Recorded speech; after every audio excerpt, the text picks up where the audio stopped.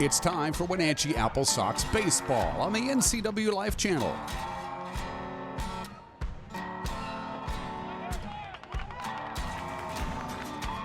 Tonight's broadcast is being brought to you by Apple Valley Honda, Chelan County PUD, Global Car Care, Laura Mounter Real Estate, Mini Blinds and more, One Way Construction, Sangster Motors, and Save Mart. Now, let's go live to Paul Thomas Senior Stadium for tonight's Wenatchee AppleSox game on the NCWLIFE Channel, your local TV station.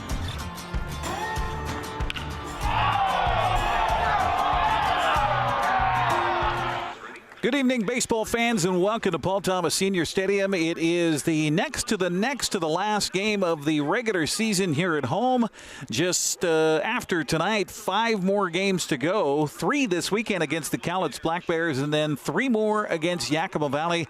And that will wrap up the regular season for the 2021 campaign for the Wenatchee AppleSox. Coming into tonight's ball game in the second half of the West Coast League season at 7-11 in the league play, 17-25 their record overall, as they welcome the Black Bears to town with a record of 11-7 in the second half. Cowlitz is 21-21 overall. Let's take a look at tonight's starting lineups. First for the visitors here on the scoreboard tonight, Cowlitz, their head coach, announcing their lineups here tonight. And Cowlitz playing some pretty good baseball lately. Brian Burris is their head coach. Corey Keir, Aaron Matthews, and Shane McCarroll are the assistants. Batting first will be second baseman Riku Nishida. Batting second, third baseman Brock Bozette. Batting third will be center fielder Jacob Stinson. Batting fourth, the DH is Sam Brown. Batting fifth, the catcher Wilson Weber. Batting sixth, the left fielder Johnny Radomski. Batting seventh, first baseman Jaden Shepard. Batting eighth, the right fielder Jace Bailey, and batting ninth will be shortstop Matthew Schwartz. On the mound, getting the start tonight will be Carter Sutton. He's a 6'3", 170-pound freshman from Winthrop.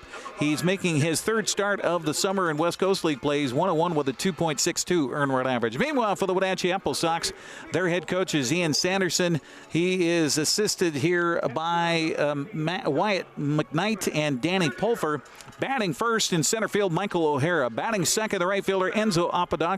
Batting third, third baseman Adam Grove. Batting fourth will be the DH A.J. Guerrero. Batting fifth, first baseman Tino Bethencourt. Batting sixth, the catcher John Newman Jr. Batting seventh will be left fielder Aiden Selfridge. Batting eighth, the second baseman Jackson Vanderbrake. And batting ninth will be the shortstop Garrett Cutting. Meanwhile, on the mound, it's Jack Lee out of Sydney, Australia, headed to UC Santa Barbara, a 6'1", 210-pounder, making his third start in West Coast League play. He's 0-2 with an 8.48 earned run average. We'll come back with your first pitch on the way next on the NCWLIFE Channel.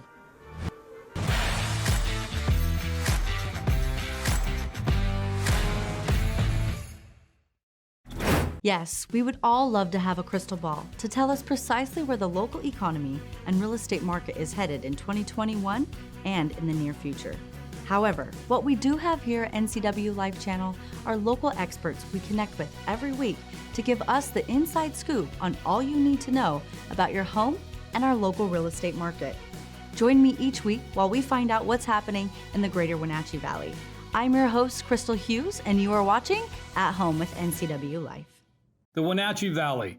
Here, most of us really enjoy the great outdoors, and most of us try to make the most of our natural resources. Here at Apple Valley Honda, we know that for generations, we have harnessed nature to sustainably power the West, and we are proud to be part of that tradition as an environmentally green dealership award winner. Being a green dealership means Apple Valley Honda has reduced our overall environmental impact. We are so proud to live in this wonderful community.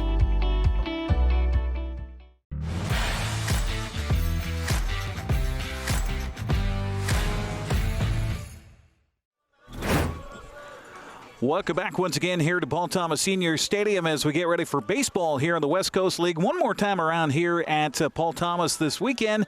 3 games with the Cowlitz Black Bears in town. The two teams have been playing one another since 2010. Wenatchee won 12 of the first 13 contests, but then the club out of Longview won the next 16 encounters. They're 16-13 in 29 games, in the last 29 games. in the two meetings here between these two clubs. Again, Cowlitz comes in with a record of 11-7. That's good enough, tied for second place. In fact, there's a three-way tie for second behind Corvallis in the South Division of the West Coast League coming into the weekend. Meanwhile, the Wenatchee AppleSox also find themselves 3 games back of Yakima Valley in the North Division standings at 7-11. So a big weekend of baseball. Wenatchee needs to continue winning as they've done coming into tonight with a 5-game winning streak. They won a couple non-league games last Friday and Saturday and then swept aside Port Angeles Lefties here last night by a score of 11-10 to finish that 3-game sweep, and came back last night from an 8-1 deficit to get the win here at Paul Thomas Senior Stadium. So there we go, ready for baseball tonight. Cowlitz, the starting lineup, the top 3 to come to the plate here to face Jack Lee will be Riku Nishida, Brock Bozette, and Jacob Stinson. That's the lineup here for the Black Bears tonight. And they've got the dark green tops trimmed in white and orange and the gray pants. Nishida steps in the left-handed batter's box, a 5'6", 145-pounder out of Mount Hood Community College, way back in the back of the box, and the first pitch is swung on and hit right over the second base bag into center field for a first pitch base hit for Nishida, who came in the leading batter in the lineup here for the Black Bears, and he shows it right away with a .337 average coming in. So 1 pitch and 1 aboard, and that'll bring up the third baseman, Brock Bozette. Appreciate you joining us here on the NCWLIFE Channel. We'll have some special guests joining us here on the broadcast tonight. We'll have Joel Norman, the voice of the AppleSox, joining us in the second inning, so hang on for that. We'll also have the voice of Sunny FM here locally, longtime radio voice here locally in the Wenatchee Valley and across north central Washington. Dave Harold of Sunny FM will join us here coming up in the fourth inning as well. Swinging a miss here by Bozette as the 6'1", 175-pound freshman from Spokane Falls steps in. The right-handed batter with a .255 average on the season. Behind in the count here to Jack Lee at 0-1. Runner at first base is Nishida. Have to keep a close eye on that speed runner over at first. He will go. The pitch is low, goes all the way to the backstop past John Newman Jr. Rounding second, holding there will be Nishida after a stolen base.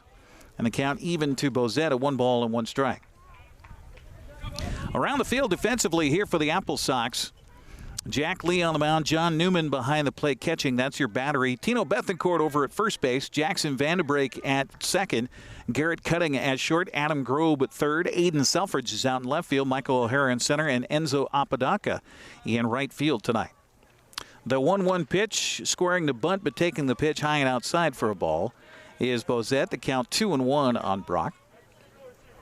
So Cowlitz trying to get on the board here early against the AppleSox with a runner in scoring position now with Nishida out there at second base.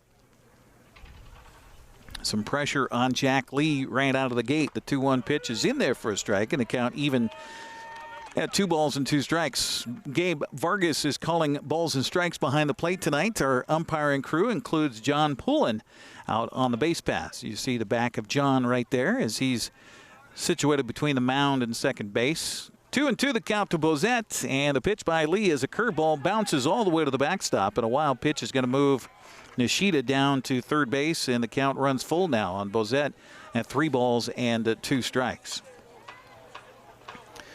Well, Lee making his third start of the season here for the AppleSox in West Coast League play. He's 0-2 with an 8.48 earned run average. He has 9 walks, 11 strikeouts coming into the game tonight. That's in West Coast League play. Left-hander gets a sign from John Newman Jr. Here's the big 3-2 pitch. It's low for ball 4.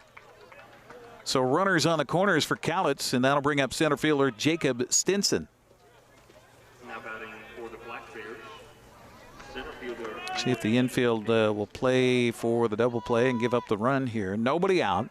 Top of the first, scoreless game so far, but threatening are the Cowlitz Black Bears.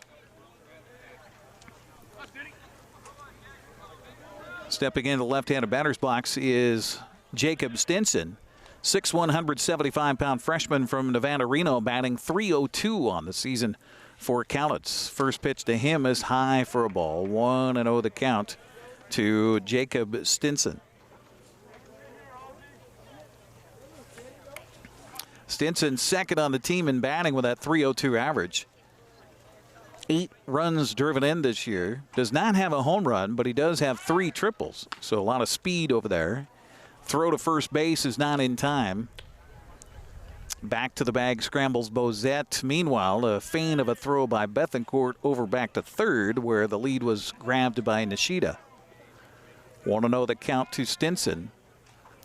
Overcast skies here tonight. A little cooler night than what we've seen here. Certainly, the runner from first goes. The pitch swung on the ground at just second. Oh, the shortstop will miss the ball. That's going to be an error on Garrett Cutting. A run will score. And just like that, Cowlitz on top and still nobody out as Bozette rounds all the way to third. Stinson aboard on an error, E6 on the play. Runner still at the corners with nobody out here for Wenatchee. So the runner from first was breaking. Bozette probably had second base, and I think that got the attention of Cutting, who was moving towards the bag at second. That ground ball hit back to his right. He tried to put on the brakes, but then the ball just went right by him.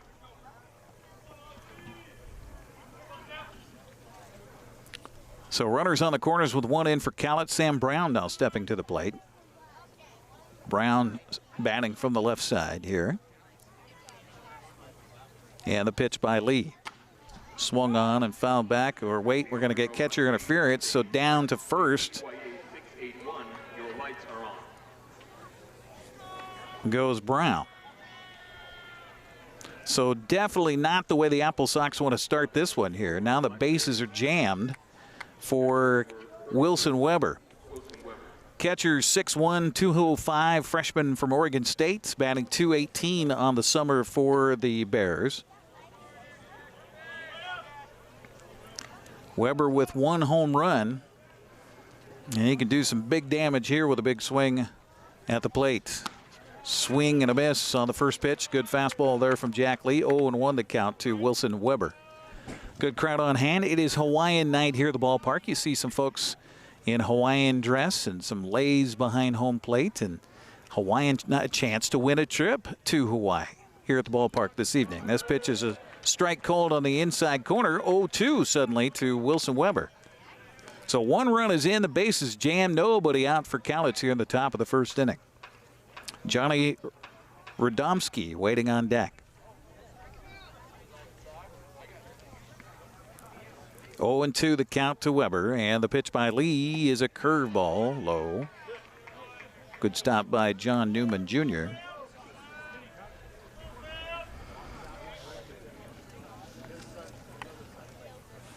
By the way, this is a good date in AppleSox history, the 6th of August. Tell you about that coming up. 1-2 the count to Weber. Pitch by Lee is a curveball. They're going to check. Did he check his swing? He did, according to the base umpire here. And the count runs even to Weber at 2 balls and 2 strikes. Again, Gabe Vargas calling balls and strikes behind the plate. John Poulin out on the base paths tonight. Our 2-man crew officiating this one. 2-2 count to Weber. Lee with a struggle here in the first inning. And the pitch to the plate swung on and popped up foul and out of play on the first base side. So the count will remain at 2 balls and 2 strikes. Got to know Mr. Lee a little bit better here as he was a guest with Dan Kuntz on Wake Up Wenatchee Valley this week. Youngster from Sydney, Australia, came to the United States to play some baseball thanks to a former Mariner. Swinging a foul tip into the glove of the catcher, and so the first out recorded is a strikeout. That's a big one there. Now the infield will be looking to turn 2 with left fielder Janim Radomski coming to the plate. A 5'11", 180-pound junior from the University of Portland is batting just .127 on the season. Yeah, it drops off sharply once you get through the about the top 6 hitters in the lineup here for the Black Bears.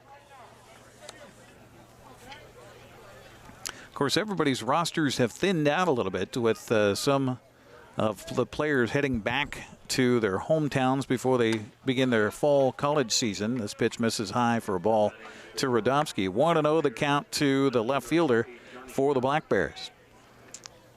Nishida got aboard on a base hit on the first pitch of the ball game, stole second, wound up at third on a wild pitch, and then scored on an error. This fastball's in there for a strike, and the count even to Radomski at 1 ball and 1 strike. Bozette at third base, Stinson at second, Brown at first. 1 out in the inning. Infield looking for the double play ball here to get out of it.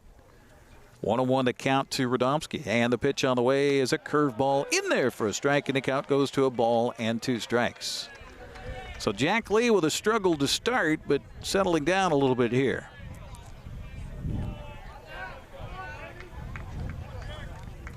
Jaden Shepard hoping for a chance, waiting on deck here for the Black Bears. 1-2 pitch is a curveball missing just inside. Count evens at 2 balls and 2 strikes. A lot of pitches here also by Jack Lee in this first inning of play. No other date has been as successful for winning league games for the AppleSox than the 6th of August. 15 times they've taken the field on the 6th of August and 13 times emerged victorious. That's pretty good. Swing and a miss here, and another strikeout. So how about that for Jack Lee? Base is jammed and 2 strikeouts in a row. Now, can he wiggle off of the ledge here? Jaden Shepard stepping up. 6 foot 210-pound sophomore from Alone College. They list him at 6'6". He's tall. I don't know if he's 6'6", though. First baseman batting 152 for the Black Bears. And the first pitch to him is swung on and hit in the air to right field, right at Enzo Apodaca. He'll come in, squeeze the ball, and that'll be it. So how about that? Jack Lee gets out of a nasty pickle here in the first. He does give up a run on a base hit. 3 men are left. We'll head to the bottom of the first. 1-0. It's Cowlitz on top. The AppleSox due up next here on the NCWLIFE Channel.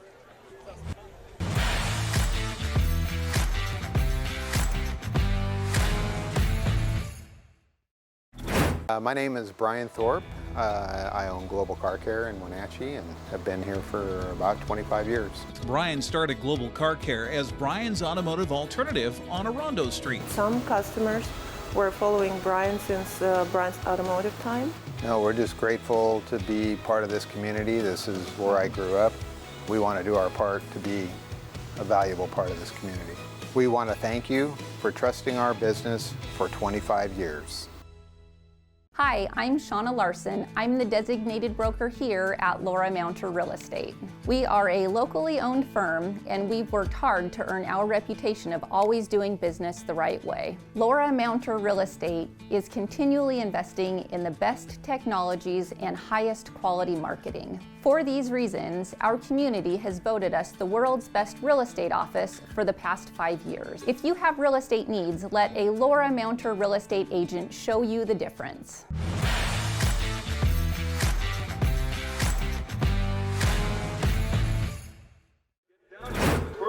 Here we come. Folder goes to ticket number 5766. Well, here we go to the bottom of the first inning as Jack Lee works himself out of a jam in the top half of the inning where the bases jammed and just 1 out. Was able to coax, nobody out, as a matter of fact. He was able to coax a couple of strikeouts and a fly out to just give up the 1 run. So the Sox with a little work to do here, and they'll bring up Michael O'Hara, Enzo Apodaca, and Adam Grobe to start off against Carter Sutton. Again, Sutton, a 6'3", 170-pound freshman from Winthrop University, making his 3rd start at West Coast League play. He's 1-1 with a 2.62 earned run average, 23 strikeouts on the season with 19 walks. That is in West Coast League play.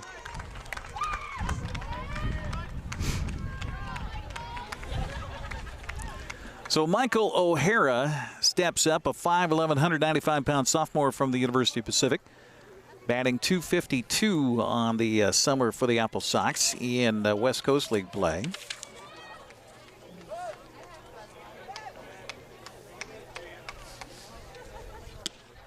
First pitch to O'Hara misses for a ball. 1-0 the count to Michael. Steps in that left-handed batter's box, and the 1-0 pitch by Sutton is high for ball 2. Our broadcast tonight here on the NCWLIFE Channel brought to you by Global Car Care. Excellent customer service for imported, domestic, and diesel vehicles. Global Car Care, they speak your car's language. The 2-0 pitch by Sutton is a little high for ball 3. Mariners are in New York taking on the Yankees. Get you an update on that score coming up. Here comes the 3-0 pitch in there for a strike. Taking all the way was Michael O'Hara. The count goes to 3-1 with Enzo Apodaca waiting on deck.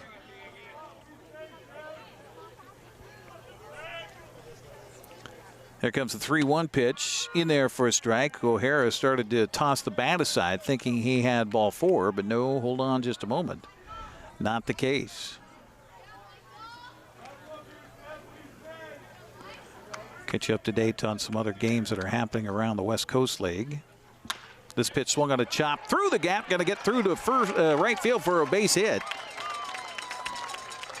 Little bounding ball between Riku Nishida at second base and Jaden Shepard at first. Nobody could get to it. So nice job of batting there by Michael O'Hara. Gets himself aboard. That'll bring up Enzo Apodaca, the 5'9", 180-pound redshirt freshman from Gonzaga, batting .248 on the summer.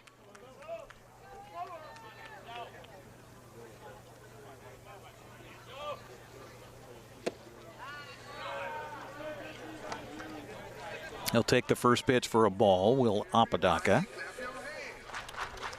Enzo having a good summer for Wenatchee with 14 stolen bases. That is tied for first on the team, so you like to get him aboard. This pitch misses for a ball. Count goes to 2-0 on Enzo. Michael O'Hara dancing around there over at first base, being held on by Jaden Shepard.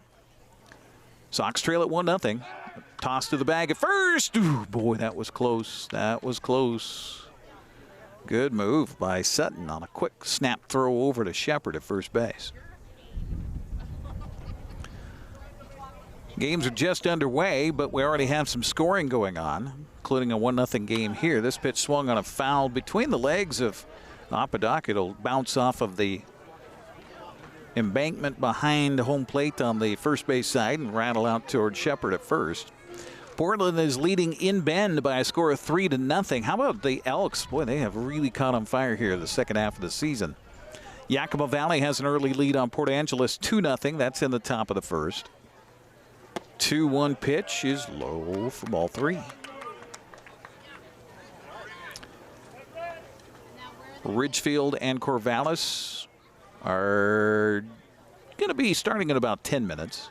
Their game at 7:05 tonight. Toss to the bag at first is going to go into the dugout. So that's going to be an error on the pitcher that's going to move O'Hara into scoring position. So E1. Meanwhile, Apodaca with the count in his favor at 3-1. Enzo on the summer for the AppleSox with 7 RBIs. He's got a couple of home runs in West Coast League play. Definitely a count in his favor right now with first base open.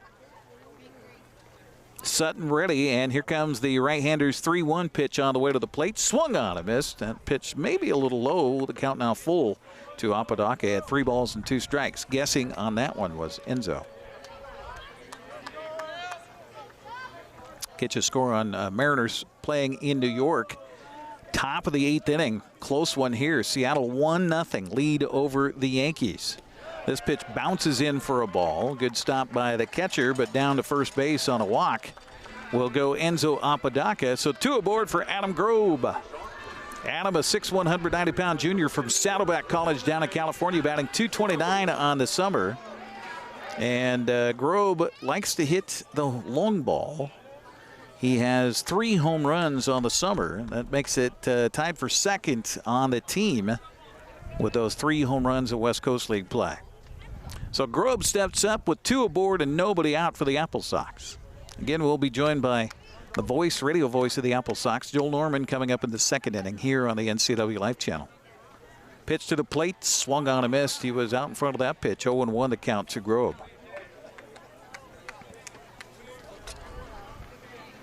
Looks like Jared Kelenic has hit another home run for Seattle in that 1-0 game in the top of the 8th inning. Seattle leading New York. 0-1 the count here to Adam Grobe. The runners hold. The pitch bounces in, and everybody will hold their place. A good stop by catcher Wilson Weber. Again, around the field defensively here for the Black Bears, Jaden Shepard at first base, Riku Nishida at second, Matthew Schwartz at short, Brock Bozette at third, Johnny Radomski in left field, Jacob Stinson in center, and Jace Bailey out in right field. 1-1 the count to Grove. The pitch swung on and fouled back and out of play. The count goes to a ball and 2 strikes.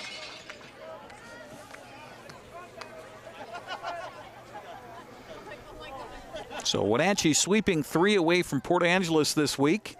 Last night trailed 8-1 and came all the way back and won at 11-10. How about the AppleSox last night? Get another home run from Colin Villegas. Here comes the 1-2 pitch by Sutton. Curveball missing just low, and the count even now to Grove at 2 balls and 2 strikes. Got a new nickname for Marco Gonzalez. I don't know if he has a nickname yet, but they should call him Houdini. Marco was at the 2nd inning of the game here against the Yankees, maybe the 3rd. This pitch swung on a hit to left field. It's going to drop down for a base hit, but it's in front of the runner. They're going to hold O'Hara at third base. Base is jammed here for the AppleSox with nobody out. Trying to come back and tie this one at least as A.J. Guerrero will step to the plate. But in that game for Seattle, Marco Gonzalez walked the first 2 batters. I believe that was the 2nd inning. Walked the first 2 batters.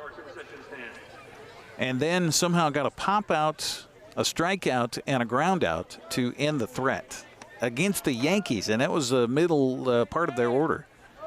He walked the 4-5 hitter. Somehow, like Houdini, got out of it. So that's what I call Marco Gonzalez from now on. Houdini. First pitch misses inside on a fastball to A.J. Guerrero, batting .438 to lead the team. This is the guy you want at the plate right now with the bases jammed. He's got 2 home runs. He's got 8 RBIs, and Big Duck sitting on the pond right now for A.J. Guerrero. Pitch by Sutton on the way is low and outside for ball 2. So Michael O'Hara got aboard on a seeing eye single, then moved to second on an error on a pickoff move. Apodaca walked. Adam Grove then loaded the bases with a base hit to left field, and that's where we sit right now with O'Hara at third, Apodaca at second, Grove at first, and a 2-0 pitch to A.J. Guerrero coming to the plate. It's a fastball missing inside for ball 3. A.J. on the summer for the Sox. He came in late from the University of Washington, has 5 walks and 9 strikeouts.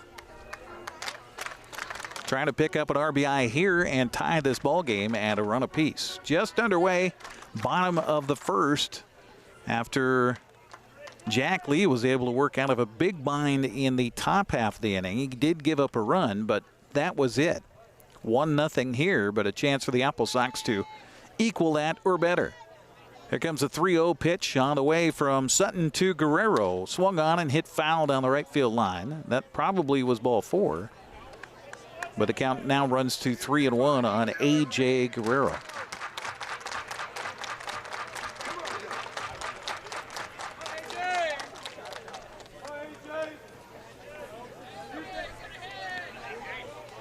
Guerrero back of the right-handed batter's box. Big hole on the right side of the infield between the first and second baseman.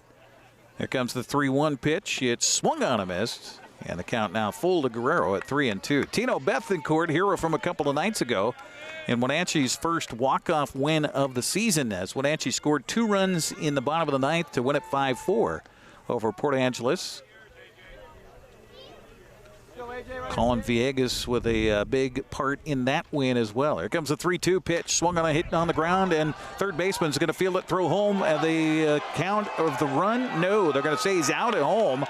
And Ian Sanderson wants to talk to the umpire about this because that throw was high coming to the plate. Wilson Weber jumped up, and he's wondering if he got his foot back on the bag or not. It turns out to be a double play right now. So 5-2-3 on the double play.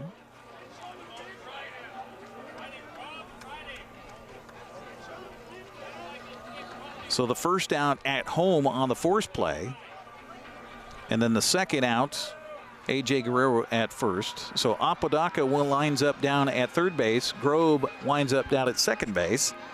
And Ian Sanderson, after he has a few choice words for Gabe Vargas behind the plate, we'll watch Tino Bethencourt see if he can come up with a two-out magic here.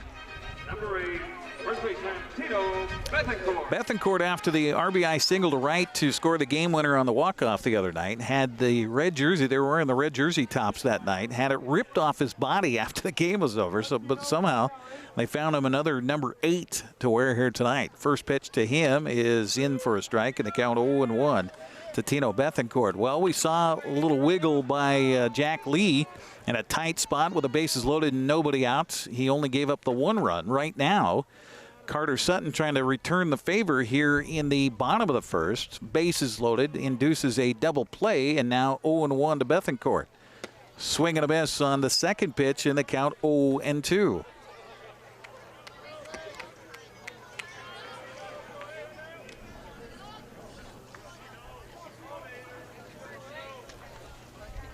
Bethencourt back in the right-handed batter's box. Carter Sutton trying to work himself out of the jam here. The pitch on the way to the plate is swung on and hit on the ground to the third baseman. He boots it. The throw to first base is not in time. Run's going to score as Apodaca will come home. And that will be an error on the third baseman on the play. Grove winds up down at third base. So we're tied at 1-1. That'll bring up catcher John Newman Jr. He'll come up with runners on the corners and 2 down for the AppleSox. 6 foot, 210-pound sophomore from Cal Poly San Luis Obispo. Newman with a 191 average on the summer for Wenatchee.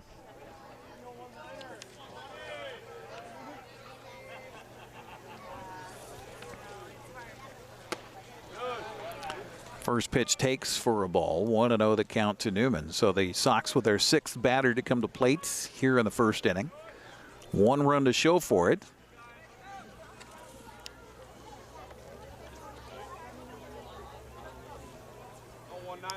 Newman with 8 RBIs on the season. He'll take this pitch low and inside. 2-0 the count to John. Appreciate you joining us here on the NCWLIFE Channel. 1-1 game here in the bottom of the first inning. Working on getting the scoreboard working for you here digitally from the ballpark. 2-0 the count to Newman. Running from first holds. The pitch is a curveball missing away for ball 3. So the Sox doing a good job of working the pitch counts here against Carter Sutton in this first inning. Aiden Selfridge waiting on deck, hoping for a shot here in the first for Wenatchee. Grobe at third base, Bethencourt at first base, and the 3-0 pitch on the way to the plate is in for a strike, and the count 3-1. Just hit the outside corner on John Newman Jr. Our broadcast also brought to you by Laura Mounter Real Estate, voted world's best realtor in the Valley in 2020. Summer collegiate baseball winding down here. Just a little over a week to go. Here comes the 3-1 pitch, swung on a chop foul on the third base side, so the count goes to 3-2 on John Newman Jr. Well, the AppleSox have certainly had a lot of home games this summer. This season, the most favorable in their 16 seasons in the West Coast League. 2/3 of their games on the weekends have been Friday, Saturday, Sunday home games. How about that? This pitch swung on a hit on a ground towards the shortstop. He'll field, double pump, throw high, and it's in time. Well, it was an adventure, but a play by Matthew Swartz will be the final out here of the inning. But the AppleSox do tie it up on a couple of base hits, a run, and an error. And 2 men are left. We'll head to the second. It is a 1-1 ball game. You're watching Cowlitz and the AppleSox on the NCWLIFE Channel.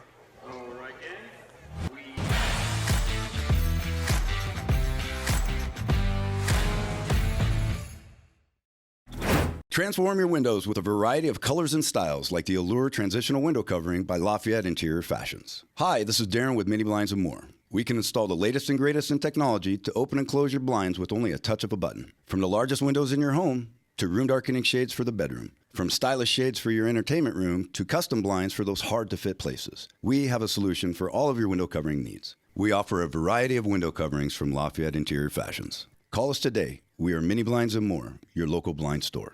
Our experience with NCWLIFE has been amazing. People think television and they think it's this huge production thing. It's really expensive. It's crazy how affordable it is. I couldn't believe it. It's not as expensive as we thought it was going to be. I would say I was really surprised to see that it was actually comparable to radio ads or print media. It was really affordable.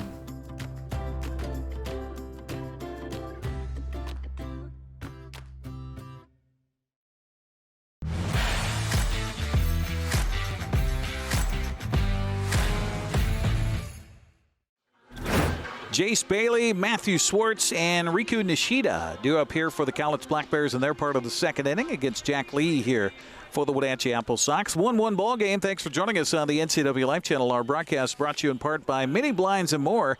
They specialize in custom blinds, shades, draperies, exterior awnings, exterior sunscreens, unmatched customer service. That's a Mini Blinds and More.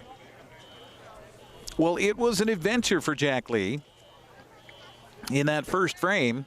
Bases loaded, nobody out, gave up a run, but then struck out two batters and got a fly out to end the inning. So the eighth man of the order for the Black Bears will come to the plate here. And the first pitch is in for a strike, 0-1 the count to Jace Bailey, a 6'4", 185-pound freshman from Boise State, batting 186 on the summer for the Black Bears.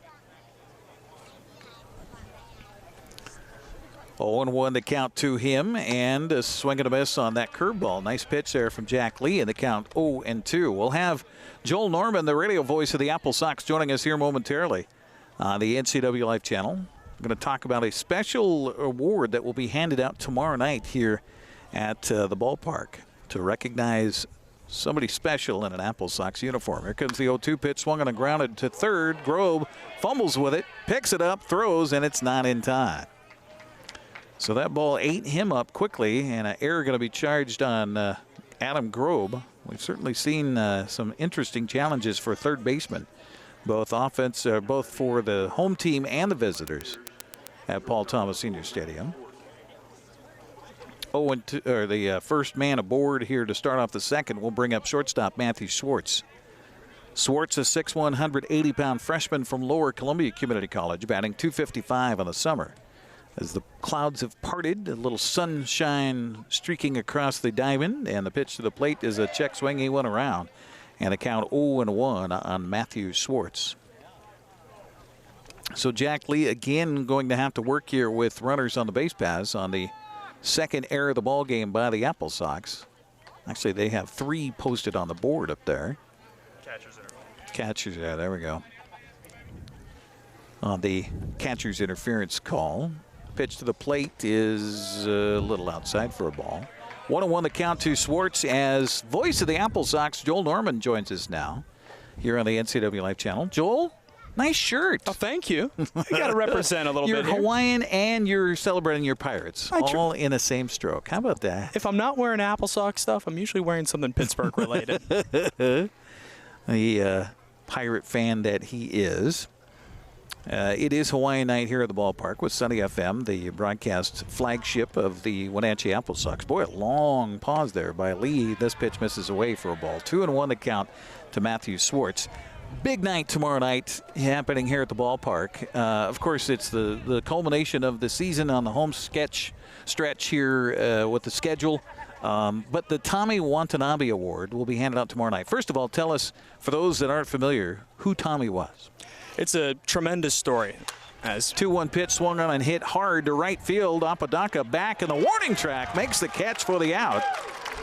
First out of the inning, and retreating back to the bag at first is Jace Bailey, and back to the top of the order now for Riku Nishida. Tommy Watanabe's story is incredible for those who know him and even those who maybe didn't, like me. I didn't have the honor of getting to meet him the year he was with the AppleSox, 2017, and he was a guy who, from all the stories I have been told, he was a guy who just kind of made everyone's day better just by speaking with him. Pitcher for the AppleSox. He only appeared in 4 games that summer, and the numbers aren't going to jump out to you when you see them, but it was about what he did on and off the field. And he passed away unexpectedly at the end of the 2017 season. And starting in 2018, the AppleSox have honored the memory of Watanabe by creating the Tommy Watanabe Award. The pitch on the way by Lee here is a little low to Nishida. 1-0 the count to the leadoff man here for Cowlitz, who got aboard and scored their only run on the ball game in a 1-1 game here. So it's recognizing not only play on the field, but definitely off the field as well. It's all about your respect for the game and those around it. Pitch here is a bunt attempt. He pulled the bat back, kind of scampered out of the box partially, but the umpire says that's a strike. And the count even to Nishida at 1-1 strike. Yeah, the first two winners of it were Jacob Prater, 2018. It was an obvious pick, plus he was very good friends with Watanabe. Yeah. And then 2019 was Johnny Sage. And I think anyone who saw both of them can understand what we are looking for when we pick winners for that. Nishida squaring the bunt again. The pitch is low and in the dirt. No chance for Newman to throw down to second base. Count now to Nishida at 2 strike as the Black Bears again get a man in scoring position. This third base area has certainly been a challenge, not just for the home team, but the visitors as well. Really, and not just this season, but seems like season after season here. Every single season. I think it's the dirt over there. That's always been a trouble to get that all settled. I say, look, we got Coyote here joining us. Hey, Coyote's here. We got to get a picture of you guys together. Let's get one of all three of us. Oh, there we go. Okay. Here, come over here, Coyote. We'll see if I can do this here. Okay, we got that. We got that. And let's try to get the sun out of it. There we go. There we go. Here, I'll take the glasses off. Got it. Look at that. That's a great one. Yeah. You know, the Coyote's been good luck. He has. Yes. I remember you saying That's that, right. Eric. That's right. And Coyote came up here last week, and we ended up getting a win last Friday when we were here. Look out, foul ball coming our way. And the count runs even to Nishida at 2 strikes. But a special story and a special opportunity for fans. Come on out to the ballpark tomorrow night. Is that happening before the game? At what point will we make that announcement? We're going to do it pretty much before everything, before the first pitches, before the anthem. Yeah, it's going to be, so, gates open at 5:30 tomorrow night. We recommend probably getting there about 6 or so to guarantee you'll see it. Okay. All more in a moment, of course. Big award for somebody. This pitch swung on the ground to first base. Tino is there. He'll not get back to the bag in time, however. So safe on a headfirst dive is Nishida. Hustling play there. That'll be an infield single. And down to third base goes Jace Bailey. So runners on the corners again here for Cowlitz. That'll bring up third baseman Brock Bozette. It was nice to get to know Jack a little bit when he came in to visit with Dan on the morning show. You and Dan coming in and being a part of Wake Up Wenatchee Valley. And what an adventure for Jack Lee to make his way here to the States. And I started the story but didn't finish it about it's a former Seattle Mariner pitcher that even got him here. Yeah, Ryan Roland Smith, he's been a great mentor, Jack has said. He's known him well, and it's helped him out a ton. As toss over to first, meanwhile, Jack was telling me, and he said to Dan the other day, the Australian baseball community is really small. In a country like that, it's not the main sport, but it's kind of an everyone knows everyone type of situation, and it's really nice because everyone wants to help each other out over there. Runner from first goes. The throw to first, and Tino caught between there. And so it'll be a stolen base for Nishida. I think Tino Bethencourt was waiting for the runner at third to break possibly, but Bailey didn't go. And then by then, as he tried to come back around and throw to second base, he was too late because Nishida is very fast. I should mention another nice thing about tomorrow night, the original award winner of the Tommy Watanabe Award, Jacob Prater's going to be here. He'll be throwing out the first pitch. Awesome. This pitch misses high. That's the first pitch to Brock Bozette. 1-0 the count to the third baseman who walked in his first plate appearance, got around to third. How about the job by Jack Lee? I mean, loads the bases up and then gets a couple of strikeouts and a flyout to get out of the pickle. Looks like a closer out there, pitching in and out of trouble. The 1-0 is high for a ball. 2-0 to Bozette here. And Jack's just an entertainer at heart. It's really what it comes down to. He's a really fun guy to talk to. I spoke with him the other day, and I said Hawaiian night is probably our second biggest night of the season, I would say, after the 3rd of July. Fireworks, yeah. And he said to me, oh, well, I'm starting both of those. I said, well, you're a pretty big deal, man. Yeah, that's it. And that, that's a good mind frame. Yeah. I like that. 2-0 pitch misses high for ball 3. 3-0 the count to Bozette. And it has been kind of a challenge for Jack on those Friday starts, both league and non-league this summer for the AppleSox. But again, doesn't have a lot of time on the mound before he came to Wenatchee this summer. No, that's been part of it, too. And that's what makes it so hard. You jump here and you're trying to acclimate yourself. 3-0 pitch is high for ball 4. So a 4-pitch walk given up to Brock Bozette. That's going to load the bases once again. And, boy, you just can't continue to walk that tightrope and not have things rattle in the cupboard.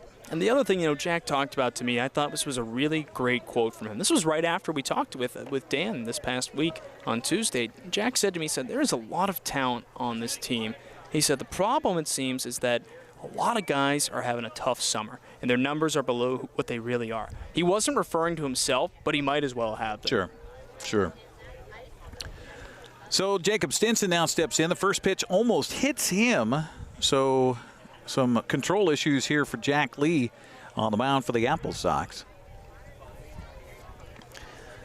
Jace Bailey is at third base. Nishida at second. Bozette at first.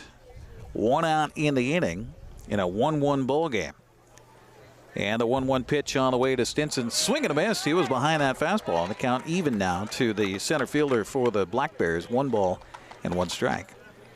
The AppleSox have certainly flirted with danger a lot the last 3 days. And and had to come back every single game, trailing in the 7th inning, but able to somehow muster it up in the end. Something about the 7th the last few days. 1-1 pitch here, swung on a fisted foul, and that's going to barely go foul. Boy, I thought that was going to go further foul than that. Kind of knuckled a little bit. You notice that? Yeah.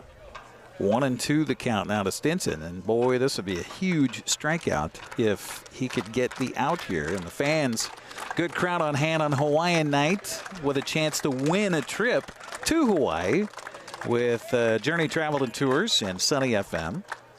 1-2 the count. Lee, no place to put Stinson. Pitch to the plate is swung on, and he almost got him on that curveball. Count stays at a ball and 2 strikes.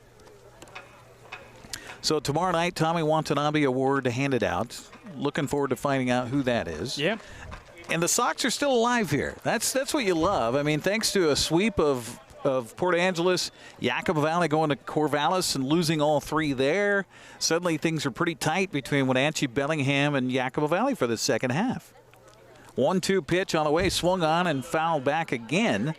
But, like they say, there's a chance. There is a chance. Basically, it's slim, but what I've been told, this is what AppleSox owner Jose Oglesby said. He said Bellingham's magic number to clinch is 2. Okay. So that's a combination. And they have non-league this weekend. They do. So that's what makes things really tough. The AppleSox 6 league games, including tonight, it's going to take a lot. But, maybe Bellingham will go on a stretch like Walla Walla has, where they've lost 11 in a row. That's true. This pitch swung on and fouled into the glove, so Stinson stays alive here. John Newman Jr. just couldn't quite squeeze it. Newman's done such a nice job, though, this summer for the Sox. Been a good backstop. He only appeared in 13 games this past spring at UC Santa Barbara, but he's been the most vocal of our catchers out there. It's been really You got to fun. have that. You got to have that. He's your quarterback. Oh, yeah. 1-2 count to Stinson. Bases jammed for Jack Lee here, and now we're going to get timeout called. But it's funny, though, off the field, he's about the quietest guy, and he speaks really soft. Really? Yeah, really soft, but on the field. Put the mask on and look out. That's what our scorekeeper, Terry Ayton, was saying. He was down there umping at home. He said, John is loud. That's funny. Bouncing in with a pitch here, and the count evens to Stinson at 2 balls and 2 strikes. Stinson got aboard on an error on the shortstop, Garrett Cutting, back in the first. 1-1 ball game, but things are kind of teetery here for the AppleSox. 2-2 the count to Stinson. Lee gets a sign from Newman, and the lefty's big deep breath and then pitch on the way to the plate. Curveball swung on and missed. And can he do it again? Oh, I was talking earlier, the Mariners are in New York, last I checked, leading 1-0 over the Yankees. 2 down here in the second, and Marco Gonzalez, former AppleSox, got out of a jam in the second inning where he walked the first 2 batters, the 4 and 5 hitters for the Yankees.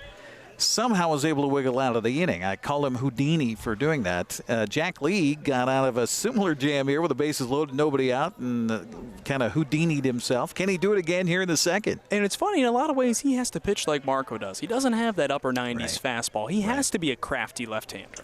Pitch on the way to the plate is a fastball missing away. Newman had the ball go off his glove, but he's able to keep it in front of him. 1-0 the count. Brown got aboard on the first pitch to him as he swung, and I heard the double kind of thump-thump And I thought, uh-oh, that sounded like a glove, and sure enough it was. And so catcher interference was called, and he got down to first base on the play. The 1-0 pitch here is in there for a strike, and a count 1-1 on Sam Brown. I have a question for you. I'm sorry. Yeah, go ahead. Do you know why the Cowlitz Black Bears have green jerseys? No, I don't. And that's Tucker back in the studio was saying, hey, who's wearing green? I said, well, I guess that's the visitors. I'll let you know in a second here. Okay. Here comes the 1-1 pitch on the way. Swung on and missed, and the count 1-2. And he's a strike away from wiggling out of a big-time jam here is Jack Lee for the Wenatchee AppleSox. This will be huge. I'll tell you the story in a moment. Okay. I want to see what he does here. I'm hoping off speed away here. Get it to the left-hander to chase. Sam Brown back in the left-handed batter's box. The fans clapping in favor of Jack Lee. The pitch on the way swung on a fly ball deep to left center field, and this is going to go all the way to the fence and probably clean up the base paths as 3 runs are going to score on the stand-up double by Sam Brown, and it's a 4-1 lead for Cowlitz. That's just a good piece of hitting from Brown. Reached out a little bit, hits that out to the gap in left center, and there's a lot of grass here at Paul Thomas Senior Stadium. As you know, you can get to it, cover a lot of ground, but the problem is that ball gets down in left center and right center. For a lot of guys, that can lead to a triple, and the AppleSox in a lot of ways are fortunate. Brown's only at second right now. Yeah, he kind of let up after rounding first base and knew he had the second base bag no problem. That'll bring up the catcher, Wilson Weber. So we talked about living on the edge, and the edge cut Jack Lee here for 3 runs in this frame. First pitch to Weber is in there for a strike. 0-1 the count to Wilson. But going back to the story I want to mention, the reason why Cowlitz has green with their jerseys, they are the Black Bears, and their standard colors are black and orange. But David Story Field on the campus of Lower Columbia College is primarily green on the inside. The bleachers, the wooden seating areas, everywhere around there feels to be green. In a lot of ways, kind of like how Paul Thomas Senior Stadium has become. Okay. But because of that green there, they wear the green jerseys. I see. I love when teams are inspired by where they play. That's awesome, and that makes a lot of sense. 1-1 the count to Wilson. A swing and a miss here. The count goes to a ball and 2 strikes. By the way, Mariners now middle of the 9th in New York. Yankees have come back and tied it. It is 1-1 heading into the bottom of the 9th inning. The damn Yankees. That's a tough hole. I know Dan Kuntz is happy somewhere. I know. He's happy, and that just makes me sad. The 1-2 pitch is a check swing. Did it go around? No appeal. And so the count evens at 2 balls and 2 strikes. So tell us, we're going to have Dave Harold join us here in just a moment. Radio legend here in the Wenatchee Valley. You work with Dave quite a bit. That's got to be fun. Yeah, Dave's a great guy. I think his just passion for radio is what makes him so great, and passion for the town. Curveball here misses inside for ball 3, 3-2 to Wilson Weber. Well, the runner at second, 3 runs are in the inning. It's a 4-1 Cowlitz lead. I think there's just no one who wants to see people, businesses succeed more than Dave Harold does. And his energy is just nonstop. Pitch swung on a well-hit ball, left center field. This is going to go all the way to the fence and off of the glove of center fielder Michael O'Hara, and that's going to score another run. That was a long run for O'Hara. He had a chance at it. Now there's a shock of sunshine that's right in his eyes as he was running back there. Tried to put up the left glove as he was near the fence, and it glanced off his glove and will be extra bases. I think they'll give a double to Weber. I think you have to in that situation. And an RBI. And it's now 5-1 Cowlitz. Couple of well-struck balls in a row here. The double by Sam Brown, now the double by Wilson Weber, and that'll bring up Johnny Radomski, catcher. Swings and misses, or swings and fouls the first pitch back, 0-1 the count. You want to hear something crazy with Weber? He's got, in 3 games against the AppleSox, because they are going to give it a hit, he's got 7 runs driven in, 3 doubles, a home run. All 7 runs driven in have come in with 2 outs.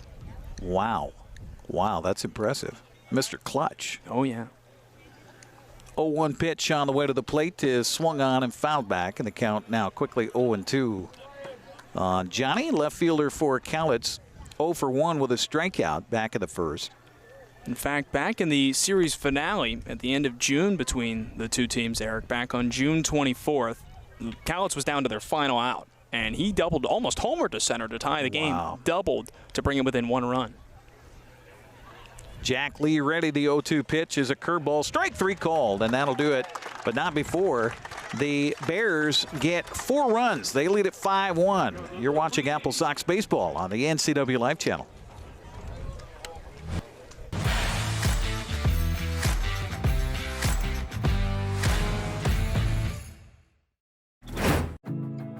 Building. It's in our blood. Building something out of nothing. It takes heart, grit, and hard work. At One Way Construction, our crew is our family. With decades of contracting experience and our in-house design team, we bring a unique perspective to building. We know that if we work together, we are capable of reaching heights that are impossible to reach alone. The possibilities are endless. Hey, all you kayakers, suppers, fisher people, boaters, and splish splashers. Water levels can change quickly. But don't worry, we've got an app for that. It's called Current. Check it out in the App Store and in Google Play. Hey, all you kayakers, suppers, fisher people, boaters, and splish splashers. Water levels can change quickly. But don't worry, we've got an app for that. It's called Current. Check it out in the App Store and in Google Play.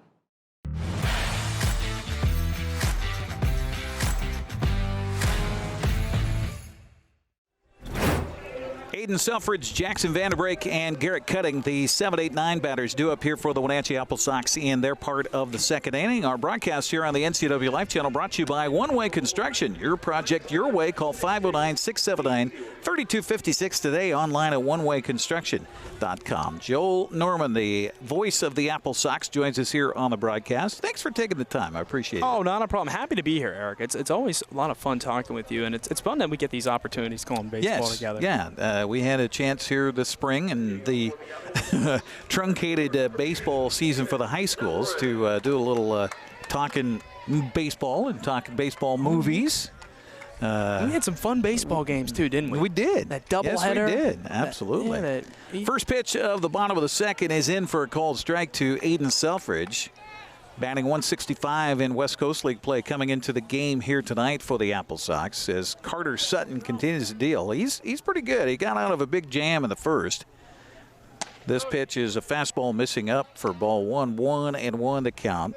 Sutton making his third start in West Coast League play, a 1-1 record with a 2.62 earned run average and 23 strikeouts. That's pretty good. Pitch here misses high for a ball, 2-1 to count. Sox were able to get the bases loaded to start the ball game with nobody out, but then a double play, third to home to first, was a big help.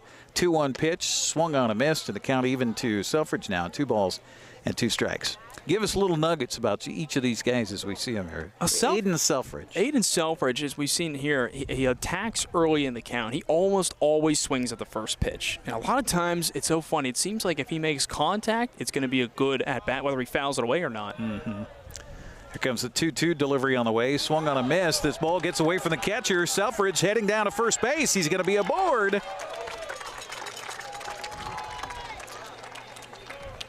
So K and wild pitch, and not much hope for Wilson Weber behind the plate there, but the AppleSox for the second inning in a row get the leadoff man aboard. In a game you're down 5-1. You can only do it 1 run at a time. That's what it's all about. And this is a good team who takes advantage of the AppleSox. They've taken advantage of base runners this week, and that's got to be what they got to do here. Selfridge is a really smart runner on the base paths. He scored on a suicide squeeze last night that really helped. That's fun. Yes, it was, from Bethencourt. Well, and that's Ian Sanderson. I mean, he likes to be aggressive on the base paths. That just shows that right there. Jackson Vanderbrake steps up for the first time tonight here for the AppleSox in the right-handed batter's box. First pitch to him misses for a ball. 1-0 the count. Jackson batting 184 coming in West Coast League play as the Sox try to get their way back into this one after giving up a 4 spot in the top half of this inning. 5-1 our score. And that's the unique part of Paul Thomas Senior Stadium. The pitch here misses high for a ball. 2-0. This time of night, You get to this part of the day, and if the sun's out, it makes it really difficult for both the runners at first as well as the first baseman to even see what's going on over there. Oh, and not only that, the wind, too. This is right when it starts picking up, right as the sun sets and the wind gets going. 2-0 count to Vanderbrake. He swings and fouls this one off, and the count goes to 2-1. And that's the challenge right now for Cowlitz as they're in the field. The AppleSox hit 2 home runs the opposite way. Villegas to deep right center. Guerrero barely got one over the fence. And he told me today during batting practice, he said, well, the way I reacted was because I thought it was going to be a flyout. But the wind helped me out. Oh, yeah, that's reminiscent of the game-winning hit by Joey Gallo against the Mariners last night. That was really, and I love how Scott Service called it a pop-up that went over the fence. The 2-1 pitch by Sutton as the runner goes, swung on and hit to center field. That's going to get out for a base hit. Rounding second, heading for third is Selfridge. Good job of a run and hit there for the AppleSox. And a nice job delivering that ball into center field. You know, Jackson Vanderbrake, a couple of times we've been here with the broadcast, has had some pretty good games at the plate. Vanderbrake's average does not tell the full story with him. I don't think people would believe it, but he finished second in the NWAC this year in batting average. As a true freshman at Tacoma, he's had himself a good summer. He's gotten on base. He extends at-bats. The hits just haven't come. Well, the AppleSox with a chance to do a little damage here with 2 aboard and nobody out, and that brings up shortstop Garrett Cutting. Garrett in the right-handed batter's box, and the runners hold. The pitch is a curveball missing outside for ball 1-1-0 the count. You know, one thing I don't have access to that you do up in the press box that I think is so cool, if folks come to the ballpark, they see that it looks almost like a speaker that's mounted behind home plate on the press box. That's actually giving you information, isn't it? Yeah, it's TrackMan data, the same data you see at Major League games. The 1-0 pitch is a swing and a miss. Hefty cut there by Cutting, and the count goes to a ball and a strike. And we get to see stuff like pitch speed, exit velocity when it leaves the bat, estimated distance, launch angle, the highest point that a ball goes. John Newman Jr. had a home run the other day, 110 feet high. No, you're kidding. No joke. We knew that data. Isn't that cool? That is very cool. 1-1 pitch on the way to the plate is inside for ball 2. And it's fascinating that you can acquire that information from a sheet mounted to a wall, basically. I mean, that's incredible. It's the beauty of where we've gone with technology, and it's part of baseball right now, is knowing that, how to get stats regularly high on that TrackMan data.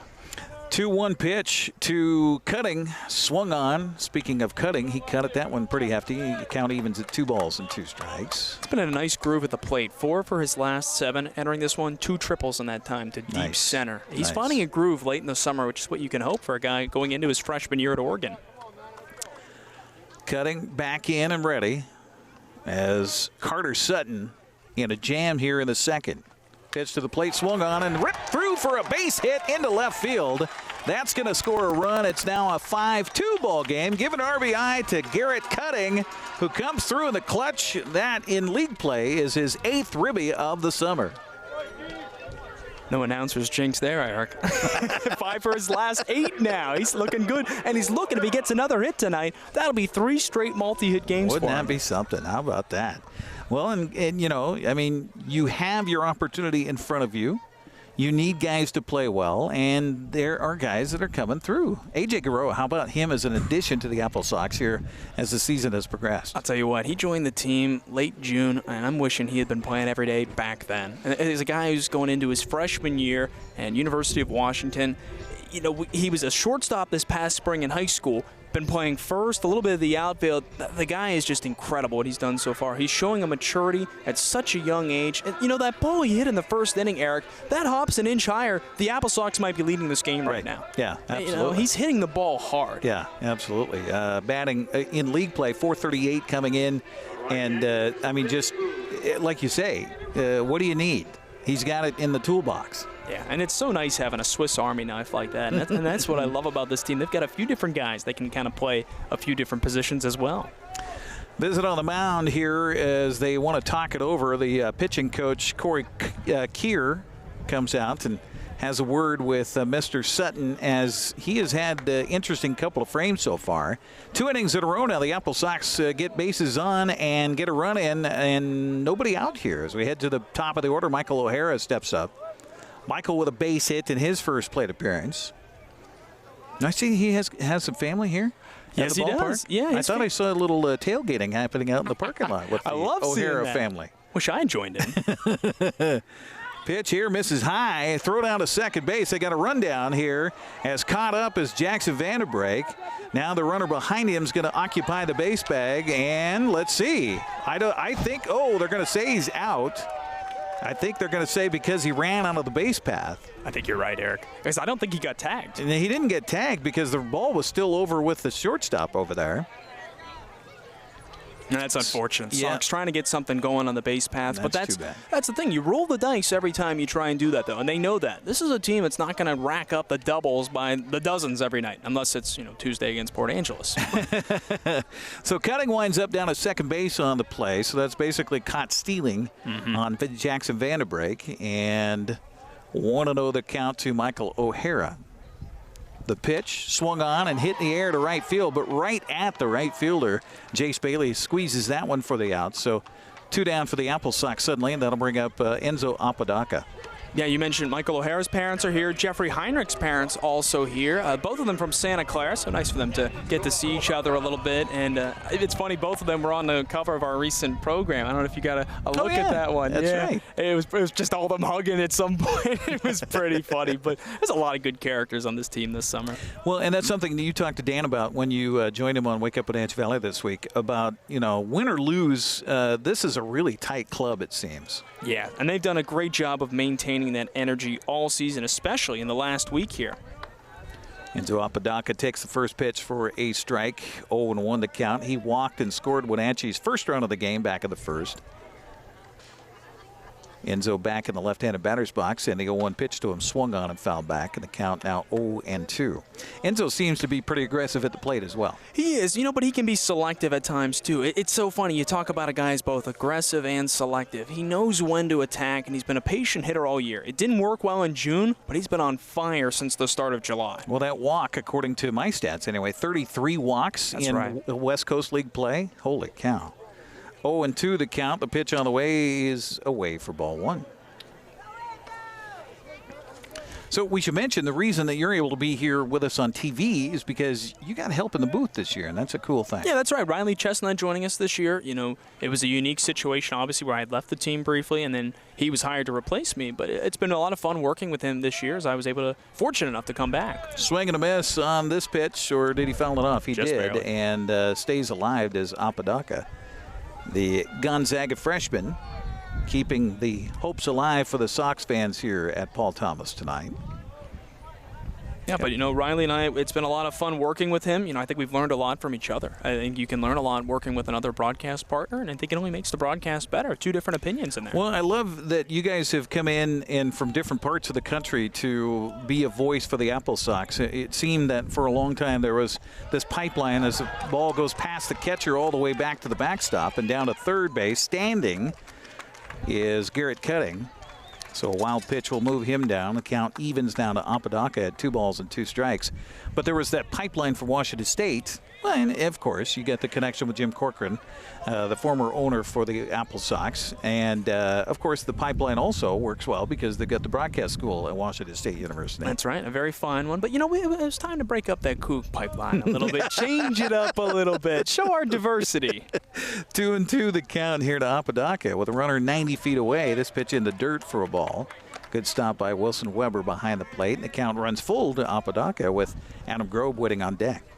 Just saw Michael O'Hara cheering in the dugout a moment ago, and something Coach Ian Sanderson told me after the walk-off. He said O'Hara's been such a great part of the energy in the dugout, whether things are going good or bad for him.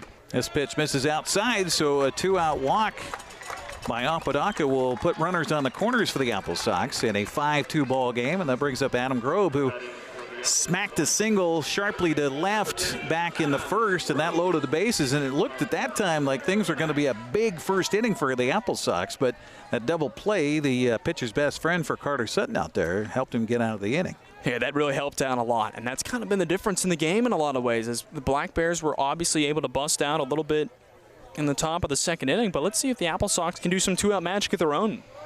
Well, Adams got a base hit already to show for his night here for Wenatchee. Steps up, and the pitch to him as the runner from first goes. A fein by the catcher, Weber. And down to second base, Apodaca with yet another stolen base on the summer for Enzo, and that is his 15th in West Coast League play. Actually, did he get one earlier? No, he did not get one earlier. So his 15th stolen bag, and the count 1-0 on Adam Grove. So if Adam can find a safely spot to hit the ball here, 2 runs would score with all the speed by Apodaca out there at second base. Just thinking positively, speaking of Michael O'Hara being Mr. Positive, this pitch misses for a ball, 2-0 the count. We've actually got a piece in our program this week about just that, his positive mindset. It's really helped him. You know, he came in shortly before that heat wave hit here, and I was asking, I was like, you know, what's it like? You just had a 6-game road trip. It's 116 today, and he was so positive, O'Hara. He said, you know, hey, playing the sport I love and great wits in the sun, and it could be a lot worse right now. Well, he joined us on one of our updates, didn't he, with you That's and right. Dan? Yeah, he joined us. I think that was in a couple of weeks ago now. Yeah, 2-3 weeks ago. And he's a great kid, though. You need guys like that over the summer. Well, he comes from a very athletic family. Reading his bio from the university level, and you know, it's nice to have the family come up and visit and be able to meet the host parents too. I love that. Absolutely. This pitch misses high for ball 3, so Adam Grove with the count in his favor. There is a right-hander warming up down to the bullpen slowly here for the Black Bears. That's one thing that I noticed and took note of. Of course, you have the stats that you can see. I can't on how many pitches, but there was a lot of pitches thrown by Sutton in that first frame. Yeah, he had to work the count up a lot. You know, you pitch with the bases loaded any time. Yeah. And the double play certainly helped him a lot. But this is a guy who's only started a couple games this season for Cowlitz, so I wasn't expecting him to go more than a couple times through the order. 3-1 the count now to Grove as he took that last pitch for a strike. This pitch here low for ball 4. So the AppleSox now with the bases loaded for A.J. Guerrero. And now you're thinking back to Vanderbeek getting caught stealing and wondering what could have happened, what could have been. But once again, with the bases loaded, this is the guy you want at the plate. Right. The way Guerrero's been swinging the bat, you want him to be up in this situation. And why not here for him to make up for before? I say make up, he hit that ball hard. He hit it hard. That's what I was just going to say. That bounding ball that went to Brock Bozette to start the double play where he threw home and then back to first. That was a sharply struck ball by Guerrero. So AJ steps up here, University of Washington product, with a chance to help out the cause here as the Sox trail at 5-2, but the base is jammed. Pitch to the plate, swung on, hit back over the mound. The second baseman was positioned perfectly, and he will throw the outs at first base, and that'll do it for Wenatchee. Joel Norman, thank you very much for taking some time. Always a pleasure. Yes, and we've got a legendary voice going to join us a little bit later on in the 4th inning from Sunny FM. The one and only Dave Harold will join us here as well. So we will take a break, come back. You're watching AppleSox Baseball. It's a 5-2 ball game. The Black Bears on top. We'll come back right after this. All right, and read all about it. And newspaper.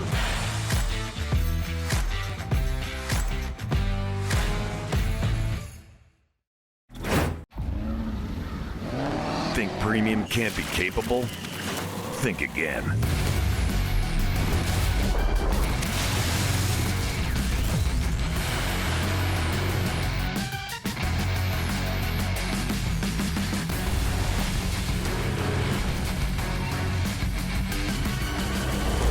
Introducing the first ever AT4 lineup.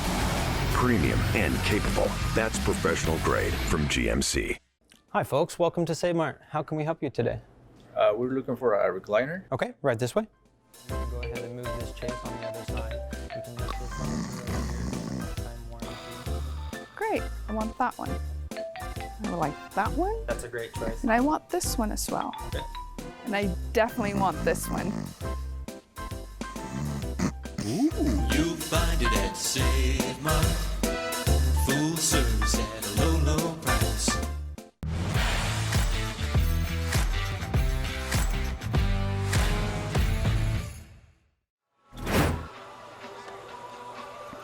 Welcome back once again to Paul Thomas Senior Stadium, home of the AppleSox, as we head to the 3rd inning of play, 5-2 ball game where Cowlitz is on top.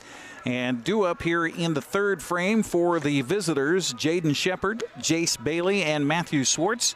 Appreciate you joining us. We'll have Dave Harold from Sunny FM joining us here another inning away. Our broadcast brought to you in part by Sangster Motors, home of the all-electric Hummer EV and SUV. Order yours now. The American Challenge is on at Sangster Motors. Also by Save Mart. Shop smart, shop local, providing outstanding value and service since 1962. AppleSox going for their 6th consecutive win. They swept aside a non-league series last weekend. Of course, we had the broadcast on Friday here on the NCWLIFE Channel where they won 15-4. They took 2 away from the Northwest All-Stars and then continued the winning ways with 3-game sweep of Port Angeles this week. But right now, some work to do, trailing at 5-2, although they trailed every game against Port Angeles heading into the 7th inning and was able to come back each night. Jaden Shepard steps up to lead it off. The first pitch swung on and fouled out of play on the first base side. They count 0-1 on Shepard. First baseman's 0 for 1 for Cowlitz. He flew out to right to end the first inning. Big strapping right-handed batter back in, and Jack Lee continues to pitch for the AppleSox. The 0-1 pitch swung on and grounded on a hop towards the third baseman, Adam Grove, with a good backhanded play. The throw to first in time. Beautiful play by Adam Grove, backing up on it. Had to backhand the ball, and then that long throw across Bethencourt with a good reach for it. And 5-3 on the putout for the first out here in the third, and that's the first time that the Cowlitz Black Bears have had their first man retired in an inning, and that brings up right fielder Jace Bailey. Bailey got aboard on an error back in the second. He eventually came around to score an unearned run. Pitch to him is bunted up the third baseline, and that will hit the cut and then roll on the grass foul, and the count 0-1 to Jace Bailey. Sox looking for another strikeout here. If they fan 5 here at the ballpark, the tradition is to hang Sox on a flagpole behind home plate. And then with 5 strikeouts, they throw socks, literally socks for your feet that have the AppleSox logo on it, out to the fans here at the ballpark. This pitch swung on and fouled off the glove of catcher John Newman Jr. The count 0-2 on Jace Bailey. So Joel was nice enough to give me a couple socks to throw when they get that strikeout. So it could come right here, right now, with Jace Bailey at the plate. 0-2 the count to the right fielder as Jack Lee looking for his 5th strikeout of the game. Here comes the pitch. It's a curveball. Strike 3 called, and there you go. 5th strikeout of the ball game. And here we go with Sox. Is anybody listening? Anybody watching? I don't think anybody's paying attention to me up here. Now batting for the Black Bears, number 4, shortstop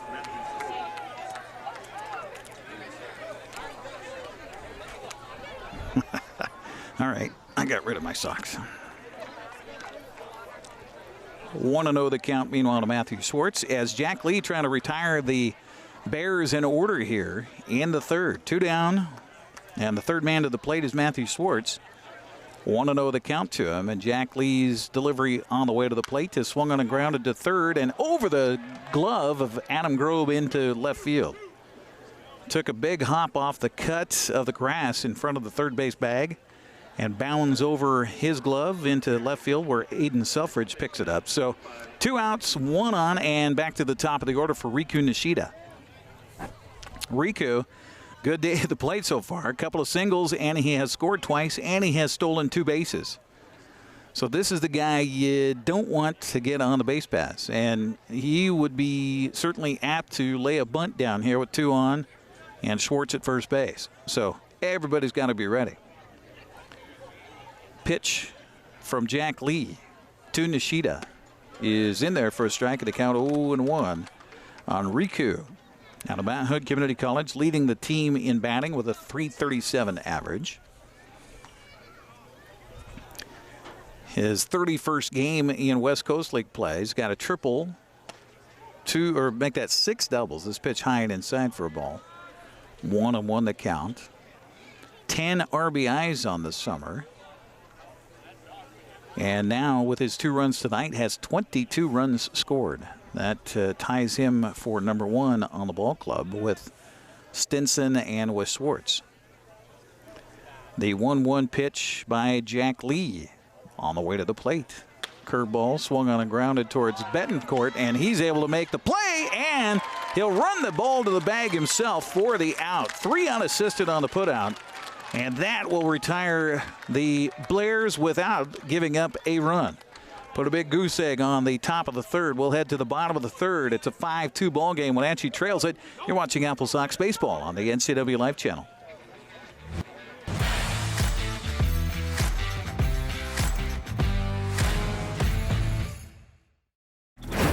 Hi, everybody. In North Central Washington, I'm Dan Kuntz, and I do the honors each and every weekday morning at 7 a.m. to bring you live local news, local weather, local sports. It's called Wake Up Wenatchee Valley. It's a fun show. I enjoy doing it.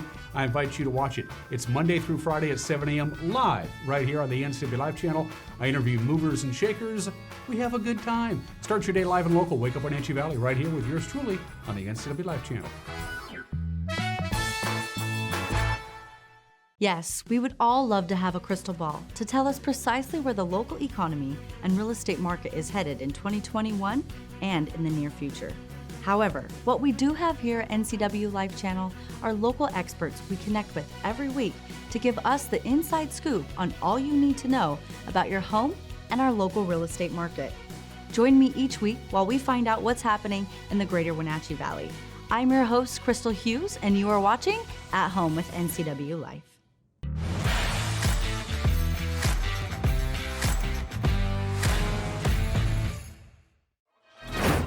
First baseman, number 8, Tino Bethencourt.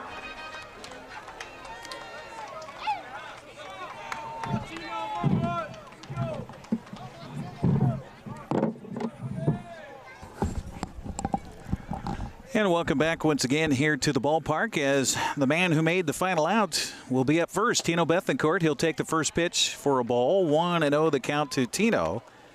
He'll be followed by John Newman Jr. and Aiden Selfridge here in the third for Wenatchee.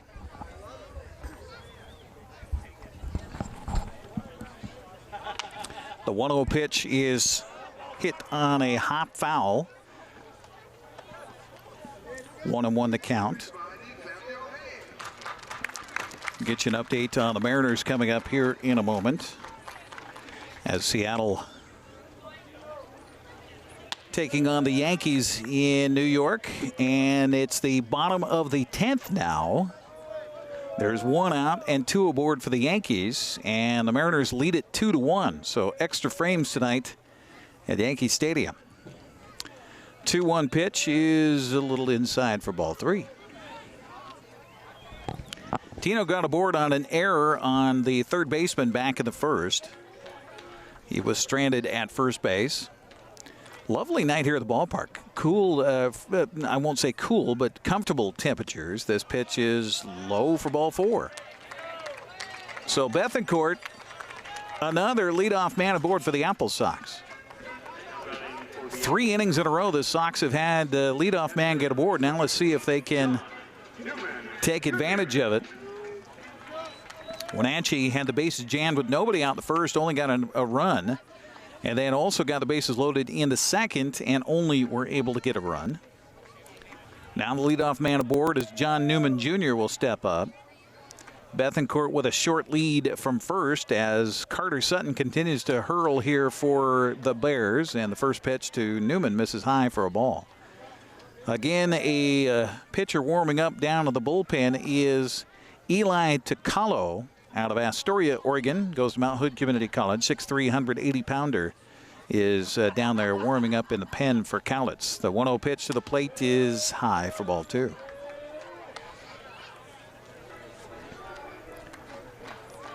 Hawaiian night here at the ballpark. They're announcing ticket numbers through the game tonight to collect contestants for the postgame, and we'll have that bowling for Hawaii coming up here live on the NCWLIFE Channel. This will be fun. This pitch misses high for ball 3. So a walk to Bethencourt, now 3-0 on John Newman with Aiden Selfridge waiting on deck.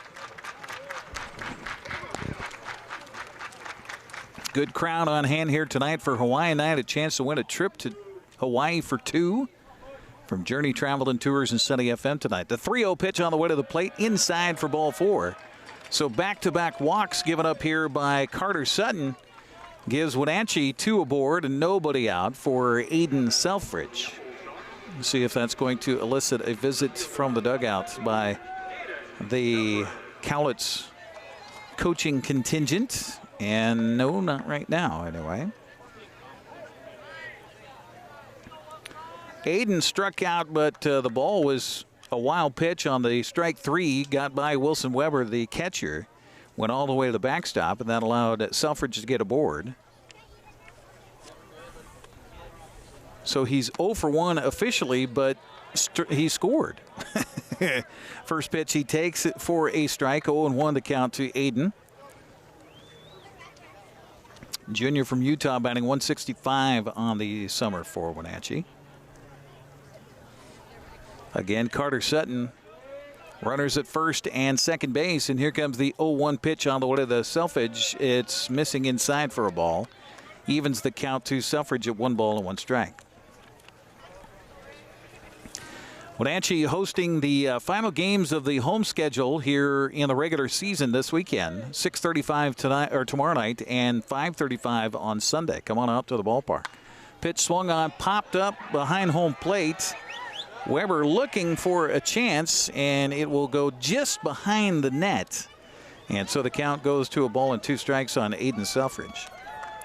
Our broadcast here on the NCWLIFE Channel brought to you in part by Apple Valley Honda, committed to preserving the environment not only with fuel-efficient vehicles but also with other eco-friendly actions and alternatives. Test drive a new Honda today. Apple Valley Honda in East Wenatchee, proud to be a Honda Green dealer. 1-2 the count to Selfridge. Bethencourt at second. Newman at first. Pitch to the plate is swung on and fouled back, and Selfridge stays alive. We've got a new fire burning in north central Washington. Broke out here a couple of days ago up the Entiat, and we're seeing a lot of air traffic activity with some scoops of water planes in the river in the Columbia here and dropping water not too far away from us. So our fingers are crossed and prayers out to firefighters. This pitch inside and hit the batter. No. Is he going to call it a foul ball? He is going to call it a foul ball. Ball hit the end of the knob of the bat, I guess, according to the home plate umpire.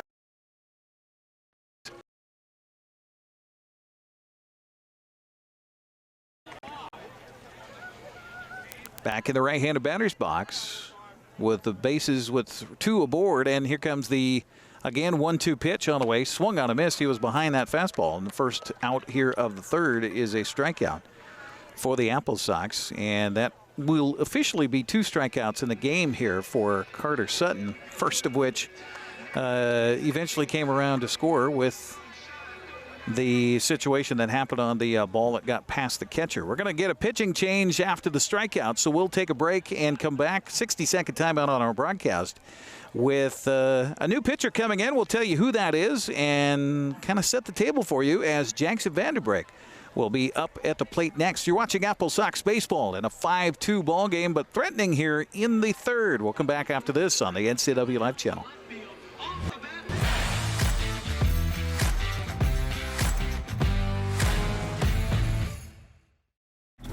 The Wenatchee Valley. Here, most of us really enjoy the great outdoors, and most of us try to make the most of our natural resources. Here at Apple Valley Honda, we know that for generations, we have harnessed nature to sustainably power the West, and we are proud to be part of that tradition as an Environmentally Green Dealership Award winner. Being a green dealership means Apple Valley Honda has reduced our overall environmental impact. We are so proud to live in this wonderful community. Come on, I'm a certified technician. I was trained to take good care of you. 9. I've only been to the dealer. I've been coming here for years. These guys are great. Look around. The BMW, the Jag, the Volvo, they're all waiting for regular service. Well, the BMW has a little computer issue, but that's nothing we can't handle. Come on in. From regular maintenance to computer troubleshooting, trust the Global Car Care technicians with your import, diesel-powered, or domestic vehicle. Global Car Care. They speak your car's language. Dankeschön.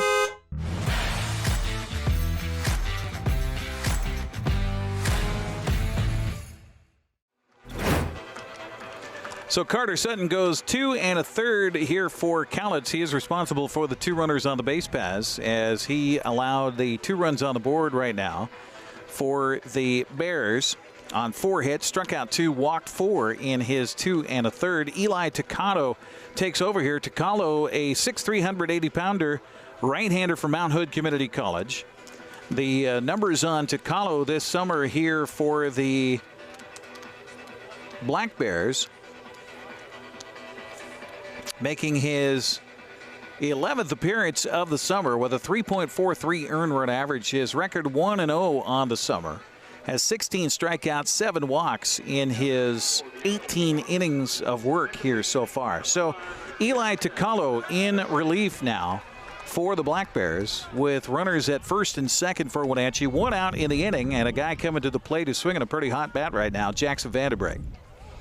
Jackson 1 for 1 with a base hit to left center in the second. So Vanderbreg steps up. Righty versus righty here with 1 down in the third. Pitch on the way to the plate, swung on a fly ball to left center. Who's going to get it? And calling it is the center fielder. Coming in is Josh Stinson for the out. So the first pitch to Vanderbreg, he flies out to center field, and 2 down now in the third, and that'll bring up Garrett Cutting, the shortstop.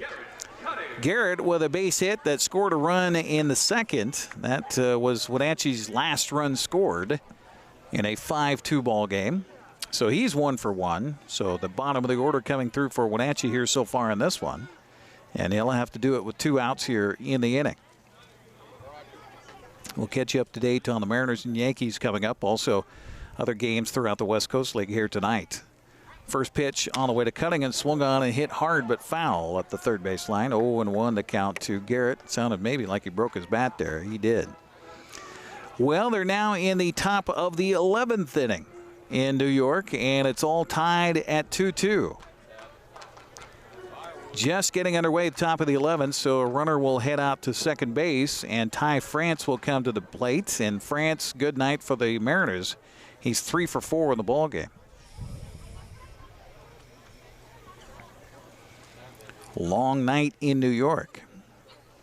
Here comes the 0-1 pitch on the way to Cutting. Swung on and hit to back past the mound. Shortstop will field on a couple of hops. Throw to first base in time.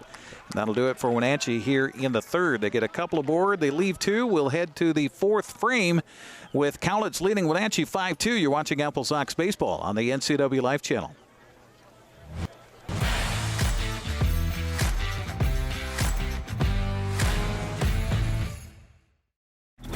Hi, I'm Shauna Larson. I'm the designated broker here at Laura Mounter Real Estate. We are a locally owned firm, and we've worked hard to earn our reputation of always doing business the right way. Laura Mounter Real Estate is continually investing in the best technologies and highest quality marketing. For these reasons, our community has voted us the world's best real estate office for the past 5 years. If you have real estate needs, let a Laura Mounter Real Estate agent show you the difference. Transform your windows with a variety of colors and styles like the Allure Transitional Window Covering by Lafayette Interior Fashions. Hi, this is Darren with Mini Blinds and More. We can install the latest and greatest in technology to open and close your blinds with only a touch of a button. From the largest windows in your home to room darkening shades for the bedroom. From stylish shades for your entertainment room to custom blinds for those hard-to-fit places. We have a solution for all of your window covering needs. We offer a variety of window coverings from Lafayette Interior Fashions. Call us today. We are Mini Blinds and More, your local blind store.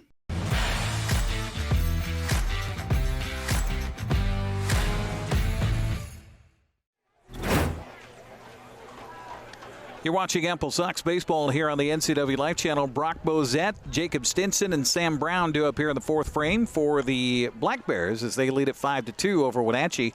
Jack Lee continues to pitch here for the AppleSox heading into the 4th. Let's get you up to date on other scores from throughout the West Coast League. In the bottom of the 4th inning in Bend, the Elks have come back to take a 5-4 lead over Portland. Meanwhile, Yakima Valley has extended its lead now at the top of the 5th over Port Angeles 5-0. And Ridgefield is leading Corvallis right now 2-0 in Corvallis. First pitch to Bozette misses low for a ball. Brock is been aboard a couple of times, walked twice and scored once on a 3-run double by Sam Brown back in the second. That's the difference in this ball game right now, that 3-run double. This pitch misses for a ball, and the count runs to 2-0 on Bozette. Stinson Brown also due up here in the 4th inning. Kind of an interesting weather night here. The clouds are definitely awe-inspiring up in the horizon to our west. This pitch swung on and popped up right field. This is going to be trouble. Second baseman going out. And nice job by Jackson Vanderbeek to chase that one down for the out. Now batting for the Black Bears, center fielder number 18. So 1 out here in the 4th brings up center fielder Jacob Stinson. Stinson is 0 for 2 in the ball game. Got aboard on an error in the 1st and struck out in the 2nd. 1 of 5 strikeouts for Jack Lee in the ball game.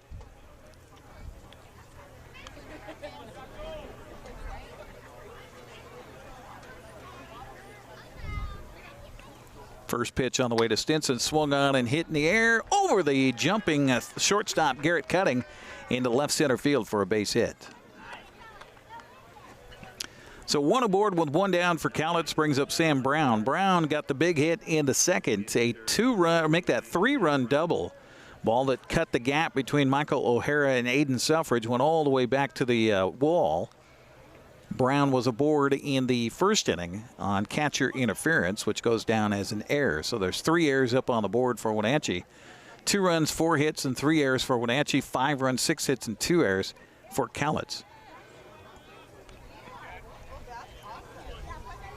Jack Lee, a very deliberate worker on the mound. Here comes the first pitch to Sam Brown on the way. Swung on a fly ball to right field. Long run for Apodaca. It'll actually be O'Hara that will call for it, and Michael will make the catch for the out. So 2 down in the inning. And I'll bring up Wilson Weber. Weber with a double and an RBI in the 2nd. He also struck out, so he's 1 for 2 in the ball game. Well, we're hoping to have Dave Harold join us here on the broadcast. Looking around for Dave. I know he's probably busy helping to run the promotion tonight for Hawaiian Night. I'm going to talk to him and give him a few plugs and give Journey Travel some plugs as well. 1-0 the count to Wilson Weber. So he takes the first pitch for a ball. Short lead at first by Stinson as you hear the wind kind of gust through the microphones here at Paul Thomas Senior Stadium. The 1-0 pitch on the way to the plate is a curveball, missing inside for ball 2.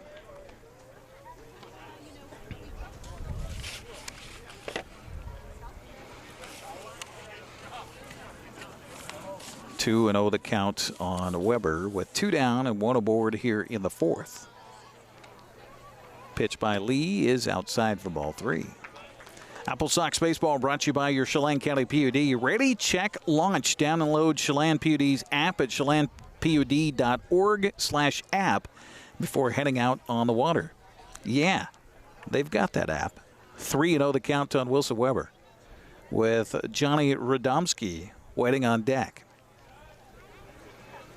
Lee set, and the 3-0 pitch on the way is a ball 4. So that puts runners at first and second. Wenatchee does have a pitcher warming up down in the bullpen, and that would be Tyler Chipman, I believe, who's warming up down there. Right-hander in back of the lefty on the mound, Jack Lee.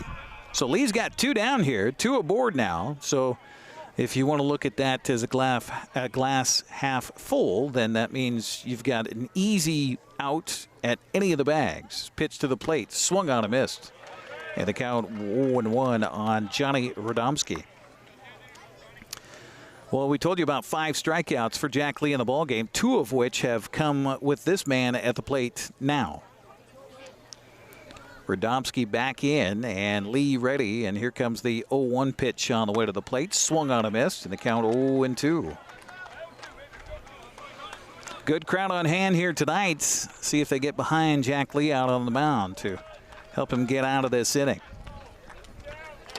Jacob Stinson at second base. Wilson Weber at first base. And an 0-2 count on Johnny Radomski. Pitch swung on and missed.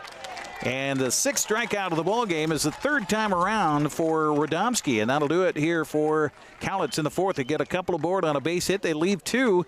It's a 5-2 Cowlitz lead. You're watching AppleSox baseball on the NCWLIFE Channel.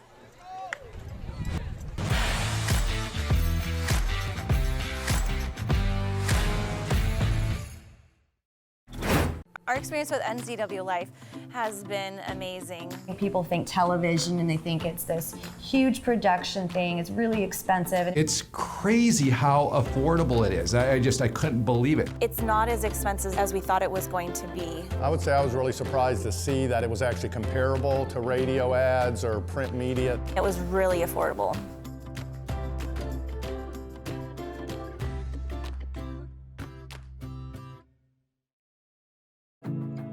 Building.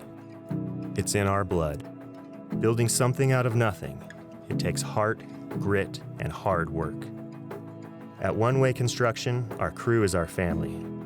With decades of contracting experience and our in-house design team, we bring a unique perspective to building. We know that if we work together, we are capable of reaching heights that are impossible to reach alone. The possibilities are endless.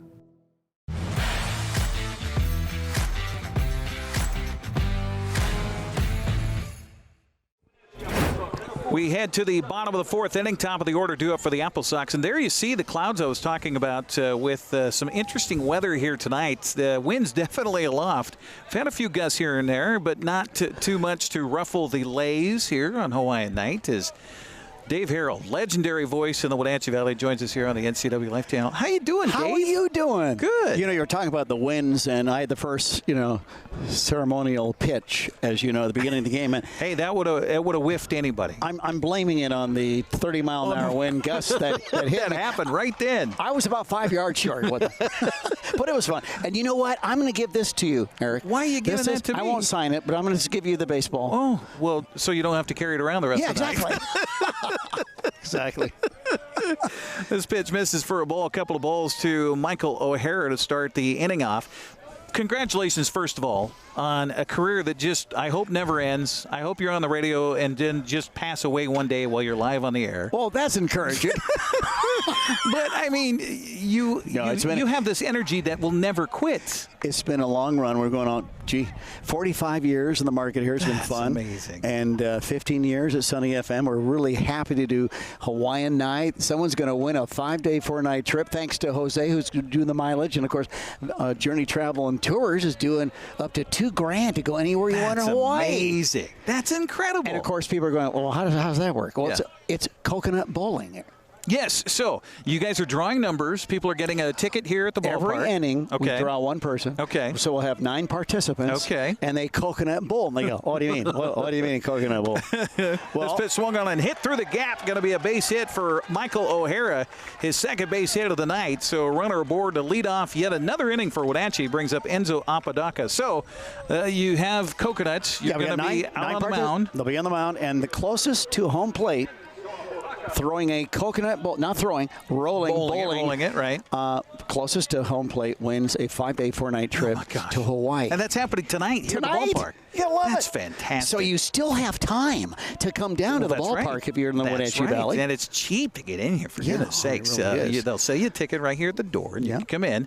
So you're drawing somebody every inning. This pitch swung on and hit in the air to left field. That's going to be right to Radomski out there. So a fly out to left for the out. So one out here in the 4th brings up Adam Grobe for the AppleSox. So let's see. We're in the 4th inning, so you're going to get your 4th participant after this inning. That's correct. Okay. And then 9 of them will, at the end of the game, they'll coconut bowl. So we're going to broadcast that live on NCWLIFE Channel because I think that's going to be so cool. It's a lot of fun.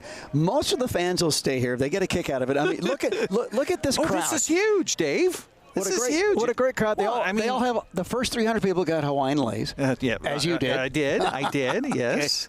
It got laid at the ballpark There tonight, you so, go. it's a good start to the Yeah, thing. okay. This pitch comes inside and hits Adam Groves, so the Sox will have runners at first and second base. And I need to also, this is fun. And Journey Travel and Tours, we can't forget Journey. Yeah. On teaming up with you guys time and time again on one thing or another. I think we've done this for 8 years. Yeah, I was trying to figure that one out. I think so. That's fantastic. And thanks to Sandy and Gary Matthews. And they were wanting to be here.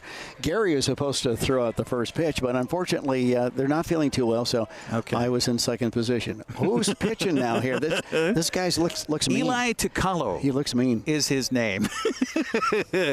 Well, Eli is from Oregon, so, he could be carrying a little beaver fever or something like that. Well, let's not get into that. Let's not get into that variant. A.J. Guerrero. Oh, okay. Is there a shot for that? His last name Delta? Okay. Well, he's from Astoria, goes to Mount Hood Community College. And, I can't talk much about Astoria. Half of my family is from Astoria. So what a great thing for the Wenatchee AppleSox, and how many people you probably know are in the major leagues after 21 years. Oh, it's fantastic. Speaking of which, Marco Gonzalez for the Mariners pitched very well tonight against the Yankees. At last check, they're in the 11th inning, tied at 2-2 with the Yankees tonight. Wow, great. Yes. Great. 0-1 the count here to A.J. Guerrero, who's been on fire here for the AppleSox. His pitch misses outside for a ball. And also, I wanted to thank you for not only your broadcasting, for not only Sunny FM, love to listen to it all throughout North Central Washington, but also for carrying the AppleSox on the radio around the whole region here. With our acquisition of another radio station, we're able to go to the outskirts of Spokane now. That's fantastic. And so AppleSox are heard all over Eastern Washington thanks to KEYG 98.5, which is our acquisition, as you know. That's right. So congratulations on that. How many years has this been going on with the agreement with the AppleSox? Well, we're going into we finished year 1 July 1st. Okay.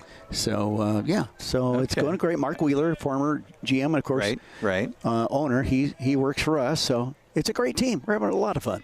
1-2 the count to A.J. Guerrero with runners at first and second and one down. This pitch inside almost hit him in the count even now at 2 balls and 2 strikes. Hey, our heart's going out to the Mattow Valley. Yes. And, yes. They've really had it tough this year. Highway 20's closed and haze, and it's going to clear up a little bit. Looks like some moisture in the system's moving in, so let's hope that all the residents can.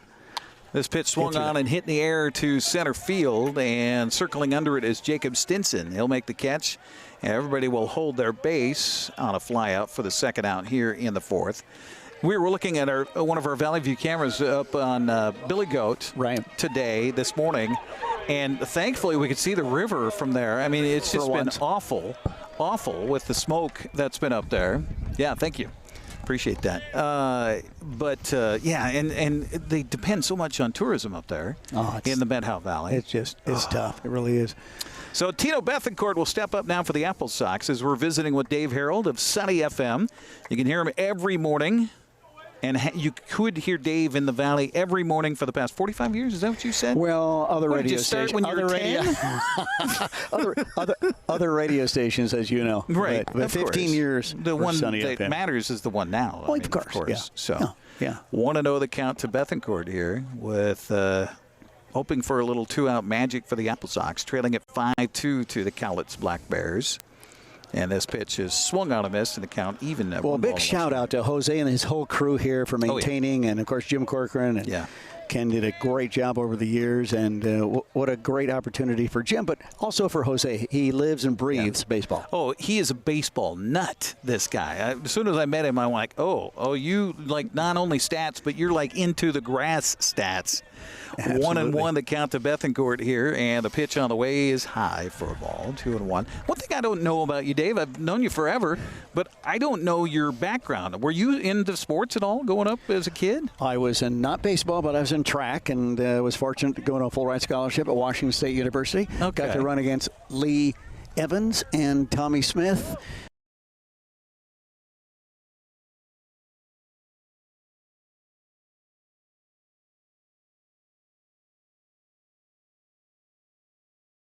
You just need to have a little Dave Harold magic. Like they did last night, huh? Yes, that was fantastic. Yeah, so I did some track. High school, Washington State University on a full ride scholarship. So what was your specialty in I track? ran they called it the 440. The 440 then? Yeah, did about 46.8. Which means nothing to you. So out of what high school? Bellevue High School. Oh, Bellevue, okay. Yeah. Now, that was Bellevue before it became Hot Tub High, I think. John Newman Jr. Before Bill Gates took over McDonald's. Yeah, that's true. That's true. Runners at first and second. Hey, we're getting close here, aren't we? We're getting closer, yes. We need this. Absolutely. Keep the crowd enjoying this one. And the pitch, although the AppleSox, Joel Norman, voice of the Sox on Sunny FM, was here earlier talking about this series they just swept with Port Angeles. Didn't matter if the Sox were down early. They came back in the 7th inning every night to win that series. Unbelievable. Swept it. But, you know all the figures and the calculations on this, but if they sweep this, I don't know. There's basically a magic number for Yakima Valley is 2 games. Is it? It's 2 games, yes. This pitch misses for a ball. 2-0 the count to Newman here. So count in his favor with runners at first and second for the AppleSox with 1 run in here with 2 outs in the inning. So Wenatchee, all they can do is do what's in front of them, and that's beat the team that's in front of you. Exactly. So that's where they are right now. 2-0 the count as Toccato checks the runner a couple of times out at second. The pitch to the plate is inside for a ball. 3-0 the count. Talk about beautiful weather this weekend for baseball. Oh, let me tell you. I mean, tomorrow about 84, 85. 78 winds dying down. Yes. It's going to be awesome. Fantastic. I'm looking forward to it. Really. Fantastic. Tommy Watanabe Award to be handed out tomorrow for the AppleSox that represents the team best on and off the field. So don't miss out on that. 6:35 game time tomorrow night. And still a chance to win a trip for Hawaii tonight. If you're watching us right now, you have time to come out to the ballpark. 3-0 pitch is in there for a strike, and the count to Newman at 3 balls and 1 strike with Aiden Selfridge waiting on deck. But you have to be here in order to participate. Right. We're out of the Hawaiian lays. First 300 people to the ballpark got a nice Hawaiian lay. Nice. And, of course, you'll get a ticket, which will make you eligible for that trip, at least to be a contestant for that particular inning. Now, Dave, do they have to go over to the booth to pick up that ticket? Or Yeah. Okay. Yes, if you hear this pitch, here we go. Going to hit through the gap. It's going to get it for a base hit. That's going to bring the game 5-4. And again, little Dave Harold Sunny FM magic here. Some rays of sunshine, ladies and gentlemen. We like this. Adam Grove scoring from second base on the play on a little seeing eye single by John Newman Jr. How many outs do we have here? 2 outs. Okay. This is all coming with 2 outs. I'm loving this. Maybe I should stick around. Rally time, baby. Well, you know, the Mariners had the rally kid for a while this season, coming back from behind. They found a kid in the stands that got everybody all excited, and they showed him on the big screen, and suddenly he became the rally kid. So you're a kid at heart. You could be our rally kid here for Sunny FM. Yeah, I'm a kid at heart for sure. A couple of strikeouts for Aiden Selfridge. First pitch swung on and fisted off of the ground, and right there in the second base bag is going to throw to first, and it's in time for the out. And that'll do it. Dave Harold, thank you. I know you're a busy guy with the promotion tonight, and I'm going to be around just tagging around with you with a microphone while you announce, because I know you're going to handle everything in the post game. So I'm just going to be there following you around like a kitten. Is that okay? A lot of fun as usual. Thank you. Good to see you. There you go, Dave Harold. Thank you for all of your broadcast years and your contributions to sports and news and everything through multiple broadcast stations throughout the TV station, of course, number one. Thank you very much. All right. Dave Harold joining us here on the NCWLIFE Channel. 5-4 ball game. We'll come back with more after this. Thank you.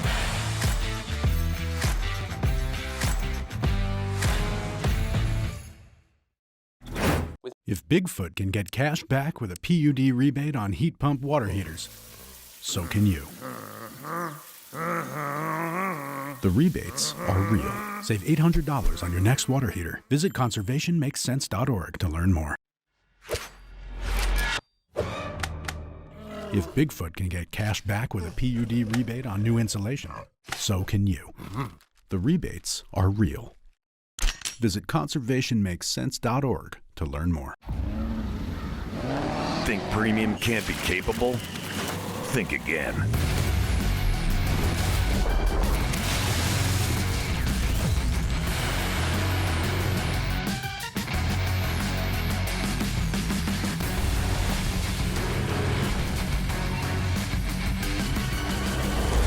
Introducing the first ever AT4 lineup.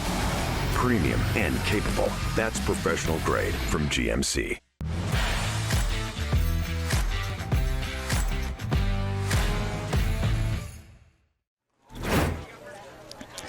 Well, that looks like clouds in your coffee cup on a Saturday morning. Those clouds on the horizon here as we drift off to drink. No, we're not falling asleep, but we do have some wicked-looking clouds above us here in north central Washington right now. The winds so far, knock on wood, are pretty calm as we head to the fifth inning of play, and Jack Lee going to continue out there for the AppleSox as it's now a 5-4 ball game. So the Sox right in this one. Bottom of the order due up for Cowlitz, Jaden Shepard, Jace Bailey, and Matthew Swartz here in the fifth inning. As the Bears have scored 5 runs on 6 hits and a couple of errors, 4 runs, 7 hits, and 3 errors. For Wenatchee, that's your line score. And the first pitch here to Jaden Shepard misses up for a ball, 1-0 the count. Even strange light right now at the ballpark. And we're going to catch you up to date on Mariners coming up here in a moment. But the sky is just kind of weird, freaky looking. This pitch grounded to Adam Grove at third. Throw to first is past Bethencourt, so that's going to be an error on the throw. And Shepard will head down to second base on the play. So a throwing error will put the leadoff man aboard here in the fifth, and that brings up right fielder Jace Bailey. Sox have a right-hander warmed up behind Jack Lee. Tyler Chipman's been down to the bullpen for a while now and should be ready to go at a moment's notice. So 1 on, no outs, and Jace Bailey stepping up. He's 0 for 2 in the ball game. Got aboard on an error and scored a run in the second, and he struck out looking in the third. 6 strikeouts for Jack Lee here tonight. This pitch is a bunt attempt. Fouling it away is Bailey in the count 0-1 to the right fielder for the Cowlitz Black Bears. Our broadcast tonight brought to you in part by Chelan County PUD. Get cash back for energy-saving improvements to your home business. Visit chelanpud.org/save for details on how to spend less on better equipment.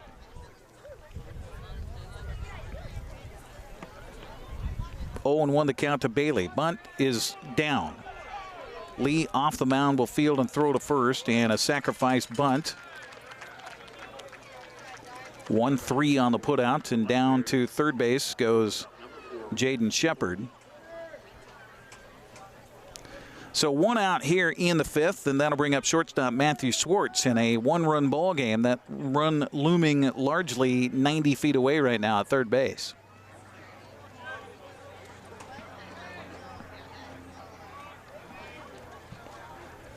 Swartz is 1 for 2 with a fly out to right and a base hit to the left side of the infield. This pitch is missing inside for ball 1. 1-0 the count. You got to feel that Jack Lee's getting towards the end of his appearance here tonight for the AppleSox. But it's a 1-run ball game, so we'll see. Here comes the 1-0 pitch on the way to the plate. Swung on a chop back over the mound. Second baseman will field it. Jackson Vanderbreak's throw to first in time, but the run will score. And it's now a 6-4 ball game. Give an RBI to Matthew Swartz on the ground out. 4-3 on the putout. 2 outs here in the fifth.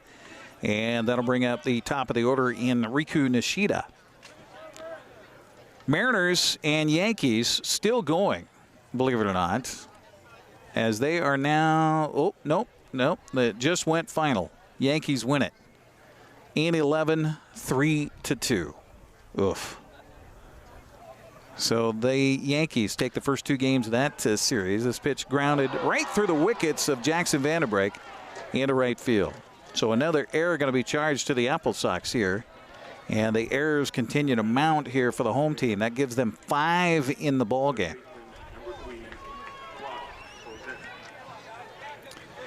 Brett Gardner singles on a line drive to center fielder Jared Kalanick. Joey Gallo scores. That gave the Yankees the win tonight in the bottom of the 11th. A walk-off RBI single for Brett Gardner to score the man who was the hero last night with a 3-run home run in Joey Gallo. Curveball here is in for a strike to Bach Brosette, 0-1 the count to the third baseman for the Black Bears. He's 0 for 1 tonight. He's walked twice, scored once, and then popped up to second baseman Jackson Vanderbrake out in shallow right field. This pitch is high for a ball. 1-1 the count. You ever been to the ocean and gone out to a tide pool when the tide goes out, and those sandbars that are left behind that seem to be kind of, I don't know, icing almost? This curveball's in there for a strike. 1-2 the count. That's what these clouds look like above us right now. They're stacked up piles of sand that have been whipped by the wind. Just in reverse, they're above our heads rather than below our feet. 1-2 the count to Bozette with 2 down in the inning and a runner at first base. Jack Lee trying to get through the inning. This pitch is a curveball. They check the swing. The appeal out to the base umpire, and he says no, he didn't go. Meanwhile, down to second goes Nishida. So a stolen base for Nishida. That's his second, make that third stolen base of the night. And the count goes to 2-2 on Brock Bozette. So another runner in scoring possession here for the Black Bears. Runner from second goes. The pitch is strike 3 called, and that'll do it on the 7th strikeout of the ball game for Jack Lee. So he gives up a run, but solid outing for Jack Lee tonight, who gets hands all around from his teammates. The Aussie does well. We'll head to the bottom of the 5th. It is a 6-4 lead for Cowlitz. We'll come back next here on the NCWLIFE Channel.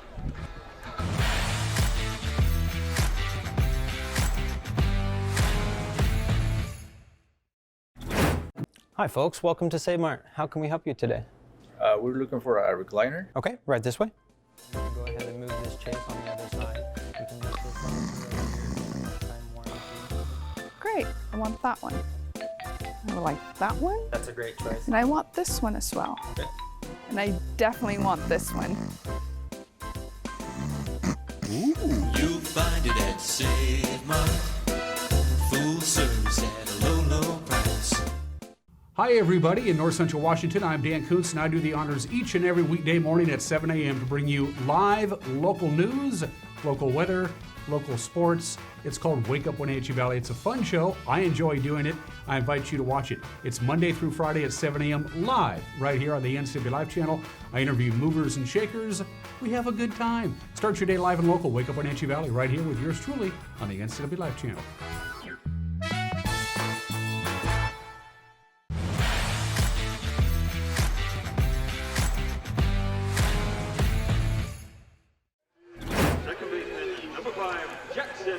There we go to the bottom of the 5th inning here at Paul Thomas Senior Stadium in a 6-4 ball game. Tight one here tonight. Jackson Vanderbrake, Garrett Cutting, and Michael O'Hara do appear in the 5th. The 8, 9, and 1 batters for Wenatchee to face Eli Tocalo.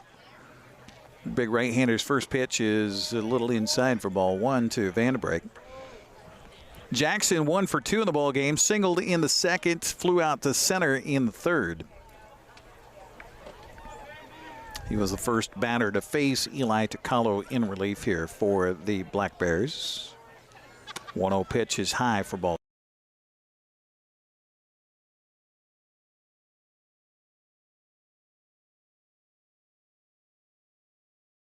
At Yakima next week to wrap up the season. 2-0 the count to Vanderbrake. Pitch to him is a curveball. Oh my, that looked low. Called a strike, however, and the count goes to 2-1. So the Mariners fall tonight to the Yankees. 3-2 the final in that one in 11 innings. We'll get you up to date on the scores in the West Coast League. This pitch is swung on and grounded into the dugout area, rattles around down below me here, and the count even now to Vanderbrake at 2 balls and 2 strikes. Around the West Coast League tonight, Bend now enjoying a 2-run lead in the bottom of the 5th over Portland. 6-4 in that one. Top of the 7th in Port Angeles tonight. Yakima Valley on top of the Lefties 6-0 as Yakima Valley tries to bounce back after being swept by Corvallis this week. 2-2 count to Vanderbeek. Back in the right-handed batter's box. And the pitch on the way to him by Takalo is missing low for ball 3. 3-2 the count. The AppleSox have had the leadoff man aboard every inning in this game. Make that 4 runs to show for it here, with a run in the first, another in the second, and 2 more in the fourth. Trailing at 6-4 here. And a full count to Vanderbeek. Pitch to the plate is inside for ball 4, and again, 5 innings in a row, the Sox have the leadoff man aboard. That'll bring up shortstop Garrett Cutting, who's 1 for 2 tonight with an RBI single in the second and a ground out to the shortstop in the third. Other games tonight, Ridgefield now leading Corvallis in the bottom of the 6th inning, 2-1. Corvallis has just been a team that, has been the premier of the West Coast League again this summer. Pitch to Cutting, misses for a ball. 1-0 the count to Garrett here, as we hear a lot of chatter coming from the dugout below me. Yakima Valley leading the second half standings at 10-8, just a half game back is Bellingham. Wenatchee 3 games out coming into tonight, so they got to win this one. This pitch swung on a foul away, and the count even to Cutting at 1 ball and 1 strike. Bellingham at 11-10, Wenatchee 7-11, Port Angeles at 5-13, pretty much out of it, 5 games back. Walla Walla 5-16. Meanwhile, Corvallis leading the South in the second half at 15-3, 4 games in front of Ridgefield, Cowlitz, and Bend coming into this weekend. 1-1 the count to Cutting. The runner for first goes. The pitch is inside. The throw down to second base, not in time. Stolen base for Jackson Vanderbeek. And meanwhile, I think that was a strike on a swing by Cutting, and the count a ball and 2 strikes here. For Vanderbeek, that is his 26th stolen base of the summer. Oh, excuse me. Now let me get the right stat here. His 8th stolen base of the summer. There we go. Got that right. Runner in scoring position for the AppleSox. Actually, they say that was ball, so 2-1 to count on the board. This pitch swung on a miss. That evens the count at 2-2. So again, what happens with the second half and the postseason? So Yakima Valley's already in the postseason after winning the first half title. So too is Corvallis in the South. Now, if the same 2 teams win the second half as well, that changes the scenario for the second team to get in. This pitch is a strike 3 called. Gone looking is Garrett Cutting on a curveball. And he goes down looking for the first out here, the 5th, and back to the top of the order for center fielder Michael O'Hara. Good night for Michael so far. He's 2 for 3 with a couple of base hits and a run scored. So if you go by Yakima and Corvallis, if they both win the second half as well, then the team with the best overall record in the division would, or the best remaining, so behind Corvallis and Yakima Valley. So the second team with the best overall record in the division would then get the second place in the playoffs, would get the second seed in the playoffs. So right now, Bellingham has that advantage big time over Wenatchee. They're 22-23 overall. Wenatchee 17-25 overall. So the Sox are 3.5 games back of Bellingham in that category. And the Bells playing a non-leaguer here this weekend. 1-0 the count to Michael O'Hara in the left-handed batter's box. And now we got what? Time called or a balk called? No, balk called. So down to third goes Vanderbeek on a balk. I think the pitcher thought timeout was called because he started his windup and then just fell out of it. So runner 90 feet away for the AppleSox with 1 down here in the inning. And a 1-0 count to O'Hara, misses outside for ball 2. 2-0 the count to Michael. Good to see the O'Hara clan here in Wenatchee this weekend, taking in some AppleSox baseball here in north central Washington.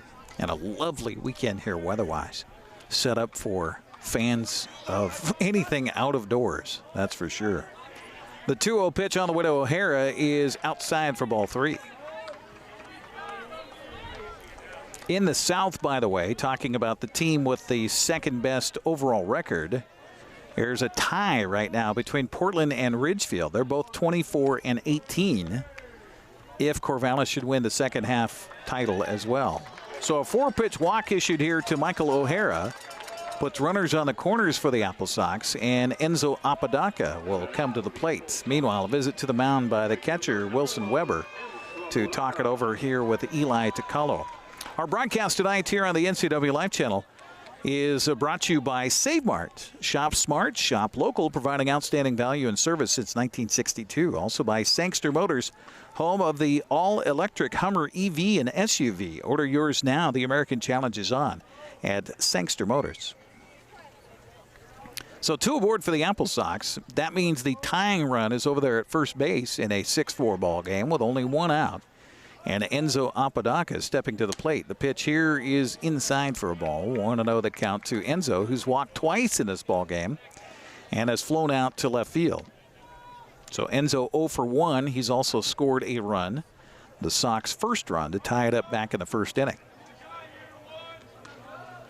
Right-hander warming up in the bullpen for the Bears, and this pitch misses low for a ball. So 6 straight balls thrown here by Eli Tacalo. Trying to see a number on the youngster down in the bullpen that's warming up. Looks like a 12 possibly, or a 17. 17. If that's the case, no, we got 17. We got 37 on the mound. Strike called on that pitch. Or no, ball 3. Sorry about that. 3-0 the count here to Enzo Apodaca. Very close to loading up the bases for the Wenatchee AppleSox. That does look like 17 warming up down in the bullpen area. We'll have to get the lineup card for Cowlitz. This pitch misses away, so 8 straight pitches out of the strike zone has loaded up the bases here for the AppleSox. And they're making a motion down to the bullpen, and it looks like they're going to make a pitching change. This will be the second pitching change made of the ball game. And with that change, we will take a break as well. With the bases jammed, Adam Grobe waiting on deck. We'll come back after this 60-second timeout. You're watching AppleSox Baseball on the NCWLIFE Channel.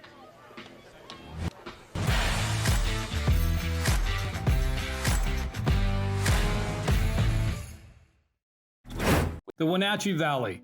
Here, most of us really enjoy the great outdoors, and most of us try to make the most of our natural resources. Here at Apple Valley Honda, we know that for generations, we have harnessed nature to sustainably power the West, and we are proud to be part of that tradition as an environmentally green dealership award winner. Being a green dealership means Apple Valley Honda has reduced our overall environmental impact. We are so proud to live in this wonderful community. Let's face it, selling your good used vehicle can be a hassle, if nothing else. Consign your vehicle here at Global Elite Motors. When you do, you'll get the best possible price because of our proprietary selling system. We offer the ability to finance, add warranties, take trade-ins, and much, much more. Each consignment vehicle we represent is thoroughly inspected and marketed to attract qualified buyers. Let us help sell your quality vehicle. Buying a vehicle? Consigning a vehicle? Stop by Global Elite Motors on Wenatchee Avenue at Global Car Care.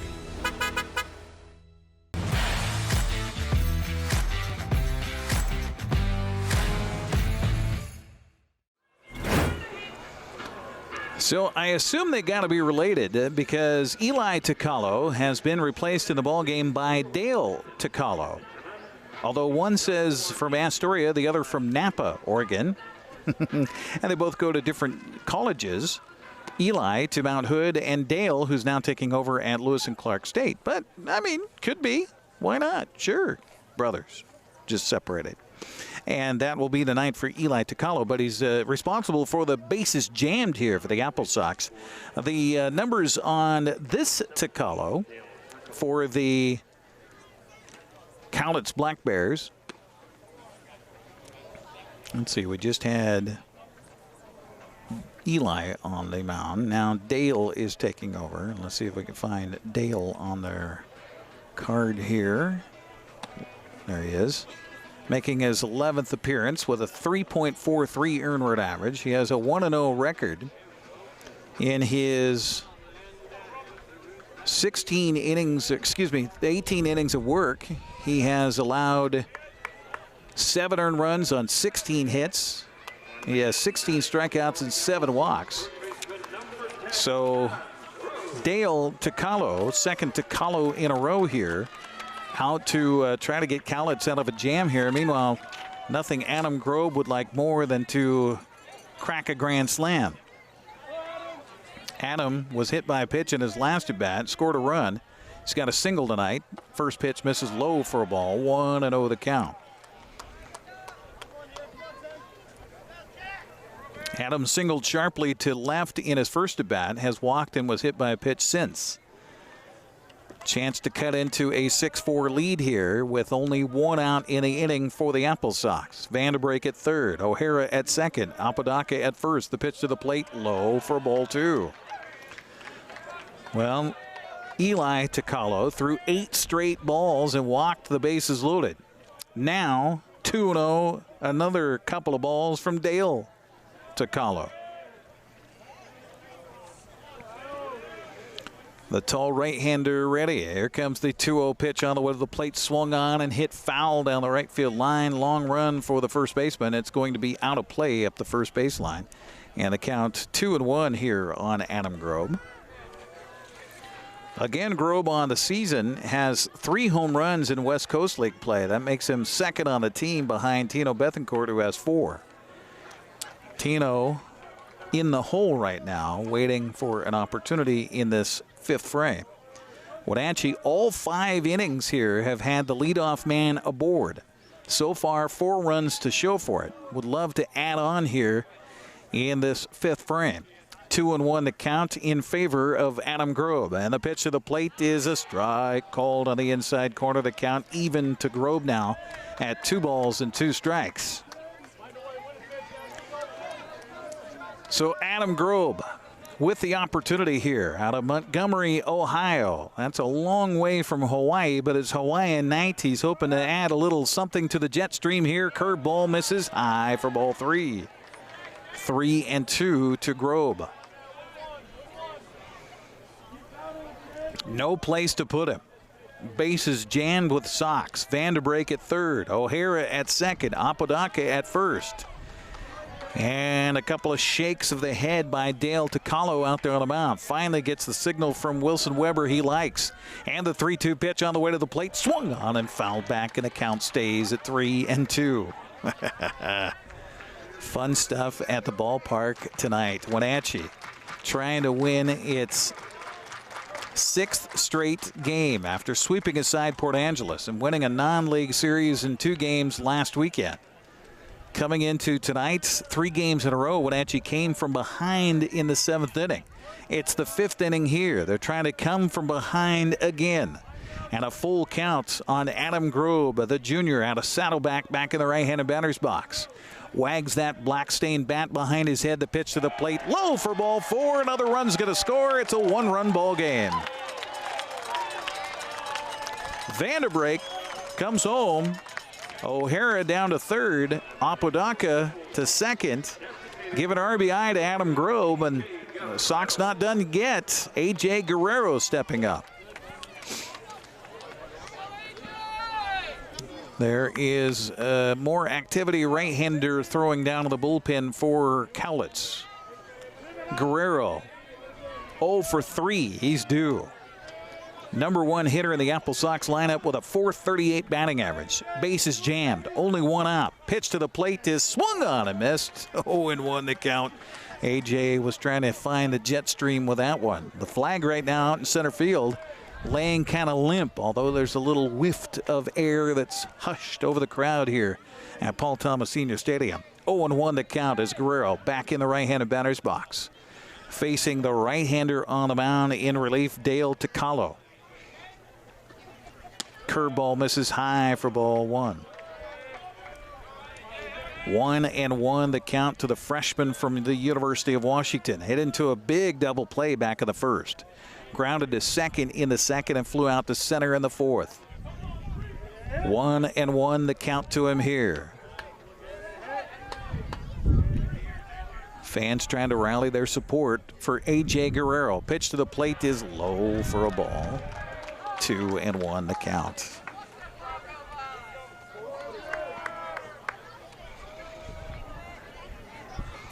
somebody's going to walk away with a trip for 2 to Hawaii tonight after the ball game. So that's elicited a big crowd here with Sunny FM and Journey Travel and Tours here tonight.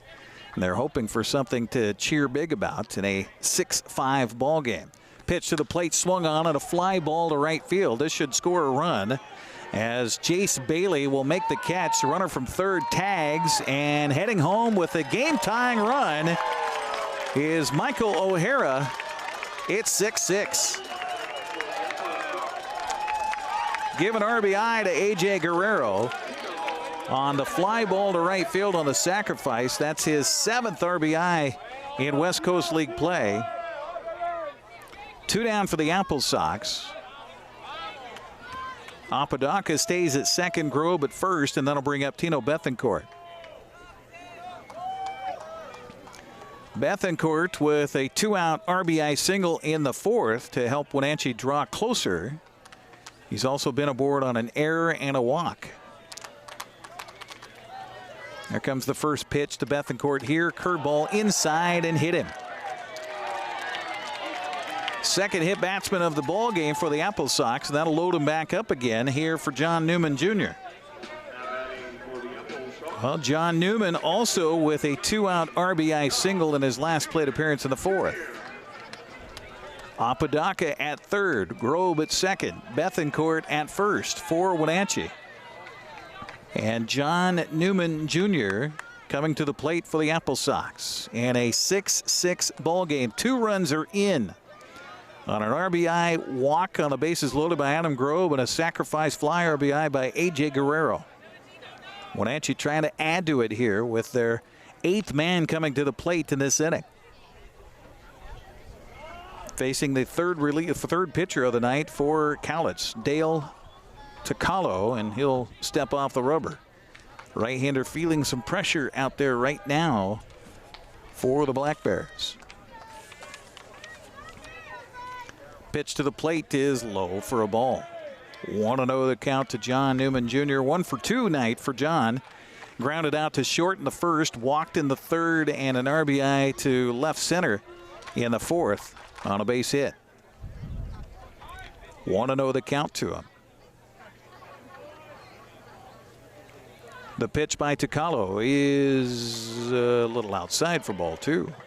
2-0 the count.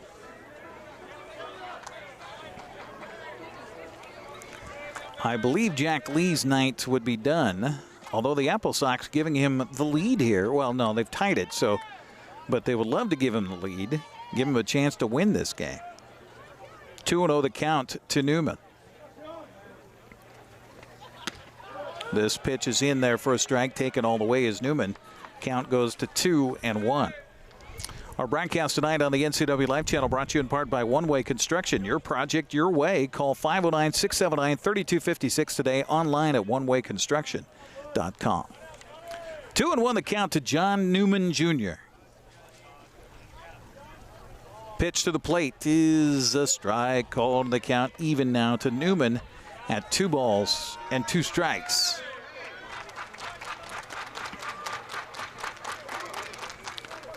Bases full of Sox. Apodaca at third, Grobe at second, Bethancourt at first, and a 2-2 count to John Newman Jr. Man with 19 on his back sees the pitch come his way. He fouls it away behind home plate and out of play, and the count stays at 2 balls and 2 strikes. Hard to believe the season is winding down this quickly, but certainly the case here. With just another weekend to go, and that's it. We're in the postseason, and time for these fellas to head back to college and head back to their life away from Wenatchee. Maybe for some, maybe for most, never to return. The 2-2 pitch to Newman, high over the top of his head, and the count now full to John at 3-2.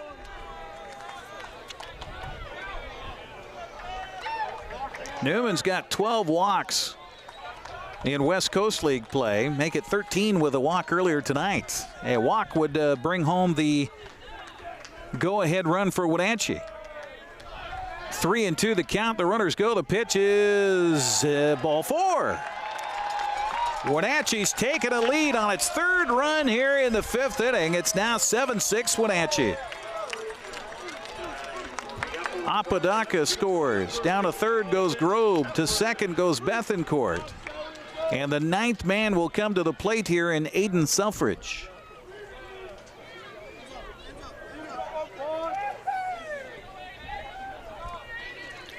That run comes with 2 outs for the AppleSox. Again, 2 innings in a row here. They tally on the scoreboard with 2 outs in the inning. The first pitch to Selfridge is a fastball missing inside for ball 1, 1-0 the count. Selfridge has struck out a couple of times, although the first strikeout was a wild pitch. He got down to first base on the play. Eventually came around to score on the RBI by Garrett Cutting. He struck out in the third and grounded out the second in the fourth. The 1-0 pitch on the way to him here is in there for a strike, and the count even at 1 ball and 1 strike. Cowlitz is right in the thick of the playoffs as well, with a chance in the South Division. Came into the ball game tonight in a 3-way tie for second, although they were 4 games back of Corvallis. The pitch here is in and hit the batter, and another run's going to score. Wenatchee now leads it 8-6. That's a hard way to get an RBI, but he'll take it, and so will the AppleSox. 4 runs are in the inning. And by the way, 4 runs in the inning without the benefit of a base hit. And that, I think, is going to do it, or are they just going to have a conversation? I didn't see anybody else warming up down to the bullpen here for Cowlitz. So 4 runs are in. The 10th man will come to the plate in Jackson Vanderbrake, who started it off with a walk earlier this frame. This will be our final broadcast of AppleSox baseball this summer here on the NCWLIFE Channel. We certainly hope you've enjoyed it. Appreciate you joining us wherever you may be here locally, watching us on LocalTel Channel 12, on Charter Channel 19, on our website at ncwlife.com, and also, of course, streaming on our Facebook page as well. Take a little time off during the rest of the month of August before we get ready for high school football and high school girls soccer and volleyball coming up just around the corner. 3 weeks away, as a matter of fact. Yeah, so not much of a break for us here at the NCWLIFE Channel. So Jackson Vanderbrake continues the 5th inning for Wenatchee. 4 runs in without a base hit in this 5th frame. Vanderbrake in the right-handed batter's box. Pitch to him is a strike on the inside corner. 0-1 the count. Vanderbrake got aboard on a walk, stole second base, then was balked over to third, and then scored on a base on balls to Adam Grobe.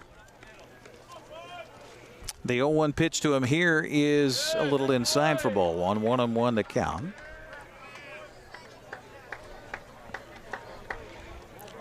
So Wenatchee came into the frame trailing at 6-4 and have scored 4 runs to lead it 8-6 now. Try to add some more here with 2 outs in the 5th. 1-1 the count to Vanderbrake, and the pitch to the plate is low for a ball. The Mariners have lost in 11 innings tonight, 3-2 to the Yankees. So the New York takes the first 2 games of that 4-game weekend series. Mariners slipping back even further in the wild card race with the loss tonight.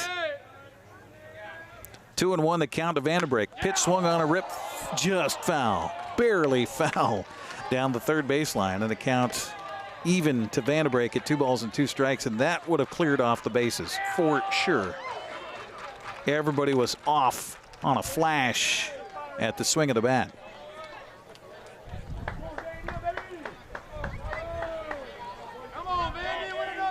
So we got a ways to go in this one, but Wenatchee again coming from behind here tonight, as they did against the lefties from Port Angeles on Tuesday, Wednesday, and Thursday. This pitch swung on a hit foul. Again, hit hard but foul.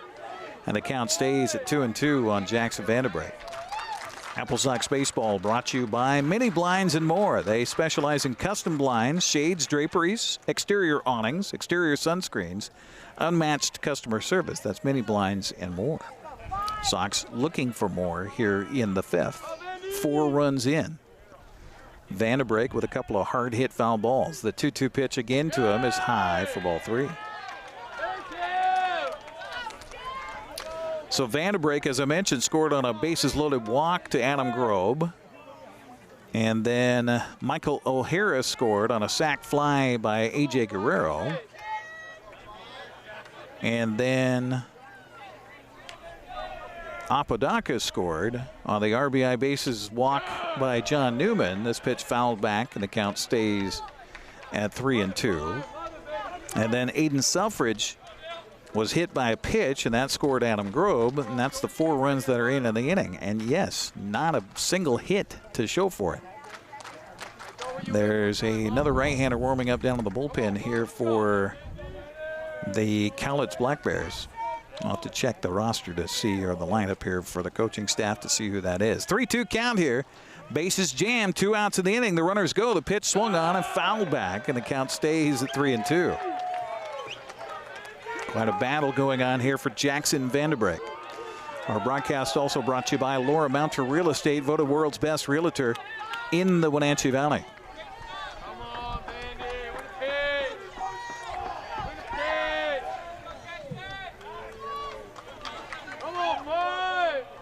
We are almost going on 2.5 hours into this one, and only in the 5th inning. The runners go. The pitch high for ball 4. Another run will score without a base hit. Bethencourt scores from third. Newman winds up down at third. Selfridge at second. And give an RBI on the bases loaded walk to Jackson Vandenbrink. And that brings up Garrett Ketting. Cutting struck out earlier this inning. Will come up for the second time in the same frame as Wenatchee brings their 11th man to the plate, but not before we see a pitching change here, and our second pitching change here in this inning. We'll take another break, 60 seconds on the broadcast, and come and tell you who's going to be on the mound next. You're watching AppleSox Baseball on the NCWLIFE Channel.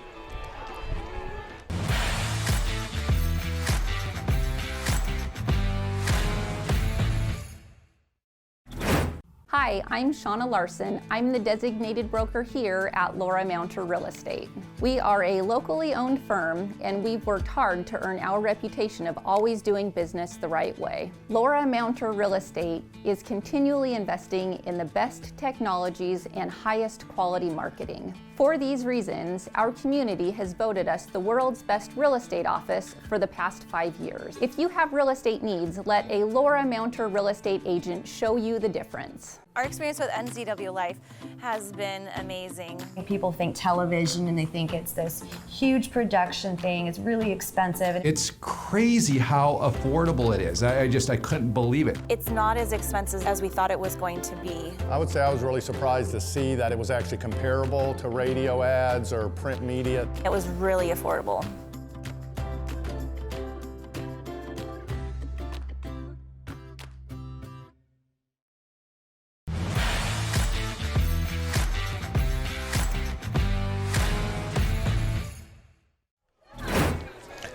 Five runs are in the inning for Wenatchee, and right now Cowlitz and their coaching staff just trying to find somebody that can throw some strikes. Brian Burris made the pitching change. Matty Fung will take over on the mound here for the Black Bears. Dale Takalo can't even get it out. He walked 3, hit 2 batters. And so the inning continues. Well, I guess he did get 1 out, so 0.1 on his line score here. 2 outs in the inning for the AppleSox, and the bases still jammed, and Garrett Cutting stepping to the plate here to face Matty Fung. So Fung isn't even listed on the roster. I think he's kind of an extra player for Cowlitz. Right-hander will now take over on the mound in a game that is getting out of control here. 9-6 Wenatchee on top. Pitch is swung on and fouled back, and the count 0-1 to Garrett Cutting. Garrett with an RBI single back in the second. He grounded out to short in the third. Struck out looking in the earlier part of this inning to be the first out of the inning, and that was the, let's see, was that the last out? Yeah, it was the last out by Eli Ticalo. This pitch misses for a ball. 1-1 the count here to Garrett Cutting. So the third pitcher on the mound in this inning here for Cowlitz. That also eats into their bullpen here for the weekend. Pitch to the plate is low and outside for ball 2. Yeah, so 5 runs for the AppleSox in the inning. And a bunch of walks, a bunch of hit batsmen, and not a single base hit. 2-1 the count to Cutting. Low for ball 3. And the Cowlitz pitching staff on the verge of walking yet another batter. That would be, let's see, 7 walks, 3 hit batsmen in the game. And Dale Toccato walked some as well, and that's, speaking of, another walk. So another run will score. Give an RBI to Cutting as John Newman scores. Aiden Selfridge down to third base. Jackson Vanderbrake to second base. And Garrett Cutting down to first. Give him an RBI. And Wenatchee continues to bat around here as Michael O'Hara steps up for the second time here in the inning. He walked and scored already in this inning. He has scored twice in the ballgame. Pitch swung on and hit foul on the first base side. The count 0-1 to O'Hara.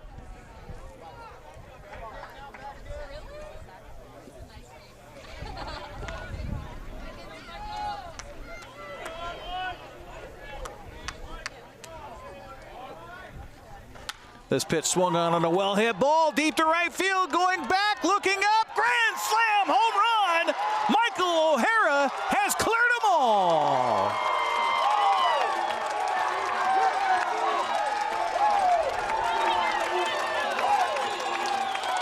With his family on hand, what a time for Mr. O'Hara to come through with his first home run in West Coast League play, and he's cleared them all.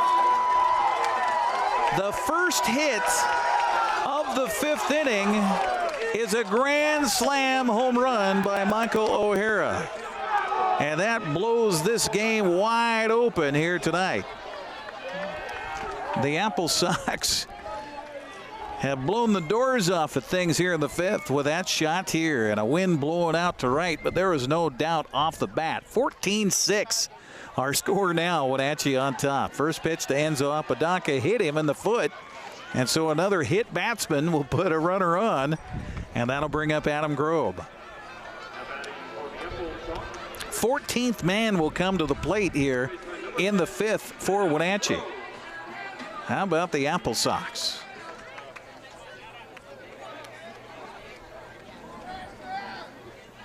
Grobe walked with the bases loaded earlier in this frame and scored a run. First pitch misses for a ball. 1-0 the count to Adam Grobe. Epic inning here for Wenatchee. Curveball is in for a strike, and the count 1-1 to Adam. 10 runs are in the inning. Wenatchee came into this frame trailing at 6-4. Now they lead at 14-6. Curveball misses low for a ball. 2-1 to count to Adam Grobe.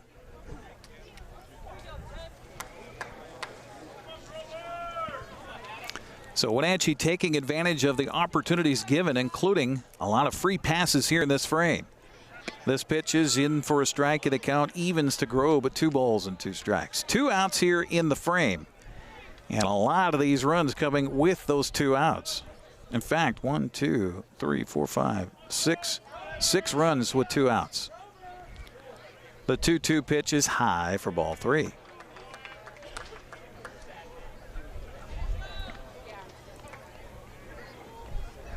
A.J. Guerrero waiting on deck for Wenatchee, hoping for his second at-bat here in this inning. The 3-2 pitch swung on and fouled back, and the count stays at 3-2 to Adam Grove.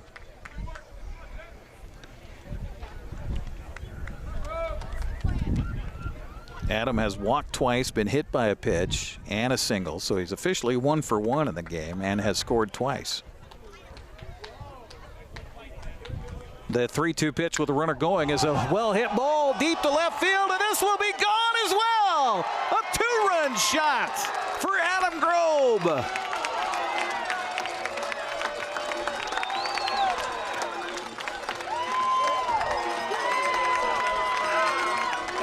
Make it 16-4 Wenatchee as Grove goes deep for the AppleSox.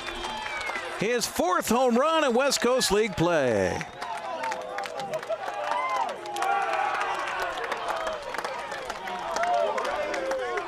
You see the welcome back to the dugout area as everybody's feeling it for this close-knit ball club here tonight. A.J. Guerrero will now step up with the bases clean.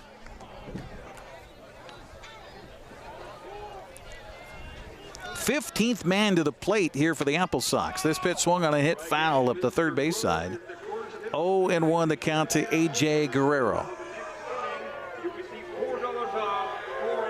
2 home runs in the inning, a grand slam by Michael O'Hara, and a 2-run shot by Adam Grove.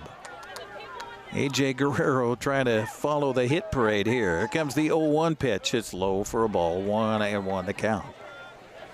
Well, a nice way to start the weekend for the AppleSox. Again, this isn't over. We still got 4 innings to play.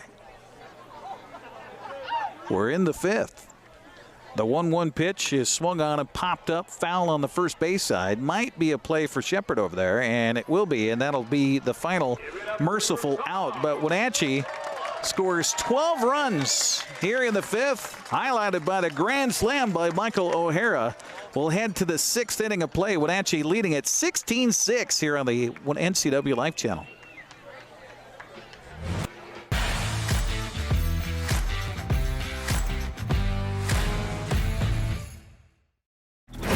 Transform your windows with a variety of colors and styles like the Allure Transitional Window Covering by Lafayette Interior Fashions. Hi, this is Darren with Mini Blinds and More. We can install the latest and greatest in technology to open and close your blinds with only a touch of a button. From the largest windows in your home to room darkening shades for the bedroom. From stylish shades for your entertainment room to custom blinds for those hard-to-fit places. We have a solution for all of your window covering needs. We offer a variety of window coverings from Lafayette Interior Fashions. Call us today. We are Mini Blinds and More, your local blind store.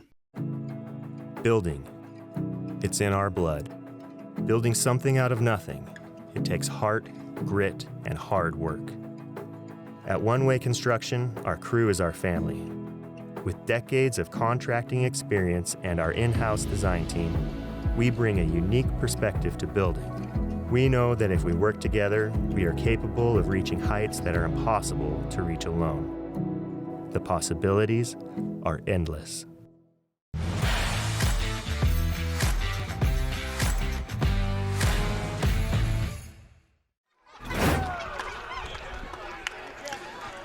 Well, the AppleSox blow this one open with a 12-run 5th inning. We head to the 6th frame, and it is a 16-6 Wenatchee lead as a new pitcher will take over here in the ballgame. Get the night for Jack Lee. He goes 5 innings. It was certainly an adventure for Jack out on the pitch tonight for Wenatchee. He gave up 6 runs in the ballgame. I think only 4 of those were earned. The hits, well, not a lot. 6 hits in the ballgame for the Cowlitz Black Bears. He struck out 7 on the night, and he also walked, 3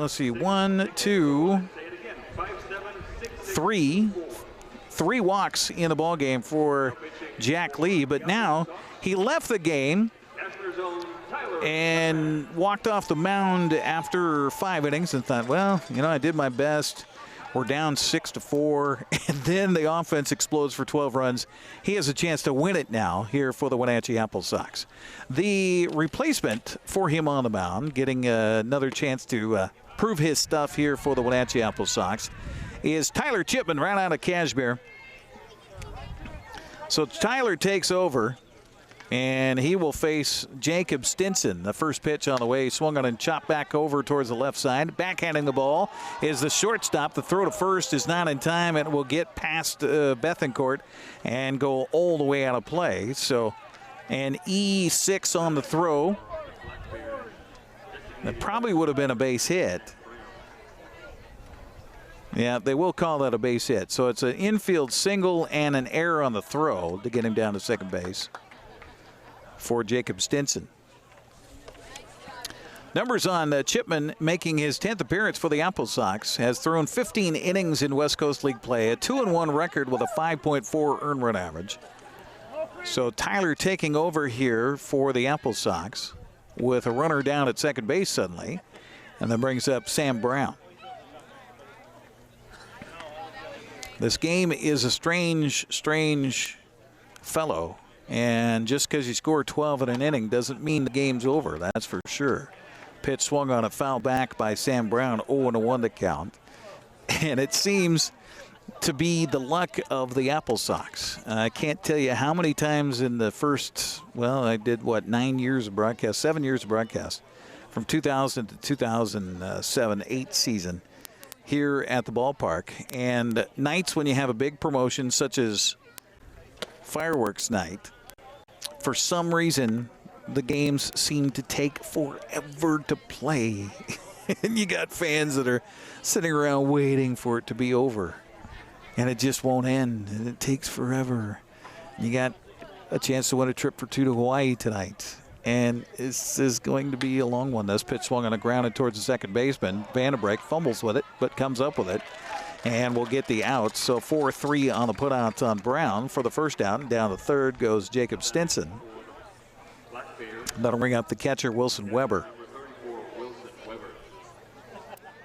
1 on, 1 down for Cowlitz here in the 6th. Black Bears scored a run in the first on an error.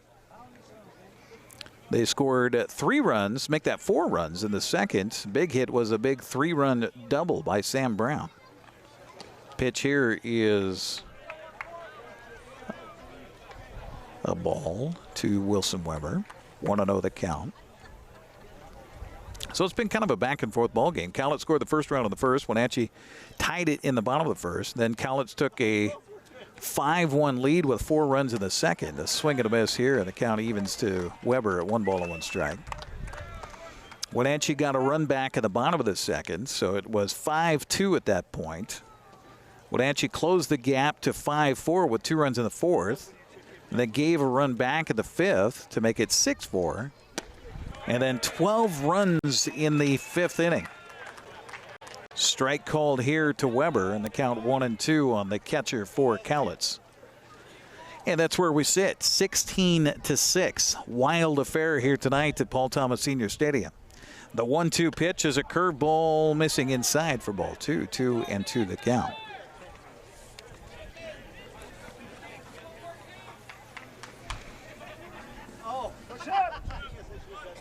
Johnny Radomski is waiting for a chance on deck here with 1 out in the inning, a runner at third base.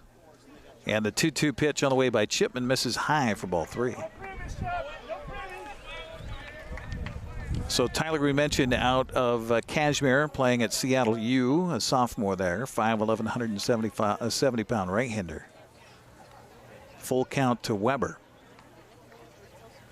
Pitch on the way is swung on and missed. Strikeout is the second out here of the 6th inning. And that strikeout for Chipman is his 17th of the summer in West Coast League play. Good fastball there, and that brings up Johnny Radomski. Radomski, golden sombrero tonight with 3 strikeouts. Twice swinging, once looking. And the first pitch to him here is, boy, look good, but no, ball 1. The count to Radomski.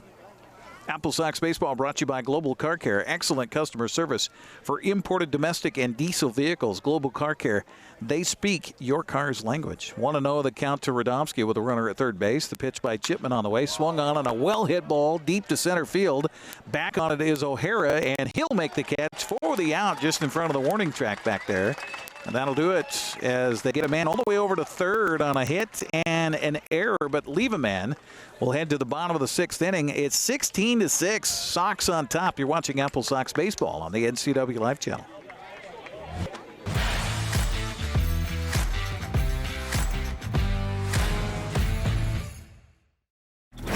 With PUD rebates, we'll give you money to upgrade your house and reduce your energy footprint.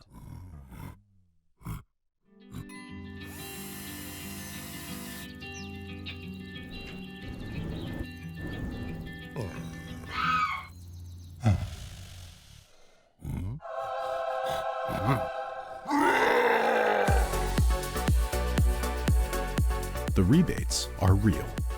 Visit conservationmakessense.org to learn more. Hi folks, welcome to Save Mart. How can we help you today? We're looking for a recliner. Okay, right this way. Go ahead and move this chase on the other side. You can just flip over here. Time warranty. Great, I want that one. I would like that one. That's a great choice. And I want this one as well. Okay. And I definitely want this one. You'll find it at Save Mart. Full service at a low, low price.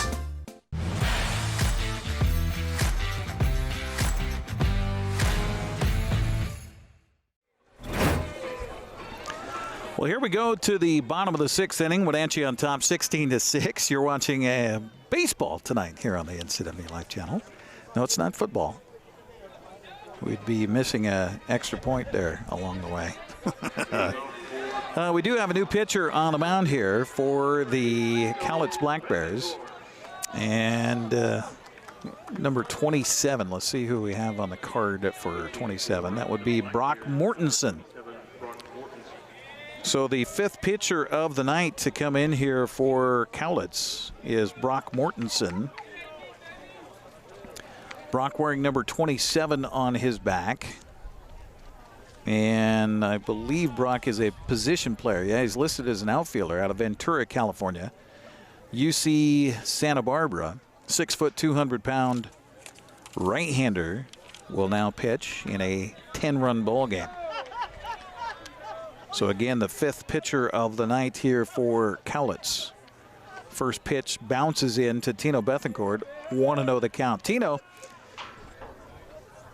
got aboard on an error in the 1st, walked in the 3rd, base hit for an RBI in the 4th, and was hit by a pitch in the 5th. This pitch he takes. 2-0 the count to Tino. He'll be followed by John Newman and Aiden Selfridge here in the 6th inning for the AppleSox. We'll get you up to date on some other games around the area, around the West Coast League. This pitch came inside and hit Bethencourt. And we've had a lot of hit batsmen here in the ball game tonight. Let's see. Let's do the tally here on hit batsmen. There's 1. There's 2. There's 3. That's the 4th hit batsman of the night. As John Newman Jr. now steps in. First pitch is high for a ball. 1-0 the count. All right, let's get you up to date on what's happening around the rest of the West Coast League. Top of the 7th in Bend, and a tight one between the Elks and the Pickles. This pitch is fisted off on the first base side and foul. And the count 1-1 on John Newman. It is now 8-6. Bend on top of Portland in the top of the 7th inning. Top of the 9th in Port Angeles, and Yakima Valley leading the lefties here 6-2. Meanwhile, this pitch hits the next batter, and now it's a consideration of whether the pitcher's wild or what, and thankfully cooler heads are prevailing here as we have our 5th hit batsman of the night. Well, Wenatchee had one of these here this season just a couple of weeks ago where they gave up 20 free passes, several hit batsmen. Top of the 9th inning at Corvallis, the Knights have come back and now lead Ridgefield 4-2. Boy, Corvallis has done that a lot of times this season, coming back late in ball games. This pitch misses for a ball. 1-0 the count to Aiden Selfridge. So a position player now on the mound in Brock Mortensen. And he hit the first two batters he faced. So Bethencourt down at second, Newman at first. The pitch to the plate is high for a ball. 2-0 the count to Aiden Selfridge. Used to be, back in the day, they used to have a 10-run rule. This pitch swung on and hit just foul up the third baseline. Not by much, and the count goes to 2-1 on Aiden Selfridge. AppleSox scored 12 runs in the fifth inning on just 2 hits. That's right, 2 hits. Of course, one was a grand slam home run by Michael O'Hara, the other a 2-run home run by Adam Grobe.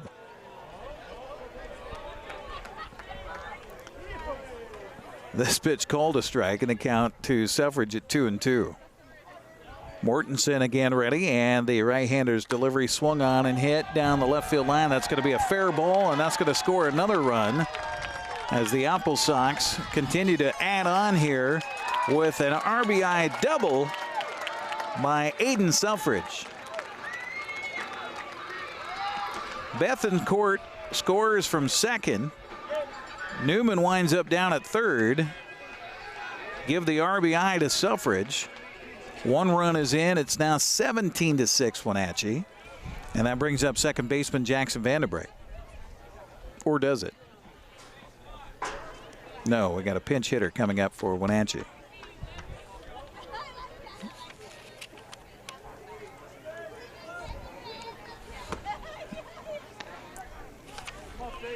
Rance Pittman, I believe, is now at the plate for the AppleSox. Pitch misses high. Number 16, Ethan Stacy. Oh, Ethan Stacy, okay. This pitch swung on and hit on a hop to the shortstop. His throw to first base is in time. Another run's going to score for Wenatchee. So Stacy, as a pinch hitter, give him an RBI. 6-3 on the putout. Down to third goes Selfridge on the play. So 2 runs are in. It's now 18-6 Wenatchee. That brings up Garrett Cutting. This pitch swung on a fly ball deep to right field. Right fielder going back, falls down. I don't think he made the catch. No, he doesn't. The run's going to score. And with a triple for the AppleSox is Garrett Cutting.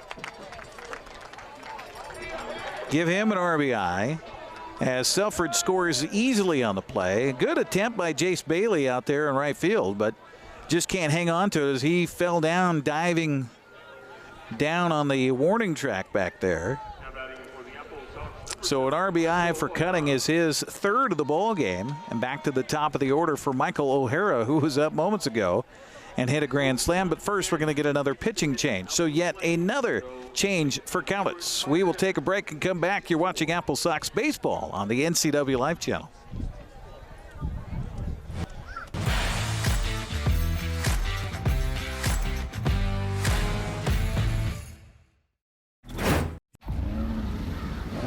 Think premium can't be capable? Think again.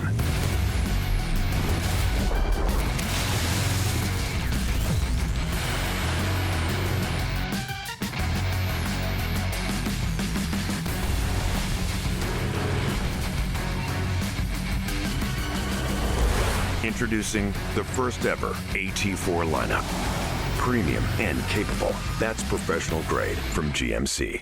Hi everybody, in North Central Washington, I'm Dan Kuntz, and I do the honors each and every weekday morning at 7 a.m. to bring you live local news, local weather, local sports. It's called Wake Up Wenatchee Valley. It's a fun show. I enjoy doing it. I invite you to watch it. It's Monday through Friday at 7 a.m. live right here on the NCWLIFE Channel. I interview movers and shakers. We have a good time. Start your day live and local. Wake Up Wenatchee Valley right here with yours truly on the NCWLIFE Channel.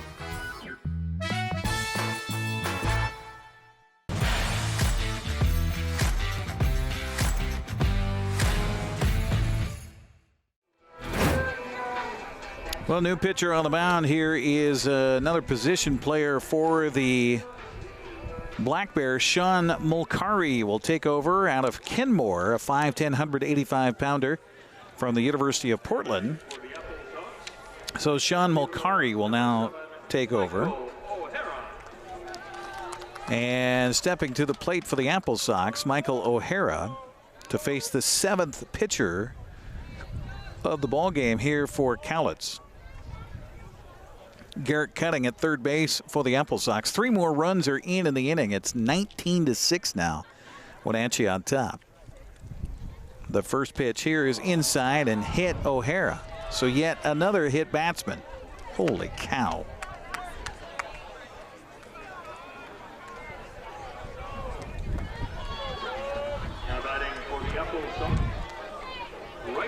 I'm going to need an abacus to keep track of all of this here tonight.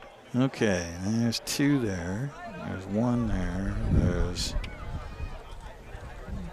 base on ball 2. Hit batsman. This pitch swung on and grounded to the second baseman. They'll throw to second for 1. The relay to first is in time for the 4-6-3 double play. But Wenatchee gets 3 runs in the inning on 2 hits. Nobody left. We'll head to the 7th inning of play. Wenatchee now blowing it open, 19-6 the lead. You're watching AppleSox baseball on the NCWLIFE Channel.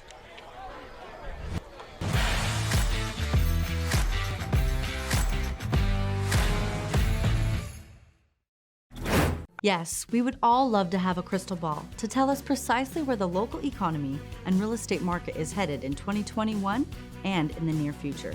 However, what we do have here at NCWLIFE Channel are local experts we connect with every week to give us the inside scoop on all you need to know about your home and our local real estate market.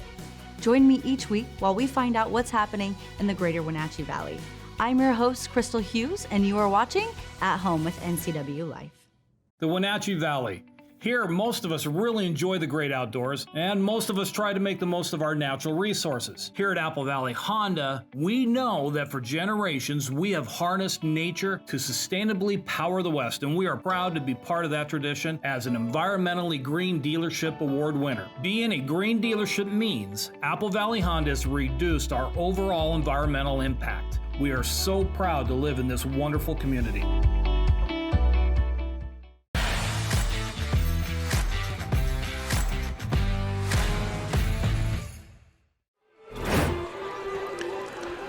Well, welcome back once again here to Paul Thomas Senior Stadium on Hawaiian night. See, I got my lei, I got my shirt. I'm all ready for Hawaii.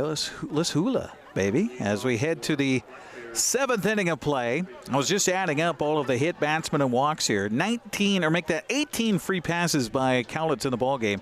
11 walks and 7 hit batsmen. Yeah, it's been a challenge. Jaden Shepard will lead it off here against Tyler Chipman, and he'll take ball 1. 1-0 the count to Shepard, who is 0 for the night so far. Got aboard on an error in his last at-bat and scored in the 5th. This pitch swung on a foul back, and the count even to Shepard at 1 ball and 1 strike. He also flew out to right and grounded out to third in his 3 plate appearances here this evening. Jace Bailey and Matthew Schwartz also due up here in the 7th against Tyler Chipman, taking over for Jack Lee last frame in the 5th.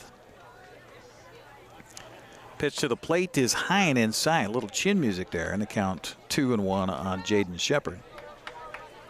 Second inning of relief for Tyler Chipman. Jack Lee went 5, gave up 6 runs on 6 hits, 7 strikeouts and 3 walks. The 2-1 pitch here swung on a foul back, and the count even to Shepard at 2 balls and 2 strikes. We will hang out and we'll show you that bowling coconut challenge after the ball game for a chance to win a trip for 2 to Hawaii. Whoever bowls from the mound close enough with a coconut, a literal coconut, to home plate will win. This pitch is inside for ball 3. 3-2 to count to Shepard here. Jace Bailey waiting on deck. Cowlitz with 6 runs, 7 hits, 2 errors. Wenatchee 19 runs, 11 hits, and 6 errors. Some weird crooked numbers here tonight. Shepard fouls this one off, and the count stays full at 3-2. About ready to run out of ink in my pen here as we are now 3 hours into this one. Chipman with the 3-2 pitch, swung on and hit in the air down the right field line. This one may stay fair, and it does not. No, foul ball by about 2 feet down the right field line. 3-2 count remains on Jaden Shepard.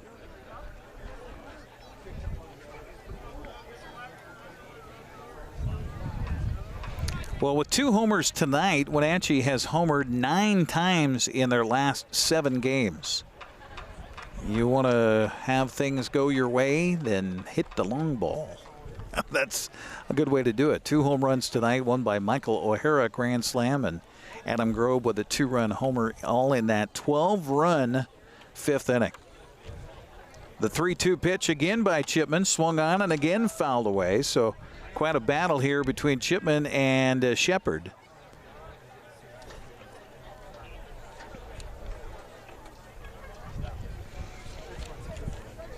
We have, I want to say 22 or 23 games on our fall sports schedule coming up here on the NCWLIFE Channel. This pitch misses high and inside for a ball. So the battle finally ends in a walk, leadoff walk for the Cowlitz Black Bears here in the 7th inning. Brings up right fielder Jace Bailey. Bailey with a nice sacrifice bunt in the 5th that helped move the runner along, who was Jaden Shepard back then, who ended up scoring on a ground out by Matthew Swartz, who's waiting on deck here. Pitch by Chipman on the way, bounces in for a ball, 1-0 the count.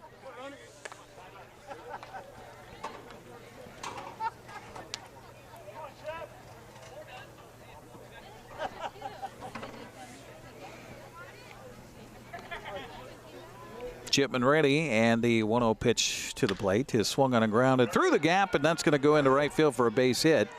Shepard's going to hold up there at second on a nice hard throw from Enzo Apodaca out there. So runners at first and second here for Cowlitz, for shortstop Matthew Swartz. Swartz is 1 for 3 in the ball game, flew out to right in the second, singled to left in the third, and grounded out to second and scored, or didn't score a run, but he brought home a run in that process in the 5th inning. First pitch to him here goes all the way to the backstop. That's going to allow the runners to move up 90 feet on a wild pitch.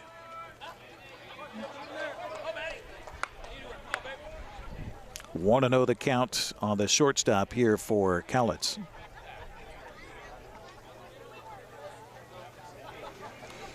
So there will be 9 contestants that will come up to try for that trip to Hawaii after the ball game. We'll head down there, and I'll just get a microphone so you can hear Dave Harold talk about things and introduce us to the contestants. 1-0 the count to Swartz. Pitch to the plate by Chipman is in for a strike, and the count even now to Swartz at 1 ball and 1 strike. Again, the Sox will be home to Cowlitz tomorrow night at 6:35. And then Sunday, wrapping up the regular home part of the schedule at 5:35. This pitch bounces in for a ball, and the count 2-1 on Matthew Swartz. So I encourage you to get to AppleSox.com. You can buy your tickets there and just show up here at the ballpark. And come on out to Paul Thomas. It's going to be a gorgeous weekend. Just temperatures in the 80s tomorrow, upper 70s on Sunday. Gorgeous weekend. Pitch to the plate, swung on a well-hit ball to right center field. It's going to get down for extra bases.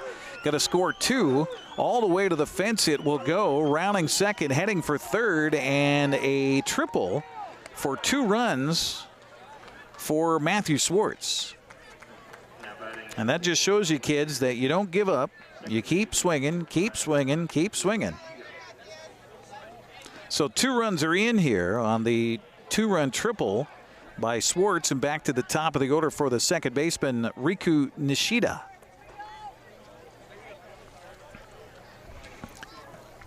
That makes it 19-8 now, our score.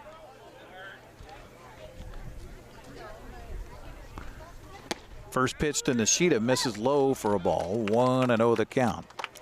Nishida 2 for 4 in the ball game. Couple of singles. He scored twice. Also grounded out to first and got aboard on an error in the 5th. 1-0 the count to him. Chipman's pitch to the plate is low for a ball. 2-0 the count. Some of the other games in the West Coast League probably going final about now. So we'll catch you up to date on some of those scores. And a 2-out count to Nishida. His pitch swung on and fouled away and out of play on the third base side. Count goes to 2-1. Bottom of the 7th in Bend, and boy, that one is going wild. 9-9 the score now. Portland and Bend all tied up in the bottom of the 7th inning. Chipman ready with the 2-1 pitch, swung on and again fouled away on the third base side. Count stays at 2-2. Bottom of the 9th inning, last chance for Port Angeles, trailing Yakima Valley 6-2 at Civic Field. Top of this, final score. Corvallis comes from behind and beats Ridgefield 4-2. This pitch swung on and hit in the air. That's going to drop down for a base hit as well. So a little batting practice here for the Black Bears. Another RBI for Nishida. And don't go to sleep here. 3 runs in the inning. Runner at first base. Nobody out. And brings up third baseman Brock Bozette.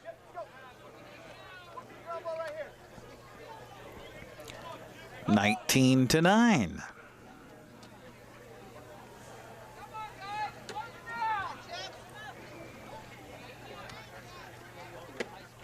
Low and inside to Bozette. 1-0 the count. Brock is 0 for 2 officially. He's walked twice, scored once, popped out to second base, and struck out looking in the 5th inning. This pitch swung on and hit on an awkward hop. It's going to go through the gap into right field for a base hit.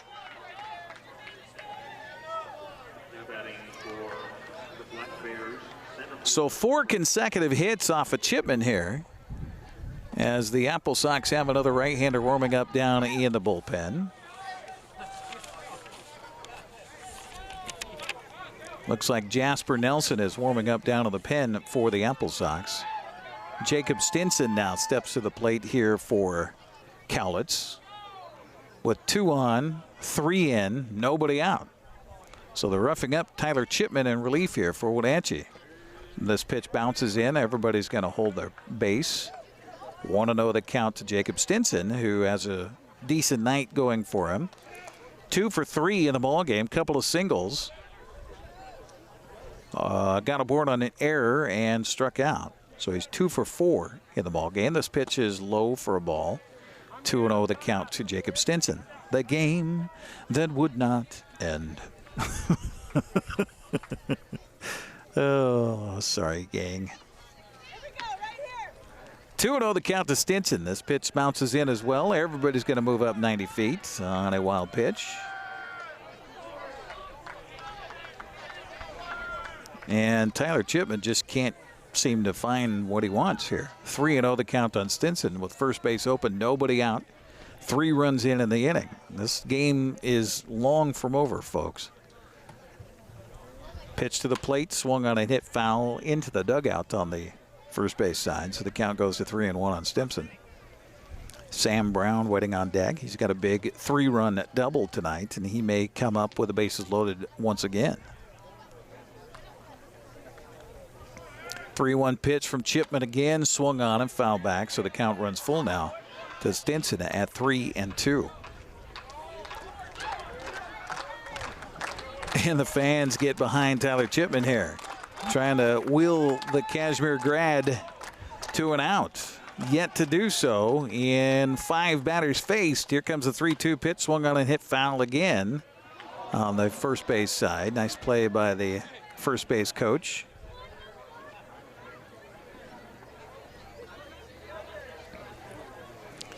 Mariners fell tonight 3-2 to New York in 11 innings.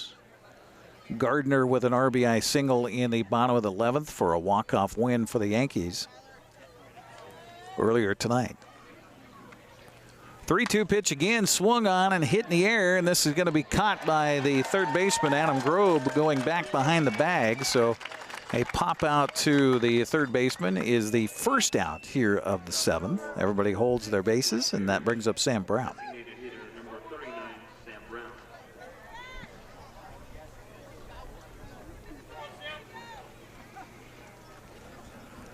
So even with Wenatchee winning tonight, Yakima Valley, bottom of the 9th inning, winning at Port Angeles.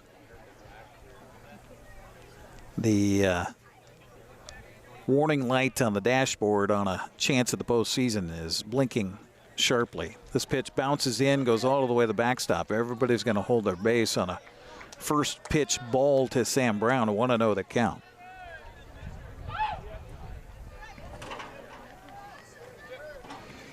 So Jasper Nelson continues to warm up for the AppleSox out there in the bullpen behind Tyler Chipman.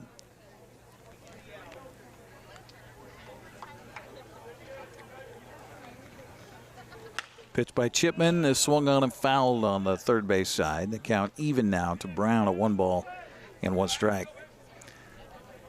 Tyler has had the issues with the walks this year. He's got 10 walks coming in with 16 strikeouts. Has walked one man here, but back-to-back-to-back singles. This pitch fouled back, the count of 2 strikes down to Sam Brown.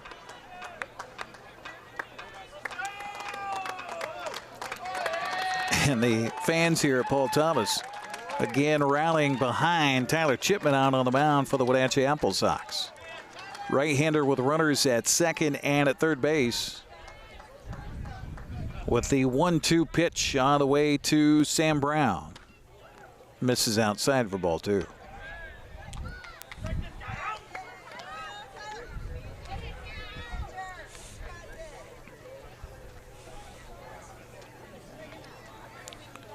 Two count to Brown. Swing and a miss. 2 outs here in the 7th.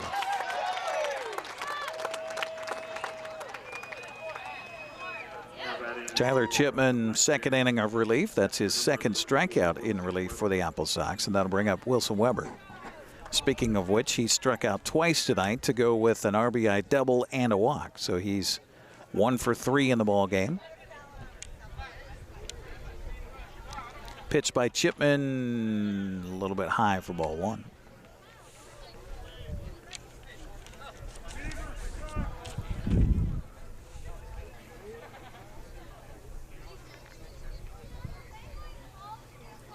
One-0 pitch is across the knees for his called strike. The count even a 1 and 1 strike. Long night too for the umpires. Gabe Vargas behind home plate. John Pullen out there on the base paths. Those two will be working this series all weekend long. They'll switch positions tomorrow. Typically, that's what happens anyway.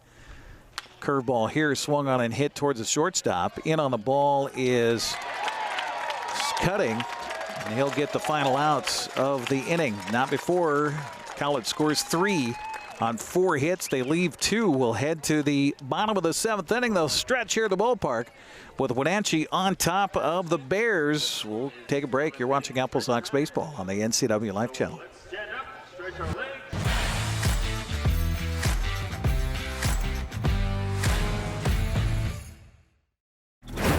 My name is Brian Thorpe. I own Global Car Care in Wenatchee and have been here for about 25 years. Brian started Global Car Care as Brian's automotive alternative on Orondo Street. Some customers were following Brian since Brian's automotive time. No, we're just grateful to be part of this community. This is where I grew up. We want to do our part to be a valuable part of this community. We want to thank you for trusting our business for 25 years. Hi, I'm Shauna Larson. I'm the designated broker here at Laura Mounter Real Estate. We are a locally owned firm, and we've worked hard to earn our reputation of always doing business the right way. Laura Mounter Real Estate is continually investing in the best technologies and highest quality marketing. For these reasons, our community has voted us the world's best real estate office for the past 5 years. If you have real estate needs, let a Laura Mounter real estate agent show you the difference.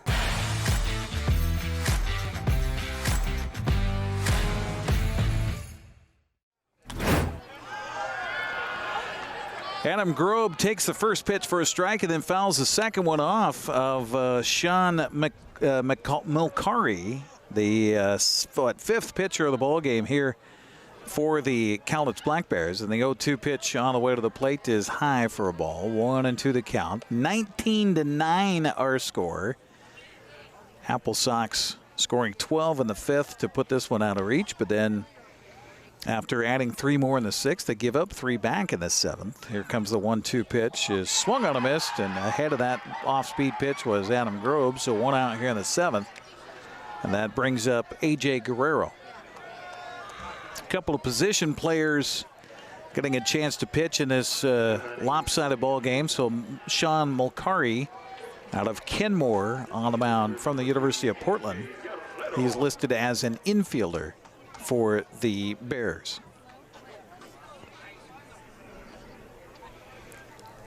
Guerrero steps up, and the first pitch to him by the right-hander is away for ball 1. 1-0 the count. AJ still looking to hit safely in the ball game.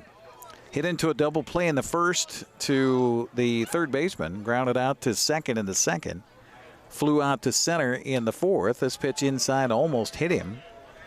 Had a sacrifice fly for an RBI in the fifth, and then popped foul for the final out in the fifth as Wenatchee brought a ton of men to the plate. This pitch misses high as well for a ball. 2-1 the count to A.J. Guerrero.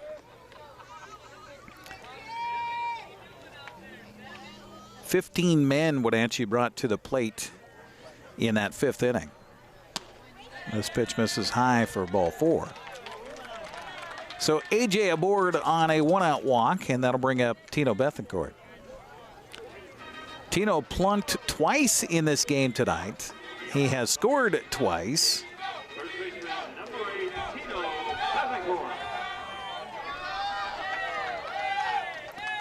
Got aboard on a base hit and an RBI. Walked and got his first at bat back in the first inning. Got aboard on an error. First pitch to him here, swung on and fouled away in the count. 0-1 on Tino. So Wenatchee, crooked numbers all over the place tonight. 19 runs on 11 hits. I mentioned this. The 7-hit batsman tonight, and make that now 12 walks in the ballgame. The 0-1 pitch to Bethencourt misses high and outside for a ball. 1-1 the count now to Tino.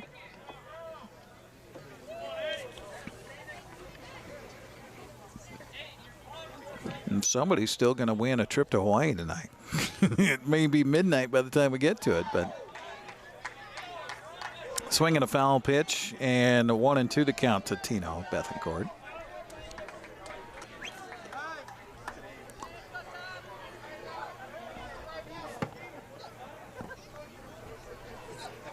Tino back in already, and Mulcahy with the next pitch on the way. Swung on and foul back. The count stays at a ball and 2 strikes. Boy, Bend is opening it up here, leading it now in the bottom of the 7th inning. 13-9 over Portland. It was a 9-9 game just a few minutes ago. Final score: Yakima Valley wins over Port Angeles 7-3 or 7-2. Corvallis comes from behind to beat Ridgefield 4-2. 1-2 the count to Bethencourt, and this pitch bounces in for a ball. Evens the count at 2-2.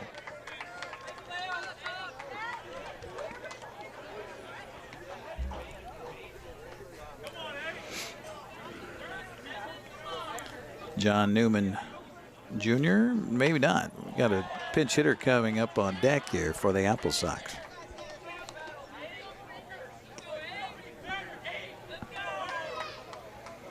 Count remains at 2 balls and 2 strikes on Tino Bethencourt.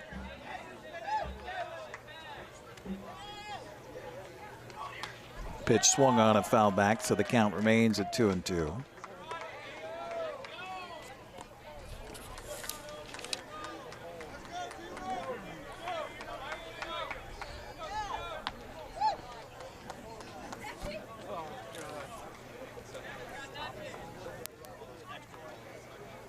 Bethencourt back and ready. The 2-2 pitch swung on a fly ball to right field, but right at the right fielder. And Bailey comes up with this one, and they will double up the runner at first base. And basically Wenatchee surrendering itself in the frame as Guerrero says, yeah, go ahead and throw me out. So F9-3 the double play, and we will head to the 8th inning of play with Wenatchee leading at 19-9. You're watching AppleSox baseball on the NCWLIFE Channel.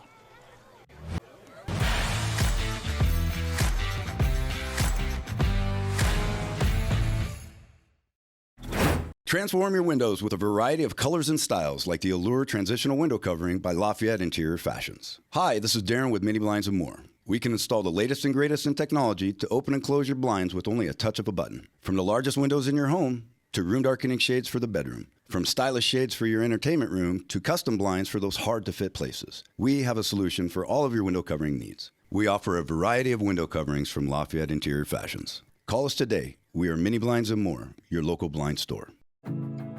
Building. It's in our blood. Building something out of nothing. It takes heart, grit, and hard work. At One Way Construction, our crew is our family. With decades of contracting experience and our in-house design team, we bring a unique perspective to building. We know that if we work together, we are capable of reaching heights that are impossible to reach alone. The possibilities are endless.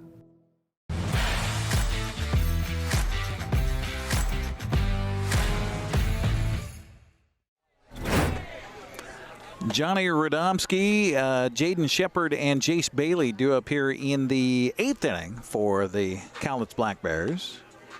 As the Wenatchee AppleSox lead this one 19-9. We do have a new pitcher on the mound for Wenatchee now. Taking over for the AppleSox is Jasper Nelson.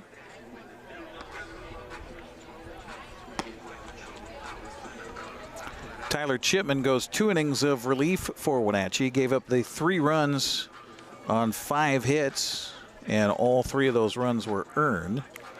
He walked 1, and he also had 2 strikeouts. So Jack Lee still stands to win this one. He went 5 innings tonight. Tyler Chipman 2 innings, and now Jasper Nelson taking over on the mound for the Wenatchee AppleSox. Jasper, a 6'3", 195-pounder out of Spokane Falls Community College. A sophomore, is originally from Las Vegas, Nevada.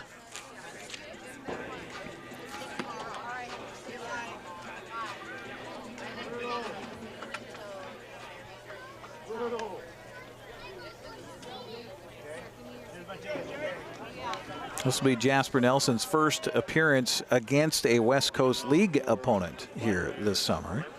He's pitched some non-league games, but Jasper taking over here to lead off the 8th inning for Wenatchee. And Johnny Radomski takes the first pitch for a ball. 1-0 the count to Radomski, who is 0 for 4 tonight. He struck out 3 times and flew out to center field. This pitch, a swing and a miss, and the count goes to 1-1 on Radomski. Again, Sunny FM teaming up with Journey Travel to give away a trip for 2 to Hawaii. And that's still to come here after the ball game is over.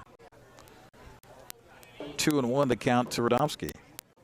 Shepard and Bailey also do appear in the 8th inning for the Black Bears. This pitch misses high for ball 3. 3-1 the count. AppleSox have combined for 9 strikeouts tonight and 4 walks.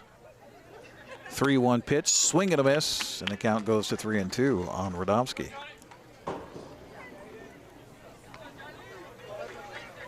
Nine runs, 11 hits, and 2 errors for Cowlitz. 19 runs, 11 hits, and 6 errors for Wenatchee tonight. This pitch misses low and inside for a ball.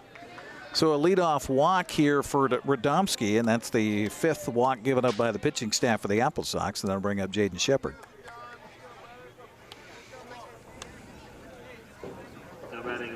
Jaden still looking for his first safe base hit in the ball game. He's flown out to right, grounded out to third, got aboard on an error on the third baseman in the 5th and scored. Walked and scored in the 7th. Pitch to him here, swung on and hit on a ground double play opportunity, but booting the ball is the shortstop. And Garrett Cutting is going to commit the 7th error of the ball game for Wenatchee. Not too many times that you can error 7 times and still come out on the winning side. And Wenatchee in line to do that, at least right now. We are in the top of the 8th inning, 2 on and nobody out, and Jace Bailey now steps up. Jace has scored a couple of times, has a base hit, sacrifice bunt, struck out looking, and got aboard on an error and fouls this one off. 0-1 the count to Jace.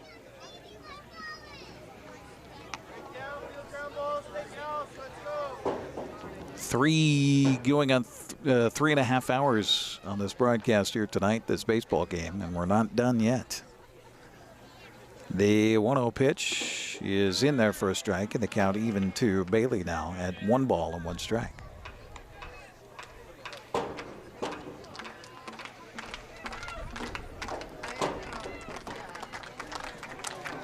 Jace back in the right-handed batter's box.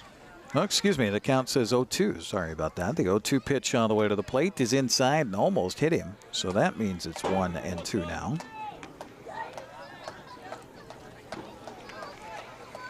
Hope you have some big plans this weekend. Get out and enjoy the fresh air and the no smoke, hopefully. This pitch swung on and fouled at the plate, so the count stays at 1 ball and 2 strikes. I will be heading west in the morning tomorrow to celebrate the Cedar Woolley High School class of 1986 35-year class reunion this weekend. My alma mater. 1-2 the count on Jace Bailey. And the pitch on the way, swung on and popped up and fouled and out of play. The count stays at 1-2. Jasper Nelson trying to get his first out in relief here for Wenatchee. He and his catcher will have a little brief conversation here and make sure they're both on the same page and maybe changing the signals with a runner out there at second base. I know you think, why go through this in a 19-9 ball game? Well, you do it because it's what you should do. You got to keep the practices alive and do the right thing. Here comes the 1-2 pitch on the way to the plate, is swung on a miss. First strikeout is the 10th strikeout of the ball game for Wenatchee's pitching staff here tonight in the 8th inning, and that brings up shortstop Matthew Swartz. Swartz a good night. He's got a triple and 3 RBIs tonight. He's 2 for 4 and has scored a run. 2 on, 1 down. And the pitch by Nelson is a little inside for a ball. 1-0 the count.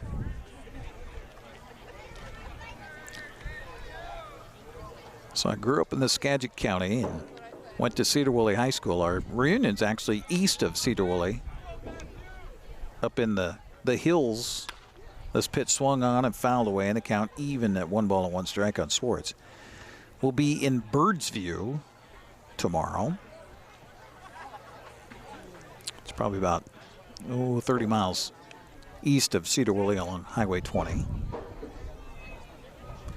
The 1-1 pitch on the way here is swung on a chop towards the shortstop. Double play chance. Nope, he's just going to go to 1 and get the out there, as everybody else will be safe all the way around. 6-3 on the putouts as Garrett Cutting is able to get the sure out there.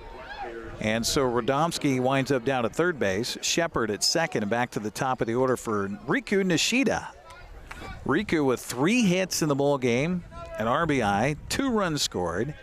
He's 3 for 5 here tonight. His 6th plate appearance now before us.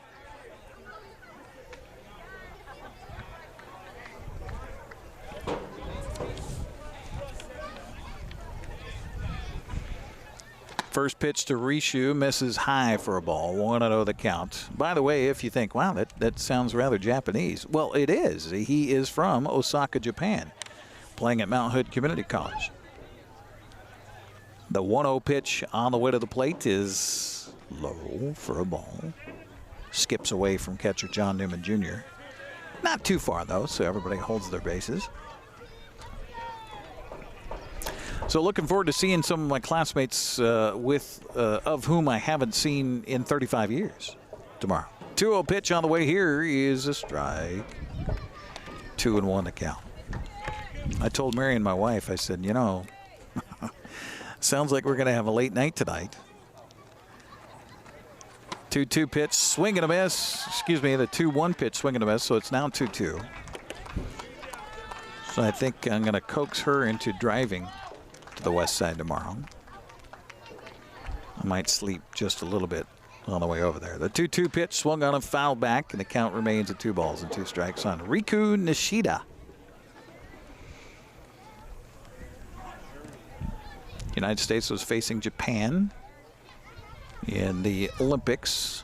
Won that for the gold, I believe. Pitch swung on and hit foul down the left field line, and the bullpen catcher makes a nice play down there. 2-2 the count as he tries to wow the crowd here at Paul Thomas Senior Stadium. The delivery swung on and hit on the ground towards second. Vanderbrake is there. He'll throw to first, and that'll do it for Cowlitz. They get a couple aboard, but leave 2. We'll head to the bottom of the 8th inning. 19-9, Sox on top. You're watching AppleSox baseball on the NCWLIFE Channel.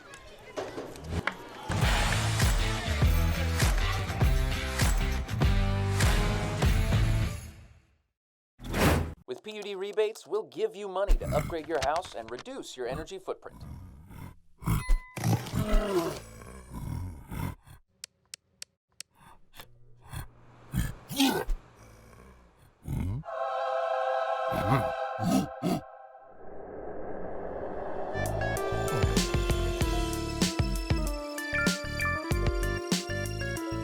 The rebates are real.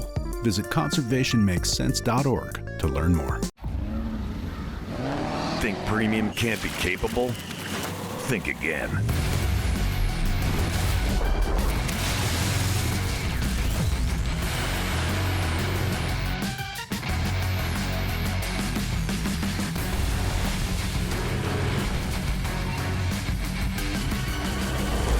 Introducing the first ever AT4 lineup. Premium and capable. That's professional grade from GMC.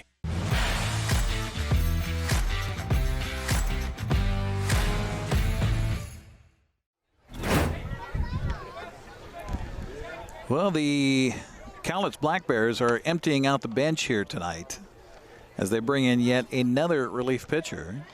And I think we've run out of room on our card here for this one. He's got number 39 on. Let's see if it's a position player that's going to pitch. I'm not seeing a 39 anywhere. I don't see a 39 on their lineup card here this evening. So John Smith. Wait, no, they're going to tell me. Sam Brown. Oh, okay. There you go. Sam Brown. Oh, there he is. Yeah, he's an infielder. Of course, he's been playing tonight. So Sam Brown will become the 7th pitcher of the night to come in here in the 8th inning and try to retire the AppleSox. John Newman Jr., Aiden Selfridge, and Jackson Vanderbrake. I believe the lineup here in the 8th inning. It could be Stacy, though, batting for Vanderbrake. We'll see. 19-9 ball game. I know, long night to watch, but we got a trip to Hawaii to give away. We can't leave. We can't just be done. I got to see. And the coconut bowling, I'm telling you, it's worth it to wait around. Rolling a coconut from the mound to home plate. First pitch by Brown on the way, swing and a miss. By, is this John Newman or is it not John Newman? I need to see the number on the back. Low pitch here, misses outside for a ball. Well, John Newman doesn't wear number 6, so that is it Mr. Stacy again? Pinch hitting? I believe so. Count goes to 2-1 on the AppleSox that's at the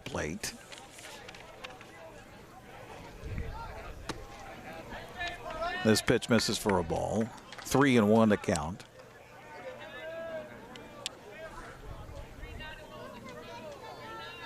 Not getting some help, any help from the PA announcer here, so. This pitch high and inside and hit the batter. And so yet another hit batsman. That would be the 8th of the night to go along with 12 walks here for Wenatchee.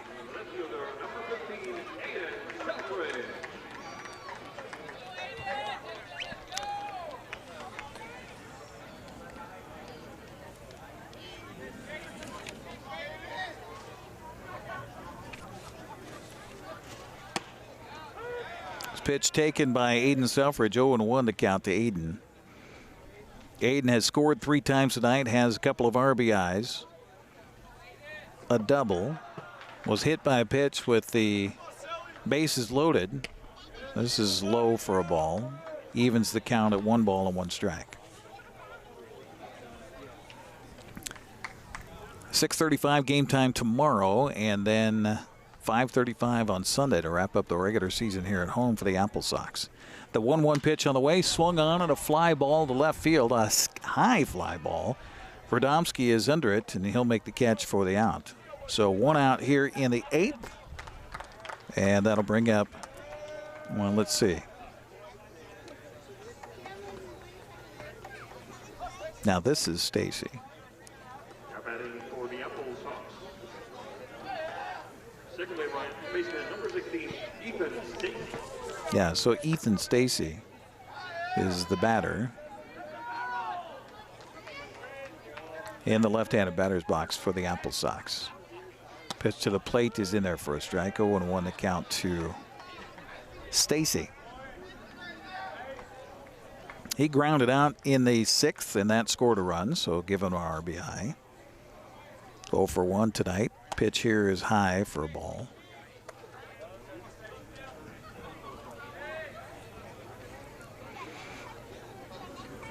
Game that has had a little bit of everything in this one here tonight. Pitch is low and away for a ball. 2-1 the count on Ethan Stacy. Garrett Cutting waiting on deck here for the AppleSox. Trying to win their 8th game in the second half of the season. Their 18th win overall to pull to 18-25. Here comes the 2-1 pitch. Strike on the outside corner, and the count even now on 2 balls and 2 strikes on Stacy. See if the rest of the games in the West Coast League have gone final. I assume they would have by now, but 2-2 count here to Stacy. And Brown with a check of the runner at first. Pitch to the plate, swung on and fouled away on the third base side. It's heading back towards the picnic area here at the ballpark, and the count stays at 2 balls and 2 strikes. No, it's not over yet. Ben still adding on as the Elks now lead Portland 14-9. That one's in the bottom of the 8th. His pitch swung on and hit the center field for a base hit. So Stacy aboard with a 1-out single. Down to second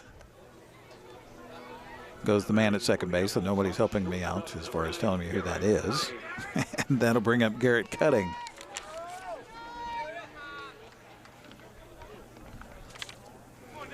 I'll go to the original roster that was sent to me by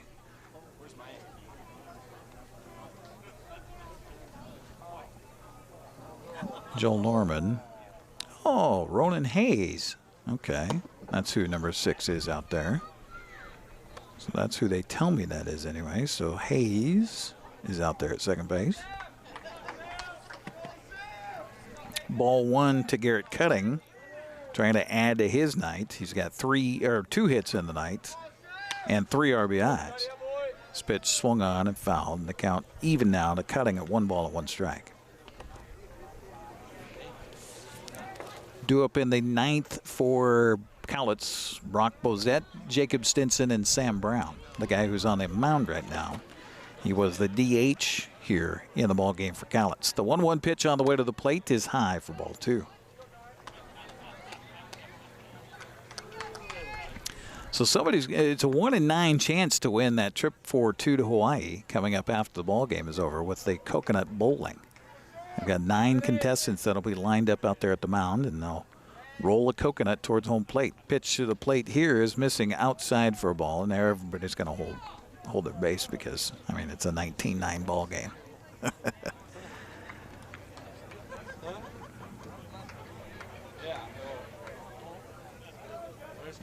So Ronan Hayes out there at second base for the AppleSox. So everybody getting a chance to get into this one. Pitch to the plate, swung out and missed, and the count goes full to cutting at 3 balls and 2 strikes. Michael O'Hara on deck for Wenatchee, who's had an eventful night here tonight with a grand slam home run. 3-2 count, and the pitch by Brown on the way to the plate. Swung on it, a well-hit ball, struck to deep left center field. The center fielder going back to the warning track, makes the catch for the out, and everybody will head back to their base. Nope, they won't, because giving himself up was Hayes out there at second. So call it a double play, so F7 and 4, and that'll do it for Wenatchee here in the 8th. They leave 1 man after getting a hit, and we will head to the 9th with Wenatchee on top 19-9. You're watching AppleSox baseball on the NCWLIFE Channel.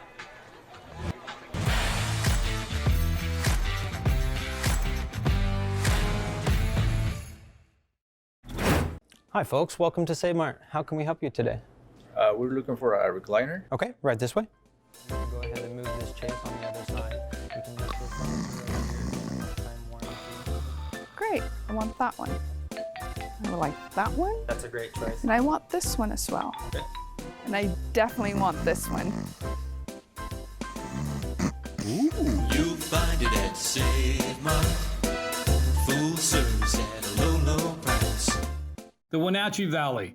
Here, most of us really enjoy the great outdoors, and most of us try to make the most of our natural resources. Here at Apple Valley Honda, we know that for generations, we have harnessed nature to sustainably power the West, and we are proud to be part of that tradition as an environmentally green dealership award winner. Being a green dealership means Apple Valley Honda has reduced our overall environmental impact. We are so proud to live in this wonderful community.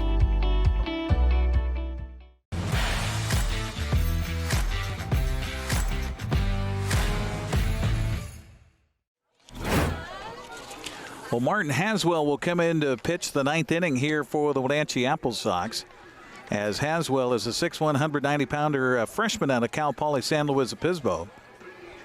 Jasper Nelson goes an inning and struck out 1, zeros across the board the rest of the way for Jasper. And Martin Haswell now taking over for the Wenatchee AppleSox.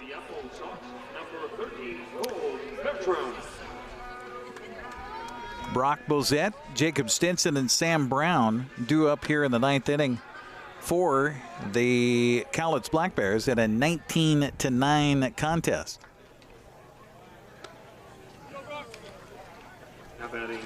Now, they told me, or the roster said, Martin Haswell, but no, now the lineup card tonight says Cole Bertram. So my apologies. So it'll be Cole Bertram taking over on the mound here in the 9th inning for the AppleSox. First pitch is a swing and a foul back by Brock Bozette. 0-1 the count. Brock is 1 for 3 tonight with a base hit, a strikeout, a pop out, couple of walks, and a run scored. Pitch bounces in for a ball. 1-1 the count.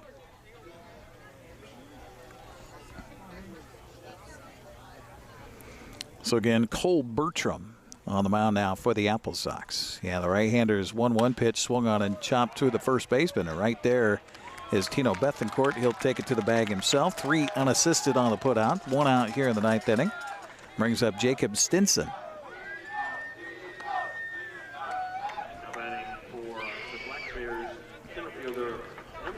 Stinson is 2 for 4 tonight. A couple of base hits, a pop out, a strikeout. He got aboard on an error as well. Make that 2 for 5 of the ball game. This pitch is a taken strike, 0-1 the count to Stinson. Well, if you're the Cowlitz Black Bears, you go back to the hotel tonight and flush this one, and then come back fresh to the ballpark tomorrow. Swing and a miss, strike 2 to Stinson. And I'll tell you, Cole Bertram looking pretty good out there on the mound for the Wenatchee AppleSox. Here comes the right-hander's 0-2 pitch on the way to the plate to Jacob Stinson. Instead, he's going to step off and back away. The 0-2 pitch on the way inside and hit him, and ouch, that hurts. And Stinson's going to disgustedly throw his bat away. And on 0-2 pitch, there's no way that Bertram meant to hit him. Just a frustrating night for the Black Bears, and then you finish the night getting hit right in the back. That's no fun. So 1-on-1 down for the Bears, and Sam Brown will now step up. Excuse me, no, it's not Sam Brown. It's number 16.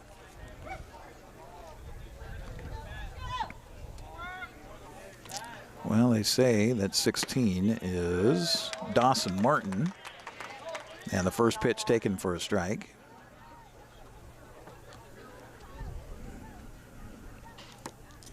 See if that name corresponds with.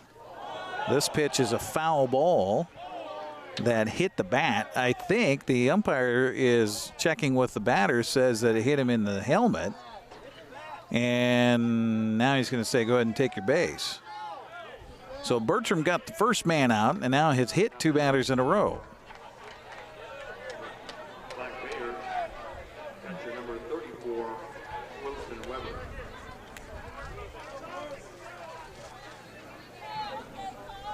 So that was number 16. I've got Martin on my sheet. Let's see what they have for 16. Yeah, Dawson Martin. All right, we got one straight. And now Wilson Weber steps to the plate here for the Bears. 2 on, 1 down. Pitch swung on and a fly ball popped up a mile high, playable, and it will be dropped.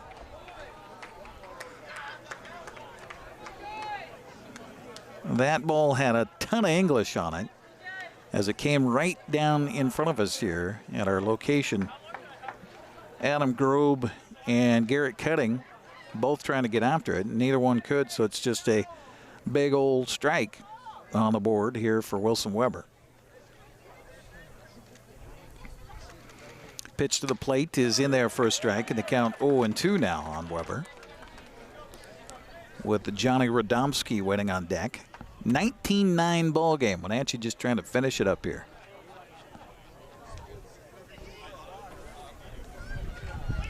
Here comes the 0-2 pitch on the way as a curveball just misses for a ball. And the crowd groaning their displeasure with Gabe Vargas, the home plate umpire, saying, come on, do you know it's 10:30 at night almost? 1-2 the count to Weber. And the pitch by Bertram. Curveball missing away for ball 2.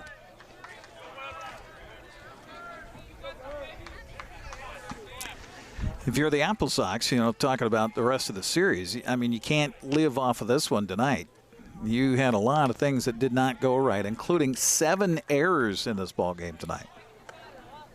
So, yeah, I mean, if you're Wenatchee, you say, okay, yeah, glad to get the win, but you kind of got to flush this as well and play a lot better defense come to the ballpark tomorrow. 2-2 count as Bertram comes set, and the pitch to the plate, strike 3 called, and gone looking is Wilson Weber. Weber can't believe it. He thought that was ball 3 and will slowly saunter back to the dugout. 2 down here in the 9th inning for the Black Bears, and that brings up the left fielder Johnny Radomski. So he is 0 for the night with 3 strikeouts and a flyout. He walked in his last plate appearance in the 8th. Radomski in, and the first pitch is a strike called, 0-1 the count. Very much appreciate everybody involved with our broadcast each and every Friday night here the last several weeks in a row, doing baseball here on the NCWLIFE Channel. This pitch high and inside for a ball. Tucker Wagner back in the studios. Malcolm Whitehall here in the van. We've had Dan Kuntz out there in center field. Jessica Nunez out there tonight. Nunez, where did I get that? Jessica Medina out there in center field. Sorry, Jess. It's just, you know, you're at Olive Garden all the time now, so. Jessica here as well. Levi Day, Josiah Davison. Thanks, Josiah, for all your running around here tonight. This pitch is strike 3 called, and that'll do it. And the game comes to an end mercifully, and it's a 19-9 win for the Wenatchee AppleSox, as they get the victory here tonight on kind of an ugly night at the ballpark, but they'll take the win nonetheless. All right, we got a bowl for Hawaii coming up here after the game is concluded, and we'll head down to the field and watch what happens here at the ballpark with Sunny FM Journey Travel and Tours. We'll take a few-minute break and come back and head down to the field for that and wrap it up here at the ballpark tonight. Again, the Sox win it 19-9. Thanks for watching baseball on the NCWLIFE Channel. We're going to bowl for Hawaii coming up next. We'll be right back.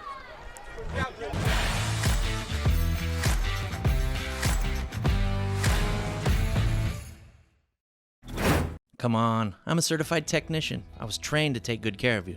9. I've only been to the dealer. I've been coming here for years. These guys are great. Look around. The BMW, the Jag, the Volvo, they're all waiting for regular service. Well, the BMW has a little computer issue, but that's nothing we can't handle. Come on in.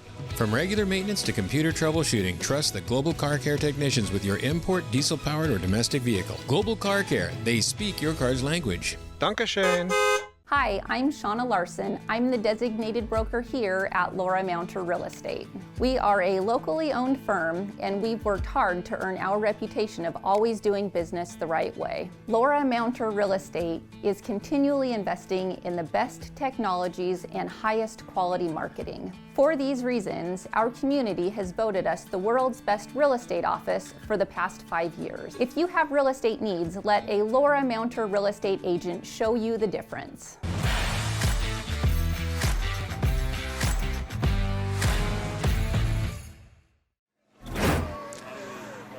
Well, welcome back once again here to the post-game show on the NCWLIFE Channel. We've got Dave Harold out here. We've got contestants out here. They're getting the field still ready because, you know, the guys got to take care of their diamond first before they give away a trip for 2 to Hawaii. So I'm just going to, you know, be a fly on the wall here as they'll get ready for the promotion, which is Sunny FM's promotion with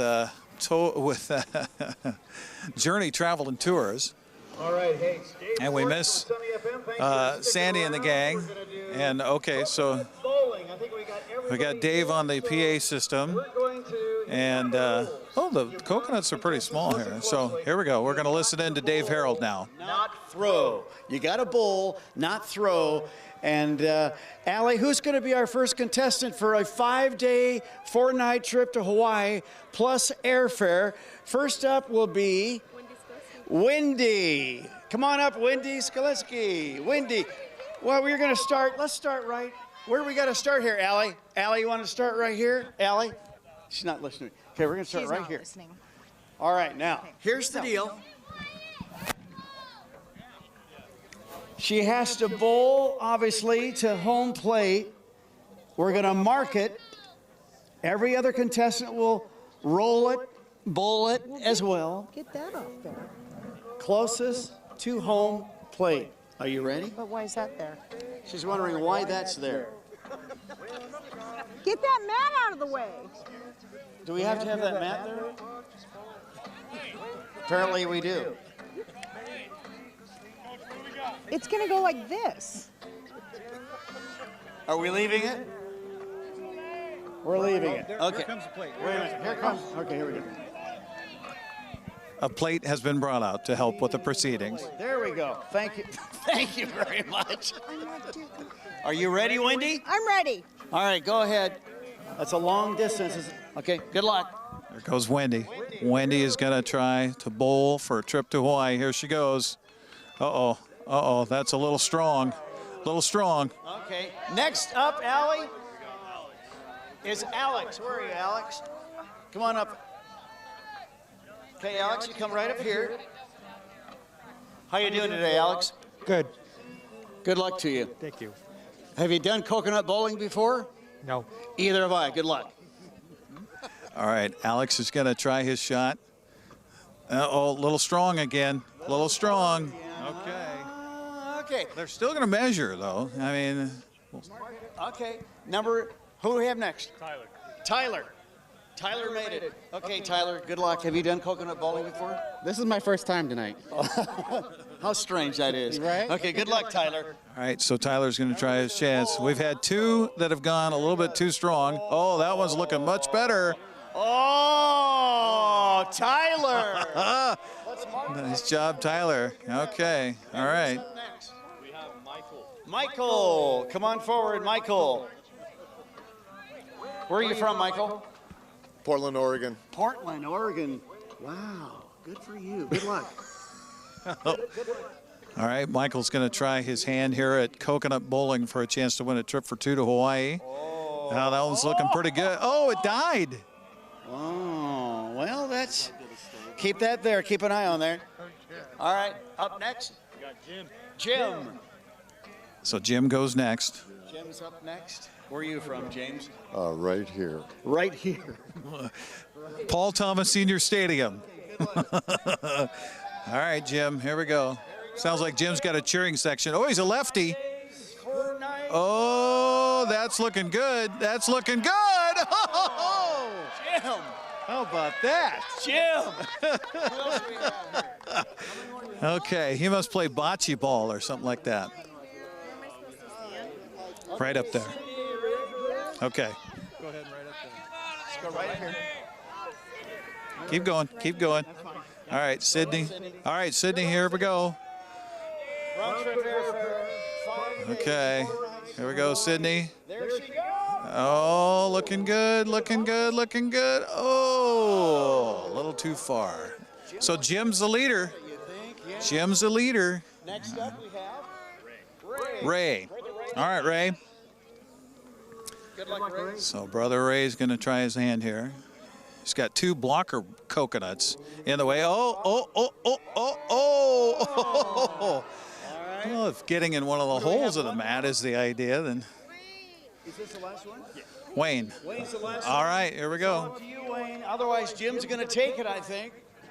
All right, last shot for a chance to win the trip for two to Hawaii. It's a little strong, a little strong. Oh, he hit it, and he knocked it off. Okay.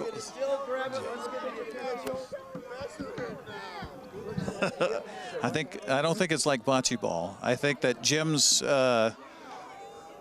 Oh no, we could have controversy in the coconut bowling here.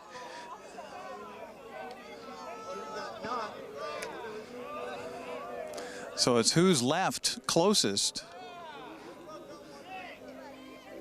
Oh, they're going to say Jim got knocked, therefore this ball here. Jim got knocked out. Is that yours? You just won yourself a 5-day. Ray is the winner of the trip to Hawaii. How about that? Oh, we got to talk to Ray. Ray, come on over.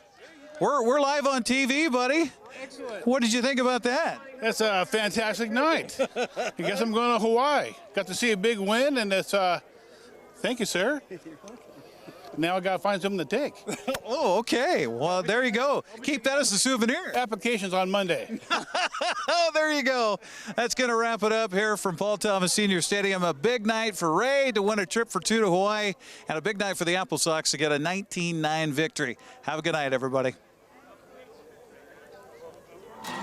Thanks for watching Wenatchee AppleSox Baseball on the NCWLIFE Channel, your local TV station. Tonight's broadcast has been brought to you by Apple Valley Honda, Chelan County PUD, Global Car Care, Laura Mounter Real Estate, Mini Blinds and more.